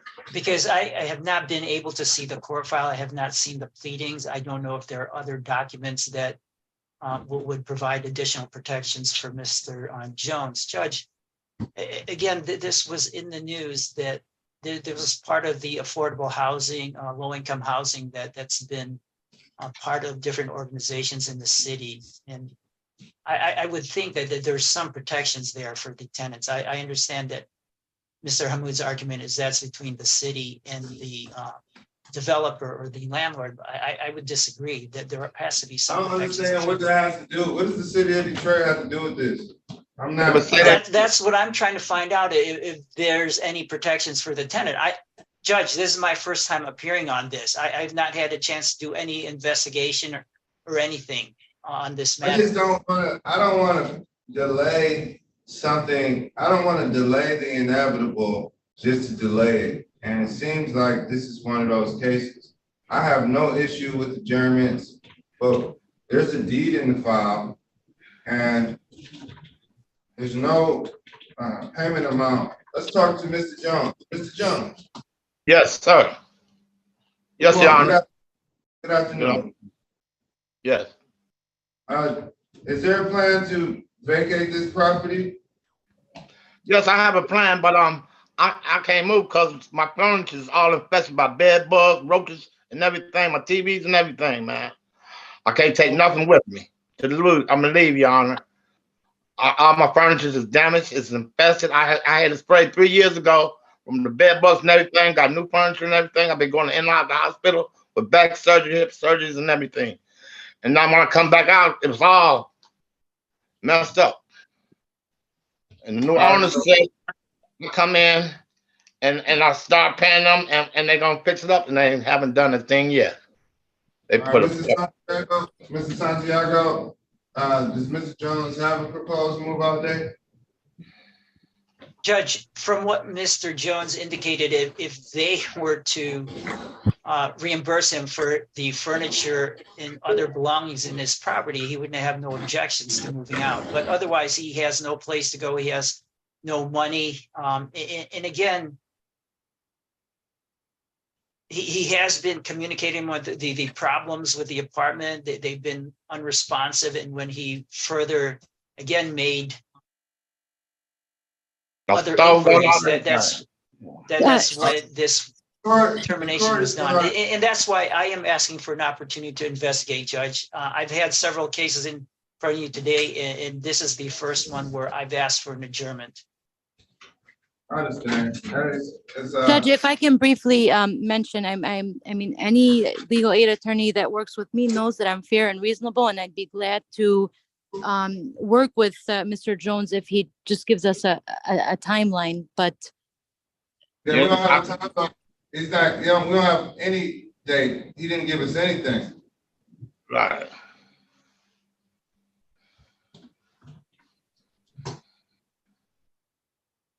Is there a timeline? Is it? Because if I put this off, we're gonna be at the same result. Well, I am hoping, Judge, that I will have more information, and I will reach out to Ms. Hammoud. If I, given the time and I investigate and I find nothing, I will again make Ms. Hammoud aware of that, and we can go from there. I've entered some judgments. And closed some cases, counsel. And Ms. Hammoud, is there a proposed move out date that parties might agree to? I mean, if he's looking for a 30 to even to a 45-day time frame, which I believe is very generous under the circumstances, I could arrange that. That's not a problem. But to just throw out arguments, almost like throwing spaghetti on a wall, hoping that one would stick, we're going to be back at square one at the adjourned hearing. So in the interest of moving things along, I'm willing to offer Mr. Jones 45 days. Judge, okay. Mr. Jones has a right to have a hearing. At this point, I haven't examined. This is the second hearing. Judge, this is the first time I've appeared for Mr. Jones. I haven't had an opportunity to see. Appeared in front of the court. This case, they have a right to the property as well. I understand that, Judge, but I have not had the opportunity to review any pleadings. I have not had any chance to do it. You don't have a right to review the pleadings. You don't, it's not a right. Is that correct? We're not allowed, the defense is not allowed to see the pleadings, Judge? You're not the defense. You don't have an appearance on the record. Judge, I can file an appearance. I've been sitting in your court all day. If you would like me to take a moment now and file my appearance, I can do that. I want you to do it after the first hearing. Because now this is a second day. Okay. Judge. So no, Mr. Santiago, listen to me. How are people supposed to make use of their property if we can't get a judgment filed? If I'm allowing you to come in the second hearing, Mr. Mood didn't know you existed. I didn't know you existed. And Mr. Jones, the only person that knew he had counsel. So we're coming in. Judge, today was the first day I've ever spoken to Mr. Jones. I don't know, what happened. I was not part of it. This matter. What was the first hearing scheduled for this matter? Is this the first hearing? Second. No, I'm letting the court know that this is the first hearing. This is the first time I've spoken to Mr. Jones, Judge. That's fine, Mr. Santiago, but you are the first attorney. He had opportunities at the first hearing. What if you're not here the next hearing and then Mr. Phillips comes in and takes him in and says he's your attorney? You see where this is going? I can't get anywhere with people just hopping on cases. And I understand, I'm gonna adjourn this to March 8th. It's gonna go to March 8th. And I'm entering a judgment today. And I am objecting for the record, Judge, and I will file my appeal then. Thank you. Okay, you can appeal. You please appeal that. Judgment will be Hey, entered. And can I ask, Judge, what the judgment is based upon? There was no testimony, there was no evidence, there was no. The file, the summons, the complaint, the deed, and the notice to recover possession of the property. And how is that evidence, Judge? That's evidence. Well, what evidence precludes me from entering this? I'm asking, Judge, what evidence? Why was there a judgment based on a hearing when there was no hearing, Judge? I'm gonna adjourn this to March 8th. Because the court has 70 cases today and can't process all these cases. We have 3 minutes until we have to go to lunch. So this case on March 8th. March the 8th. And Judge, I will file an appearance. Thank you. Okay. It should be an appearance file for anybody who's representing cases in these courtrooms. It should be appearance filed already. You shouldn't be hopping on a case in the second hearing without an appearance file. That shouldn't work. And I know I have noticed issues, so I don't know if appearance has really been filed or not. But really, this really shouldn't happen. And many properties. Judge, can I get to 45 days? I'll just get my furniture and get the stuff together and get out. Because my furniture is all infested. I had to buy new bed, new furniture, new couches, and everything. My TV is bugs in them, everything. Roaches and rats running around there. I come out the hospital and just having a party in there. I've been in the hospital a week on my back. If this is what Mr. Jones is willing to do and Ms. Hammoud is agreeing with it, I will file an appearance and we will submit either a consent judgment or conditional dismissal. Let's do it today. I will prepare that judgment as soon as possible, and I'm even willing to dismiss Mr. Jones as a named defendant, and also file the separate stipulated order to amend the entire case caption to remove his name so that it does not affect him in the future. And I believe 45 days takes us to April 16th. We'll just go ahead and make the move out date April 17th, 2023. Thanks, Ms. Hammoud. Thanks, Judge. Thanks. Mr. Jones, do you understand that? Yeah. And I understand. And thank you, Mr. Santiago, for being diligent for your client. But I'm glad we got a resolution. Court feels comfortable with entering a judgment with a move out. Was it for April 17th, Your Honor. April 17th. And the judgment is to all occupants. Mr. Jones, I wish you well. You have 45 days. So use those days wisely. They can be compensated for my furniture and my bed. No, there's not going to be any compensation for your furniture or your bed. And Judge, can I get Mr. Jones' confirmation on the record that I have his permission to sign the judgment? Yes. Mr. Jones, do I have your permission to sign off on the paperwork that the council will provide to us? Yes. Thank you. Thank you. Thank you, counsel. Thank you. Thank you very much, Your Honor. Yeah. Your Can I go now?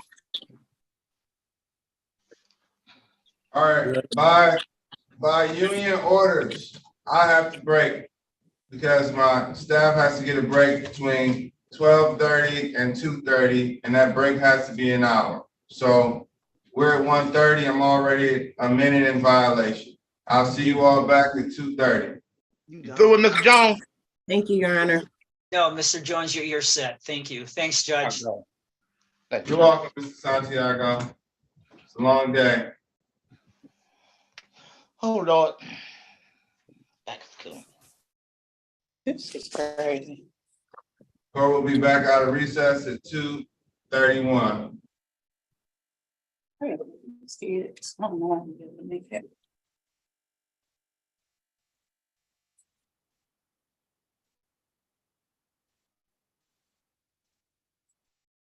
Bro. Wait, what?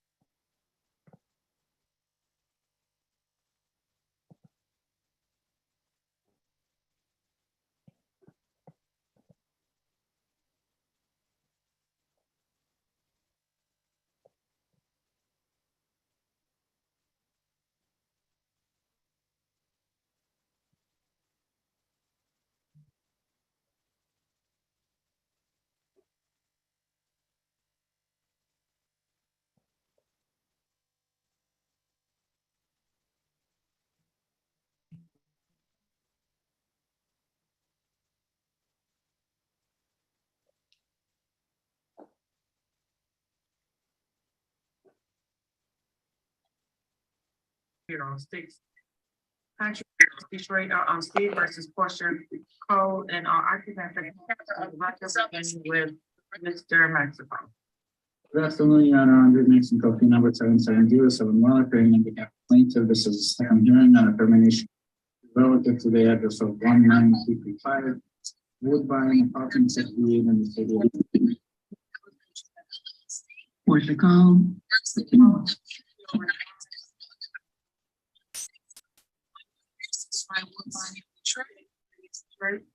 No, I haven't been there since May 2023. Do you know who's there? Yeah, it's been Mr. Mexico, the court will dismiss this call out and our judgment to occupant. And the court will answer the right date. Well, I can just give it out now. It'll be one person. DPI Property Holding LLC versus Yolanda Cargill and occupant of 16539 North Lawn Street. Your Honor, my preacher disconnected well. I don't think that anymore. Thank you. I am Yolanda Cargill. 1 second. On the calling case number 2334278. DPI Property Holding LLC versus Robin Child and occupant 18900. This is case number 2239777. Clara Robinson versus Christina Paul and occupant 2000536. So the first person is the Good afternoon, Joe Work at E75 and gas plaintiff. Subsequent hearing for termination of penalty, the address was 1336 Forward Public Street. You close that time. How do you still reside at 164 Forward Street, City of Detroit?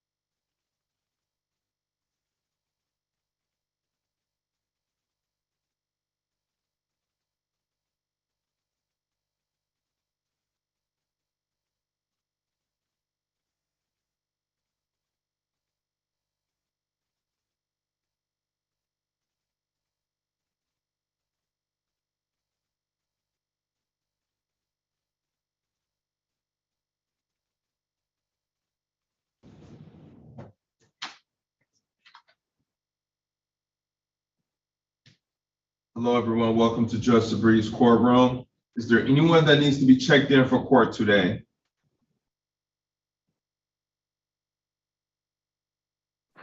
Hello, Yes. I'm Dale Hipwell. I'm facing eviction from Dearborn Property Manager. Okay, and do you have a case number by chance? Where would I find on the eviction notice? Because I see that all the time. See, that go you right there.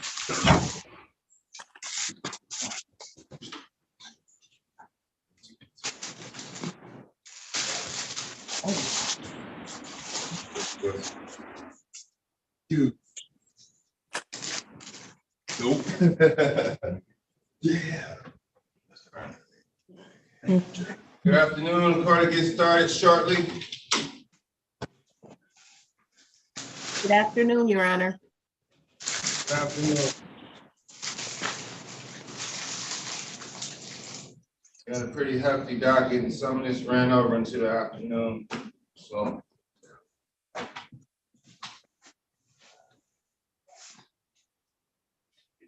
Yeah, we'll get started shortly.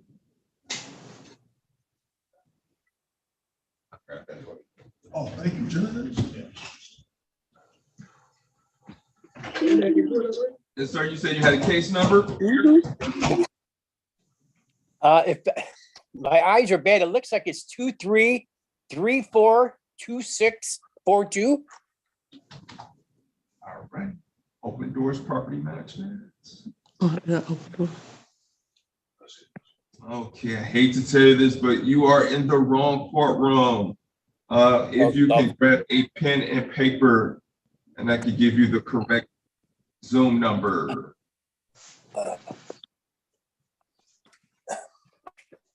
Okay.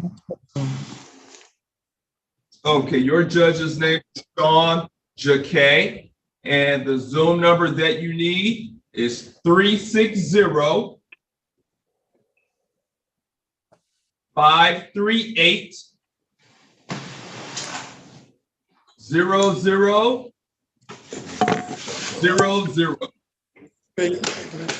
So that start all over again? Yep, Do I leave and here? Yes. Okay, thank you, sir. You're welcome.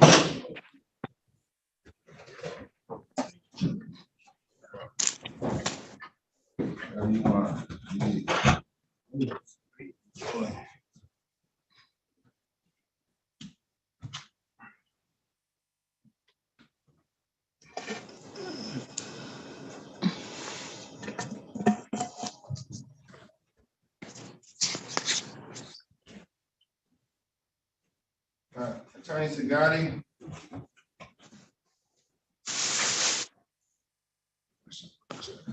I don't know. You can just you can put it on. I would ask about that the court number. Thank you. I'll put it on top of my box. Okay, I guess he was in the room. That means we are. I don't know. We will open door. Then we got that same lawyer. So he didn't tell us that. Do you have a case number? And I can look it up for you. I'm checking in for, okay. Attorney Dar.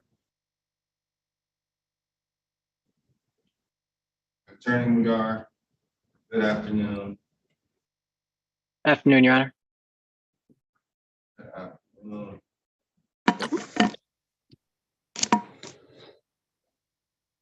And we'll try to get through this afternoon docket swiftly.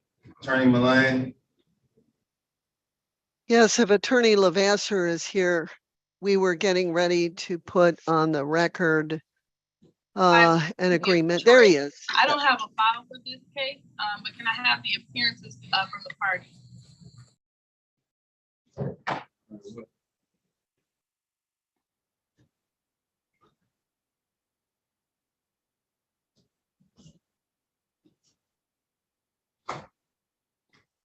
Recalling case number 223959993, Tarkina LLC versus Tiffany Fountain and occupants on Yorkshire.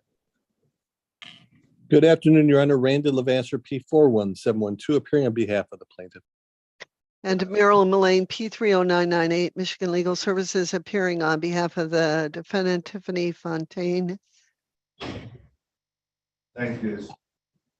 Ms. Fontaine, present. Yes. Okay. Thank you, Ms. Fontaine. Were parties able to work out an agreement?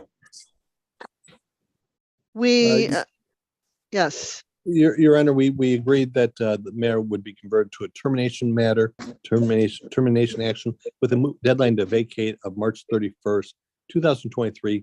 Box 4B checked on a conditional dismissal. I have emailed the proposed conditional dismissal form to Ms. Mullane.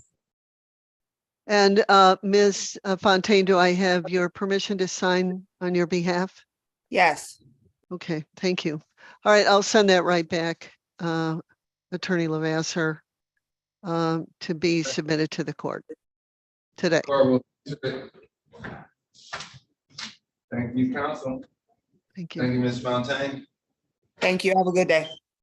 Are you too?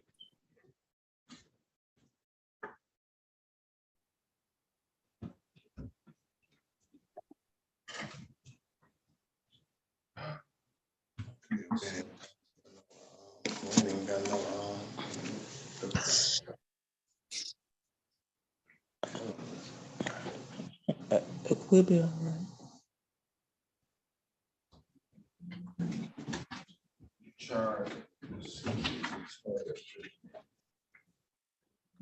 Someone here for Gary Sagati's case? Okay. Chat, I don't know if you saw this. Yes. Okay, I see Attorney Dars. Check in. Would you want me to raise the hand and sit? Let them know we here. All right, Diane. I guess push this right here. Diane had 2 dismissals.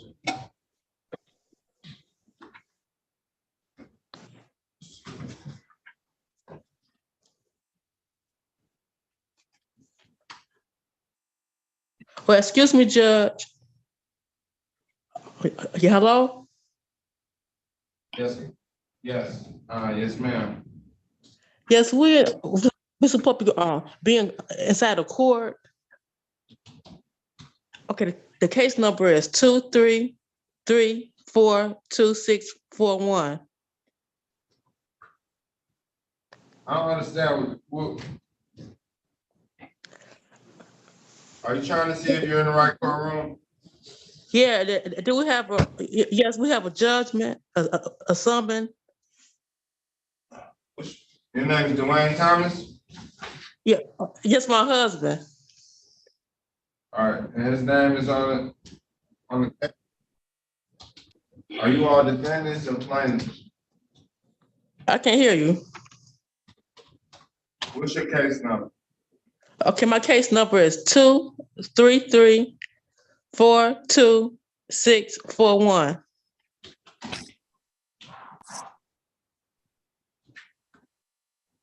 I'll check it shortly, ma'am. I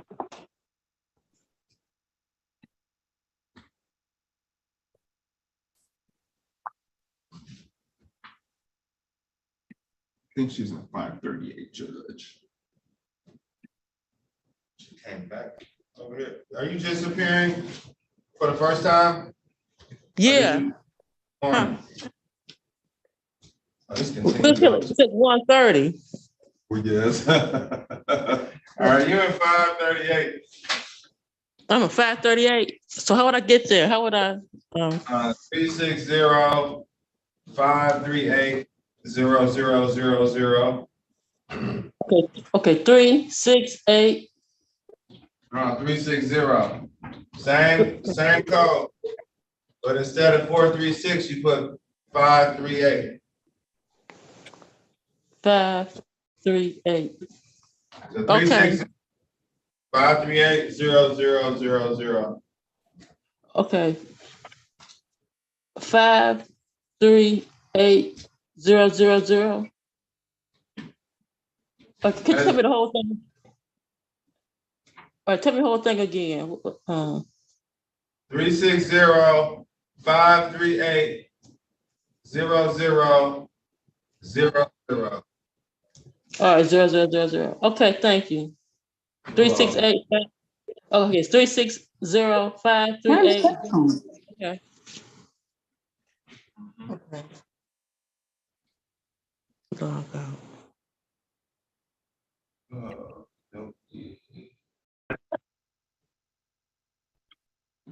Hello?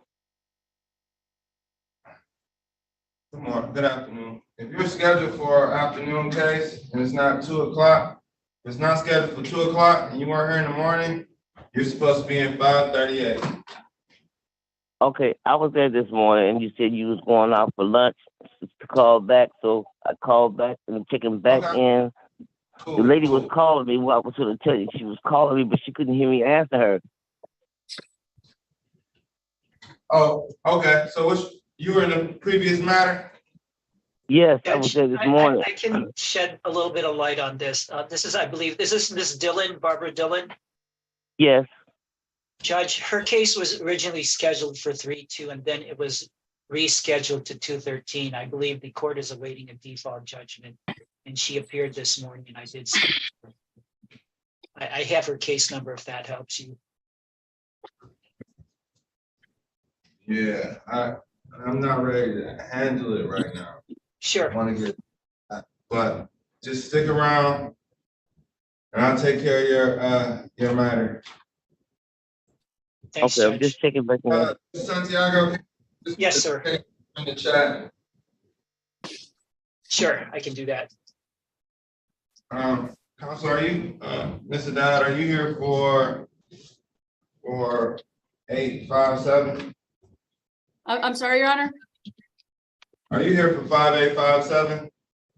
I am here for 785 and 277.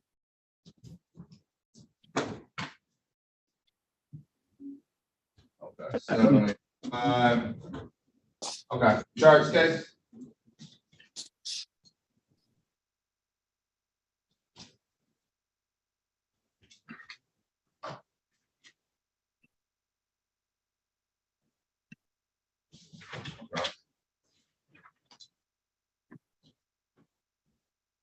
Calling case numbers. And parties. Calling case number 22396160, Capitol Park versus Jamie Norris.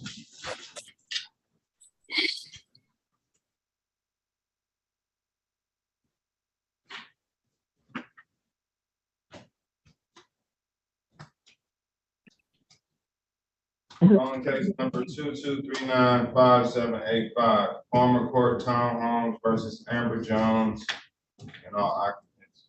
Good afternoon, Your Honor. Rania Haddad, PH 4927 on behalf of the plaintiff.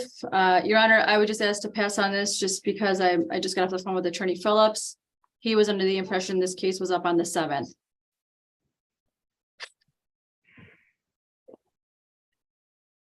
I believe he's gonna have Attorney Santiago stand in for him. Okay. Sorry, Judge, I didn't hear. Hey, Rania. Hello. Yeah, okay, well, I'll recall it, Thanks. but I think it's Amber Jones. If we're ready on Amber Jones, I'll recall it whenever we're ready. Yeah, okay, yes. Well, it's probably gonna be an adjournment to the March 7th date if the court would oblige. What is the March 7th day? Is that the? No, Your Honor, but I believe Attorney Phillips asked me if we could just adjourn it to the 7th. I have it written down to March 7th, so I'll see you all. See you all back March 7th at 9:31. Yeah. Thank you, Judge. Thanks, Judge. Welcome.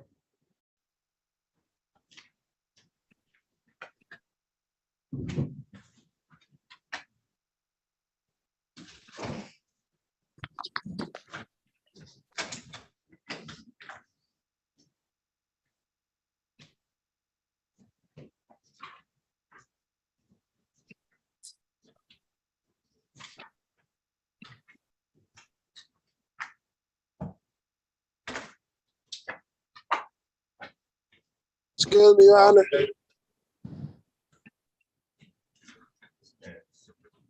On case number 22396160, Capitol Park versus Jamie Norris and occupants on Ottawa Street.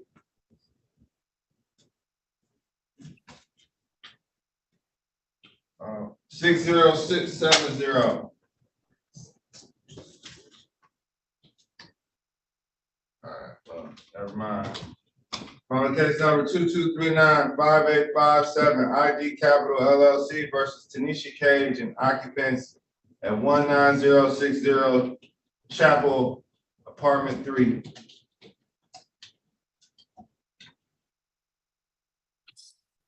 Attorney Dart. I'll call your matters. Thank you, Your Honor. Is Tashia Lovemore here? Call this last one.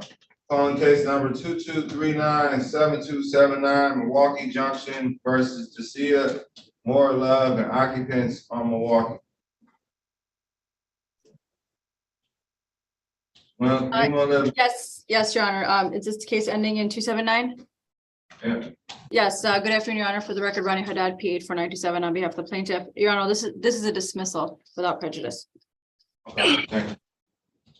All right. This case, this matter is dismissed without prejudice. Hi, yes, I was wondering, was I still supposed to come back for that too? That was my apartment. Calling case number 22397277, Milwaukee Junction versus Amari Harris and occupants 258 East Milwaukee. May I have appearances? Good afternoon, Your Honor. For the record, Ronnie Haddad, PH 497 on behalf of the plaintiff.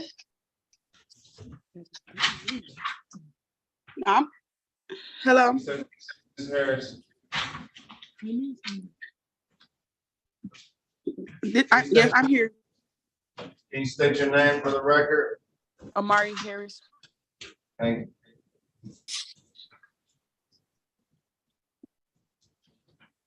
you. Is there a resolution on this? Your Honor, we're seeking a 1 month adjournment on this one to allow Ms. Harris to pay the balance owed.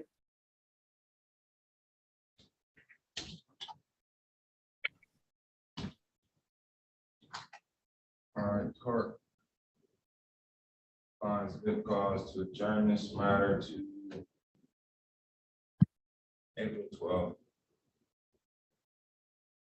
Okay.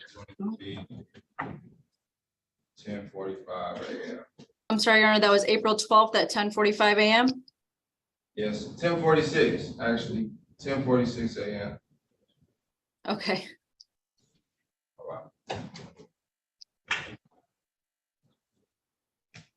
Your Honor. I believe. Callahan case, another chart case here. Chart case eligible for default. Jamie Norris, ending in 6160.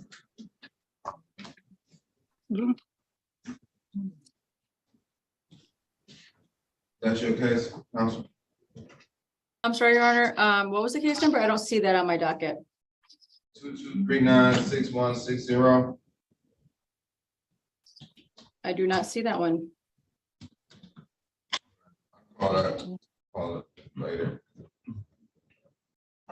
It's on there. Excuse me, Your Honor, did they recall Crystal Douglas? Oh, the attorneys aren't ready.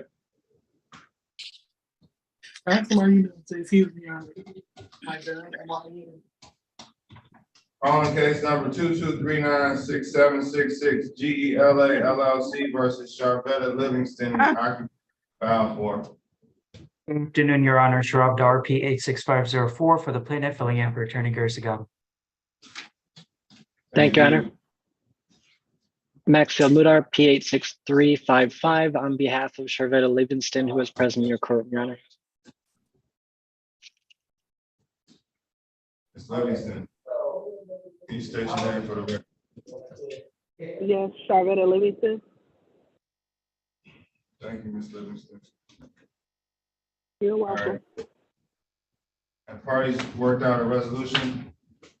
Not quite, Your Honor. So at the last hearing, a number of days ago, I believe back on either the 22nd or the 23rd here, Attorney Fleshland was present in this courtroom. We informed Attorney Fleshland that Miss Livingston had made some payments that were accepted by the landlord in this instance. She made a payment back in January, and actually between her last hearing and this one has made another payment, I believe February 27th. At that time, Attorney Fleshland requested this adjournment so that he could get verification of that. And so at this time, I'm either requesting a dismissal or a control date in which Attorney Sagati's office and myself can work out some sort of payment plan here. Yes, Your Honor, control date is fine. I do see in my notes that payment plan was worked out. So if you could give us a control date, that would be great. Well, I mean, a control date, that means you'll have to come back to court, right? Yes, Your Honor, Your just Honor, in case the balance is paid off, I believe. Your Honor, the only reason we would need to come back to court is if Can we just make a conditional. phone call right now and figure this out? Your Honor, the only reason we would need to come back to court on this one is if the conditional dismissal wasn't agreed upon and submitted. We intend to get a conditional dismissal submitted, and so we intend for this court date to be removed from your docket. The only reason that the control date would be in place is if, excuse a little bit of the French, if crap hits the fan and it's required. So in this instance, I believe we won't actually need the control date, but we'd like it in place just in case. All right, how far out, can we go? Whatever you would like, Your Honor. I am not picky on that. I'll leave that up to Attorney Dahar. Your Honor, whichever date works for you, a month out is fine. That works.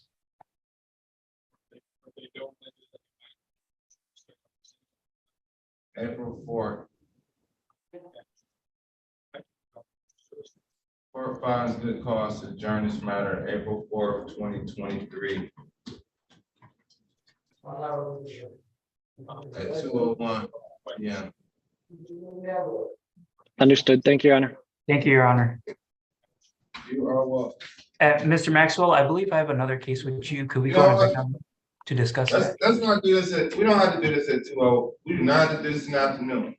Let's do this at 10. Okay. Understood, Your Honor. And then Attorney Dahar, were you requesting to be placed in the breakout room? Yeah, could I talk to you in the breakout room, please? That is not a problem. Thank you. Are you all talking about 770? That is correct, Your Honor. That's exciting. All right, let me know when it's ready. Thank you, Your Honor. Sure. Anyone from Mark Rosberry's office here?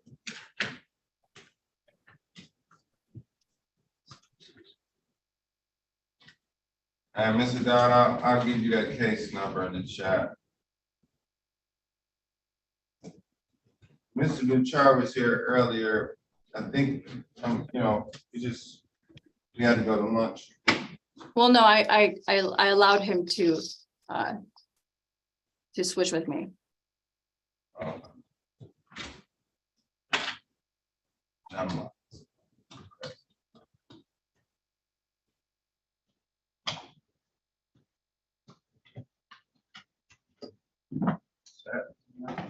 All right, the case, you want the case number? I can give it to you. Yes, please.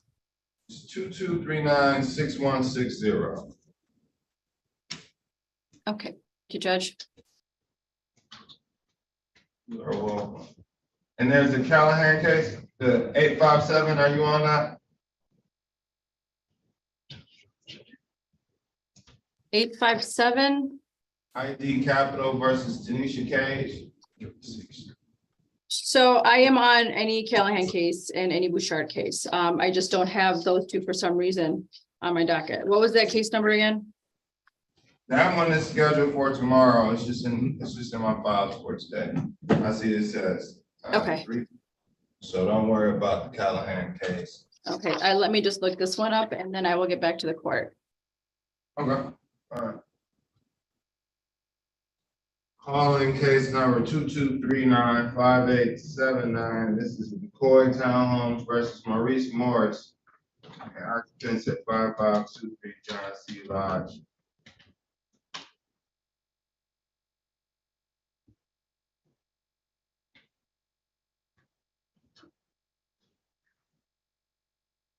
Neither parties appeared. Court finds good cause to adjourn this matter to March 14th, 2023 at 10:46 a.m. This was originally scheduled March 10th, then rescheduled March 2nd. The court will bring it back to the closest to the original date as possible. And court is also in receipt of a dismissal, so this matter is dismissed. This matter is actually dismissed.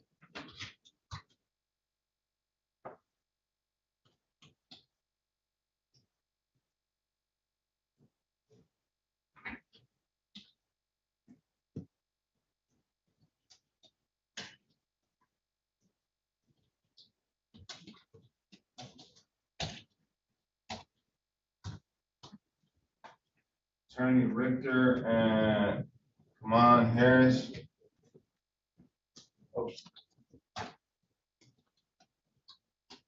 Douglas Crystal Douglas. Are we ready on that? Yes. Yes. On case number 2239609 Bean Little Investment versus Crystal Douglas, occupants on West 7 Mile. Good afternoon, Joe Horka, P75969 on behalf of plaintiff.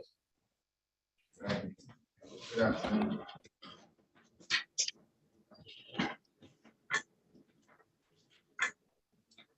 Douglas, can you state your name for the record? Crystal Douglas. Thank you. Are you represented by counsel, are you? No, I'm not. Okay. All right. I mean, it's fine. I just wanted to make sure.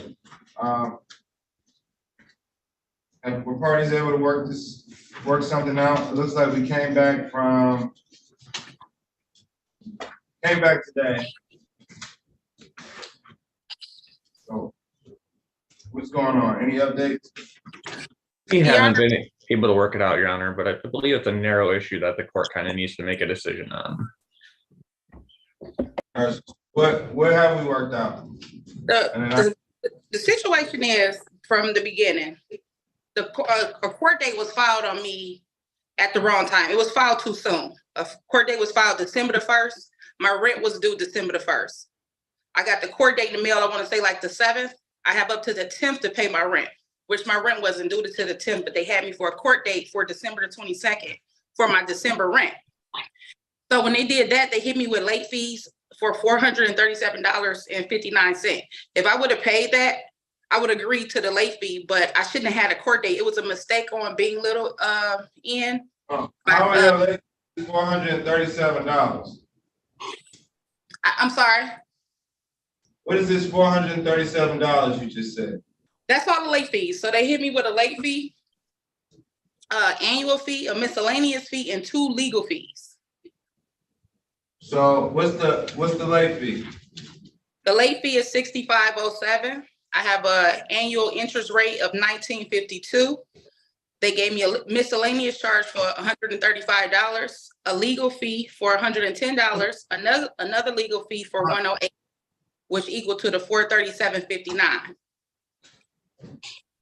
So when I went to court in December, they rescheduled it. I thought I was gonna have this resolved in December. I went to court December the 22nd.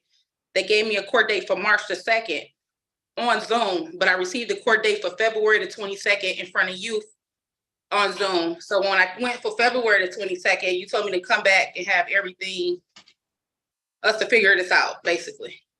Right, and have it So what it is I have the rent money, but I don't feel like I should have to pay these late fees because like I said, the court date was filed on the 1st and my rent was due on the 1st. They filed the court date too soon. They filed the court date on the 1st. I had a court date on the 22nd and my rent was just due.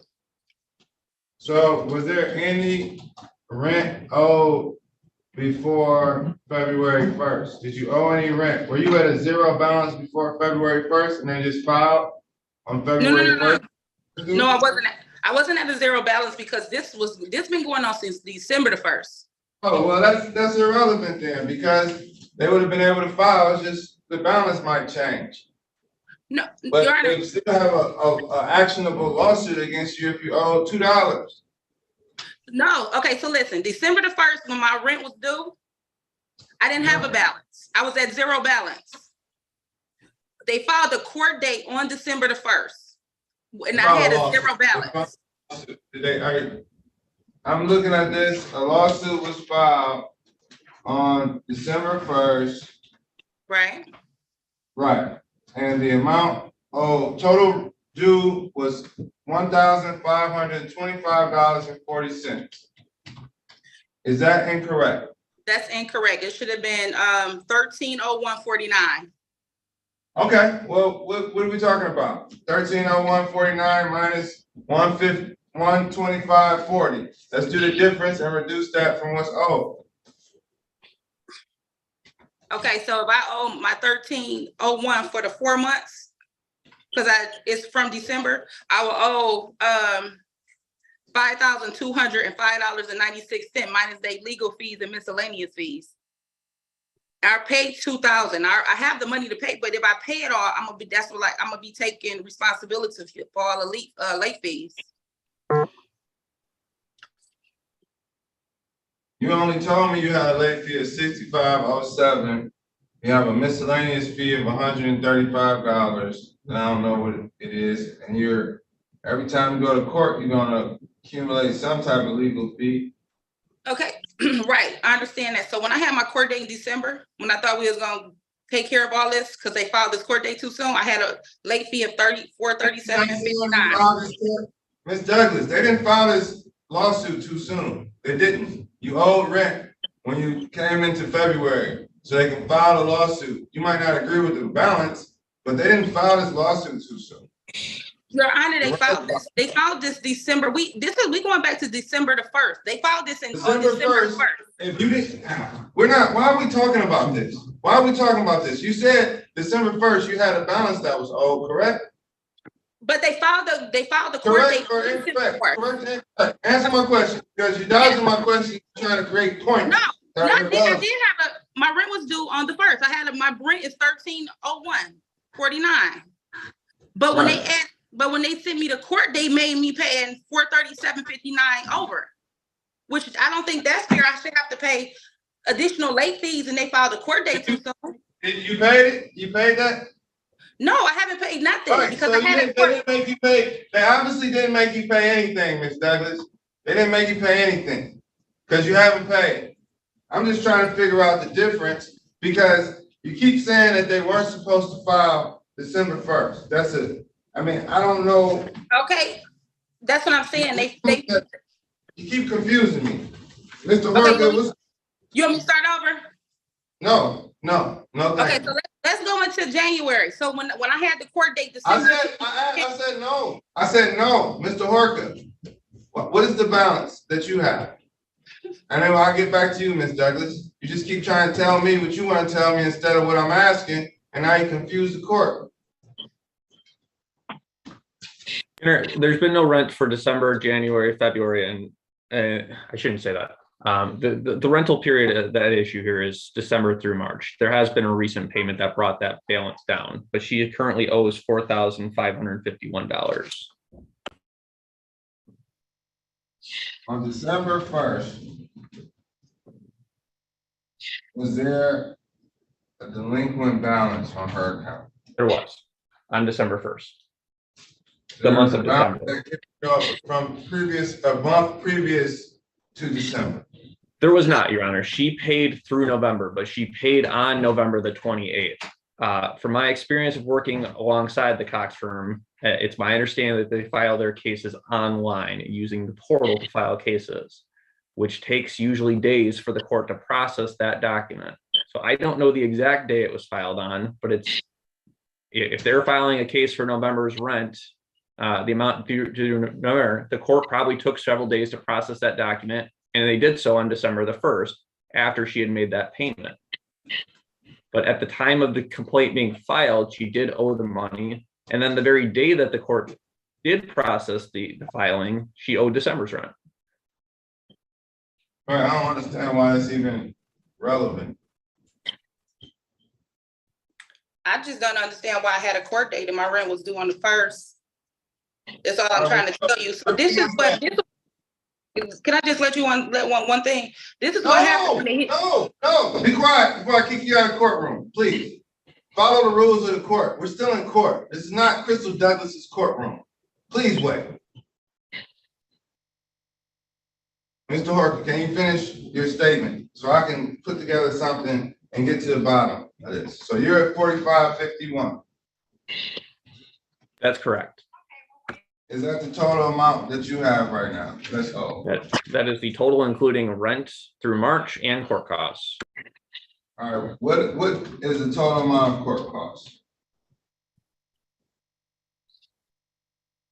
I believe this was filed for a money judgment, if you have that in front of your honor. So I believe it's $215, if that's accurate. No, it was not for a money judgment that I can tell. So it would be $165 in court costs.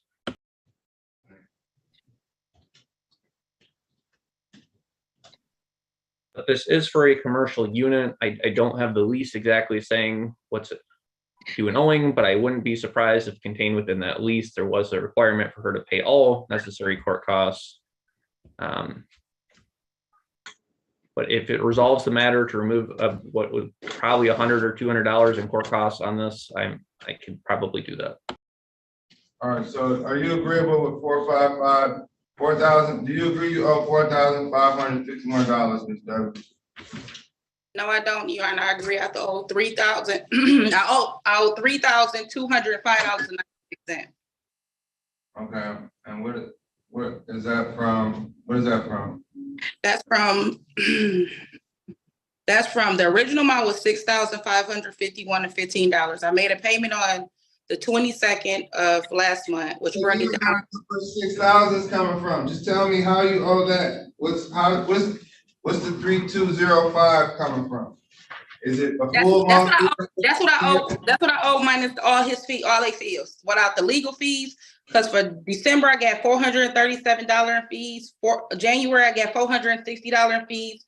February I got $447 in fees. That's minus all their fees. Well, your payments are late, so at least we're gonna keep the late fee in there, right? At least okay. Says willing to waive one late fee, but what about the other 3 late fees? That's fine, Your Honor. But what about all these legal fees I'm getting hit with twice?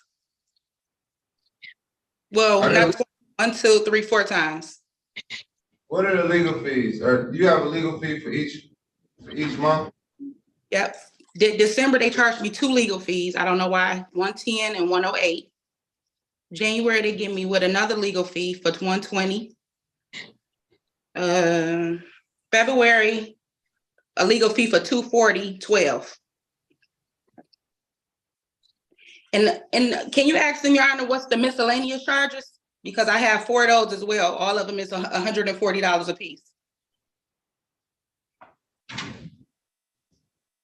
I wish I had a ledger. I don't have a ledger. I don't think I have a ledger. I'm just going off of what you all are saying, which is. Judge, do you have a copy of the lease in your file? Yeah, I have a copy of the lease.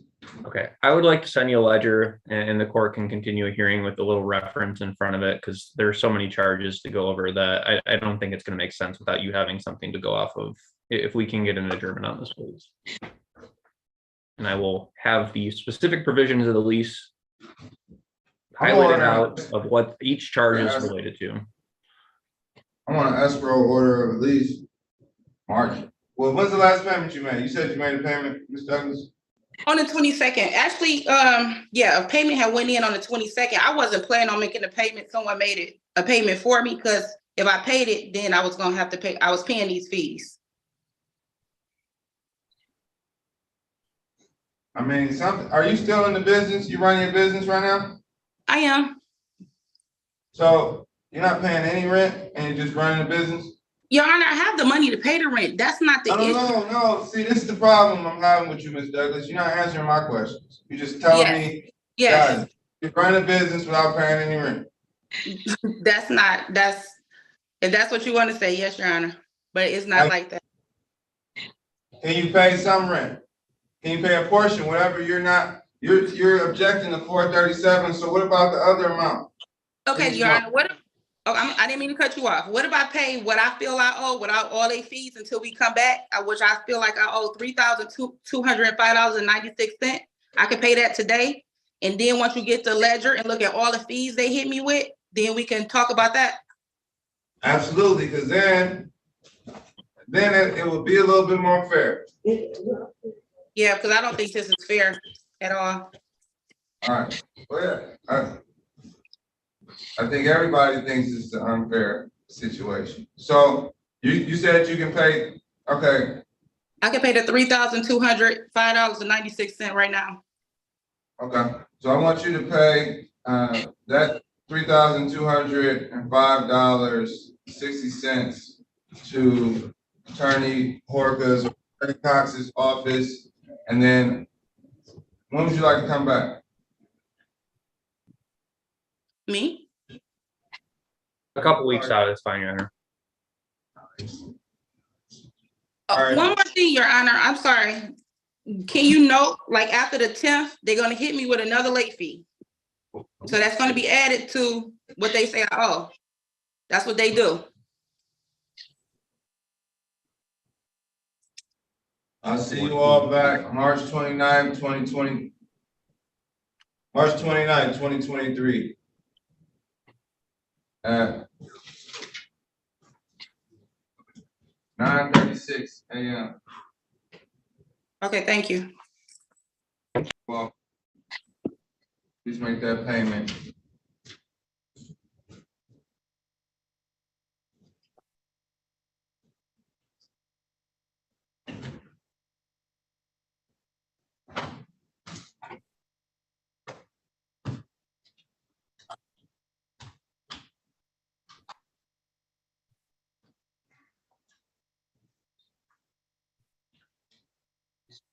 Okay. Calling case number 223967770. Good afternoon, Your Honor. Sharab Dar, P 86504 for the plaintiff, filling in for Attorney Garcia. Afternoon, Your Honor. Maxfield Mudar, P 86355 on behalf of the defendant, Darrell Yutzi, who is present in your courtroom. All right, thank you. Have we been able to work out a resolution? Yes, We Your have, Honor. Your Honor. Mr. Maxfield and I have reached a consent judgment with box 4B being checked out with a move out date of April 3rd, 2023. And Mr. Maxfield wanted to remove Mr. Yutzi, but maintain all documents, to which I agree. Okay. That's correct. Recorder enter was a conditional dismissal, correct? Consent judgment, Your Honor. Was consent judgment? Yes, that's correct. Then I heard box 4B checked. Okay, it's consent judgment. Court will adopt the terms. Court will enter this. What's the move out date? April 3rd, 2023. Okay. Consent judgment enter as to all occupants. Court will sign it once it's submitted. Thank you, counselors, for your patience. Thank you, Your Honor, and thank you, Mr. Mudar. I'm gonna send you over the judgment right now.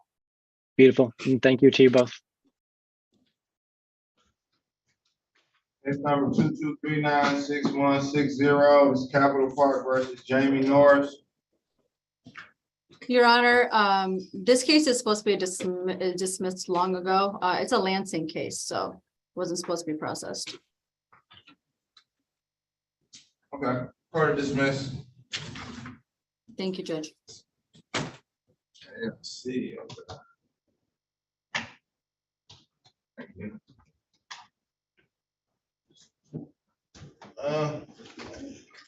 Attorney Richter, all occupants of 6070 30th Street. Does anyone live at 6070 30th Street? Yes, I'm here, Your Honor. Oh, 67. All right. Calling case number 22396119. This is Greater Southwest Pathways to Home versus all occupants at 6070 30th Street. And have appearances.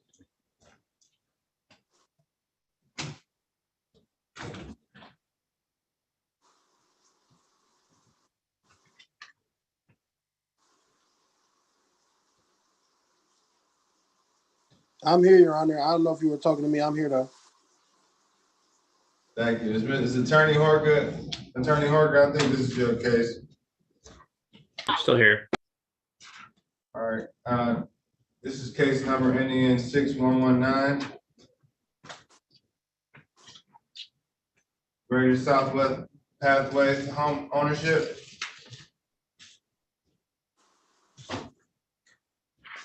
Good afternoon, Joe Horka, P75969 on behalf of the plaintiff. Thank you. And can you state your name one more time? 6070? Jonathan Williams, David Johnson, either one. Yes, David Johnson. There's two people, two occupants. Okay. You said David Johnson? Yes. Your Honor, I spoke to the defendant in a breakout room. We have a settlement of a judgment by hearing with April 2nd as the move out date. You all can vacate by April 2nd? Yes. I'm sorry, I said April 7th in the breakout room, April 7. Yeah, I thought that's what, I apologize. Okay, all right, April 7th. Move out date. So this would be all occupants? Yep, all occupants judgment Yes. by consent? Or by hearing? By hearing? Yeah. Okay, court enter it. Good luck. Thank you. Good luck, Williams and Mr. Johnson. Thank you. Well.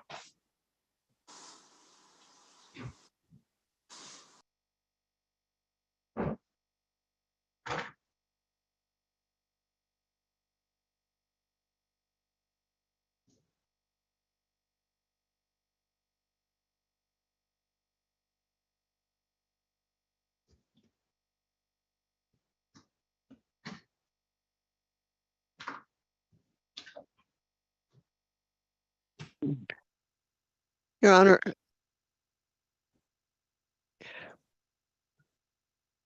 if I may, I just want to get the date on for case number 2 ending in 5737. This was Portia Brooks. This was the person who was in a breakout room. Ted Phillips is the attorney assigned to the case. He was in a breakout room. I was in a breakout room with her. She was defaulted. I don't know whether Attorney Chewy for the plaintiff ever appeared, but in any event, you had agreed to provide a new date. All morning, and then someone substituted for, well, Chewy wasn't here, but someone from his office was here, and then she left and someone else came in to cover. And I did have Attorney Phillips checked in too, so yeah, I missed that. She was even detained, and they probably, I don't know, I can't make excuses for them though. So my understanding was that because she was here and her counsel was here, that the default was that the court was entering this morning was going to be set aside and a new date established. All right, so the court's gonna set. Can I get that case? Oh, sure. What's that case number? Okay. Case number, calling case number 22395737, MPV Investments LLC versus Portia Brooks and all occupants. Marilyn Mullane, Michigan Legal Services, 30998, appearing on behalf of the defendant, Portia Brooks, for Ted Phillips. It appears that Ms. Brooks was in a breakout room, was here this morning, was in a breakout room. I know at one point she was in a breakout room with me. She was in a breakout room with Mr. Phillips, and he was handling 14 cases this morning, and he was here in the courtroom. Apparently, another attorney was also here for Attorney Chewy. In any event, the matter was called, and it's my understanding a default was entered, but that the court was willing to set that aside, and because the parties were here, and provide a new date. Court will set aside the default judgment and set another court date for the future far enough out so that plaintiff can get notice and return back to court for this matter. Do you know any information about this case? Is this a termination case or is this a non-payment claim? I'm looking at the ROA. It is if it's a request for a money judgment, it should be a non-payment. But I can't, the ROA ends, it's. In any sense, court finds good cause to adjourn this matter for April 12th. No, no. March 8th. March. No, it's not enough time for notice. March 22nd. Okay. March 22nd. At what time?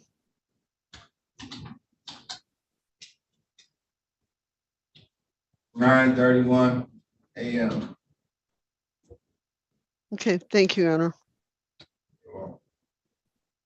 Thank you for reminding me.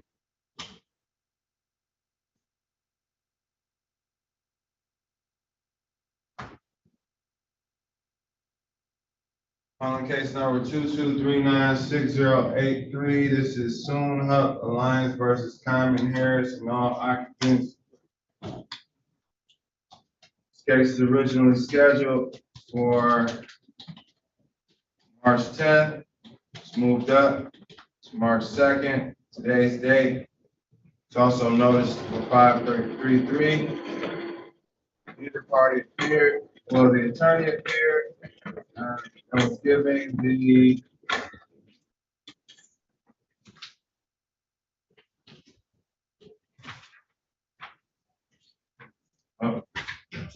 counsel appeared in the morning as vacated sentence, and he also indicated to the court that he just had surgery. Court finds good cause to adjourn this matter to March 14th, 2023 at 10:46 a.m.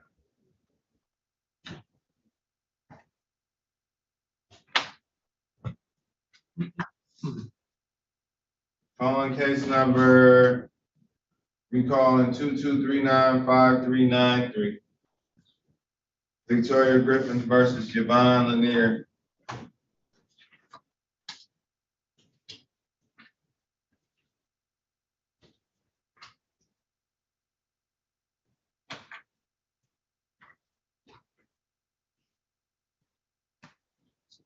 This case is hereby dismissed. After review of the court's file, looks like the defendant agreed to vacate on February 28th, control date for today. Neither party appeared, which leads the court to believe that the defendant is vacated. The plaintiff and just decided not to stop it today.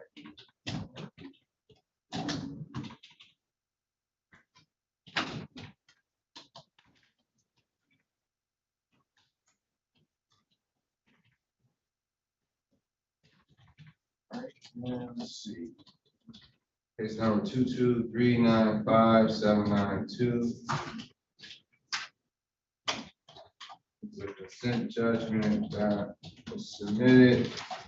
Parties appeared, and the judgment will be entered for the record. Put on the record. We'll just see. That concludes the document for today. Excuse me, Judge. Yes. There was that case that I had brought to the court's attention about originally being set for today. It was moved up to 2:13. And the court is awaiting a default judgment. I chatted the case into the chat as you requested. And Ms. Dillon was here this morning and has returned this afternoon. At Diamond Manley, you're not in the right courtroom. Probably supposed to be in 536. Thank you. I mean, 538. You're supposed to be in 538. A lot of people in here just watching you sit in here. Can somebody direct Ms. Manley to 538?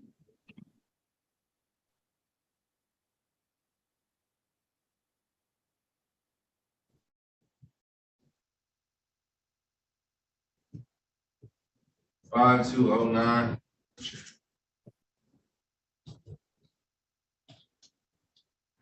Yes.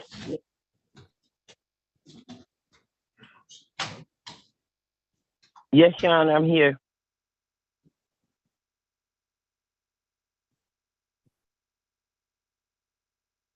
But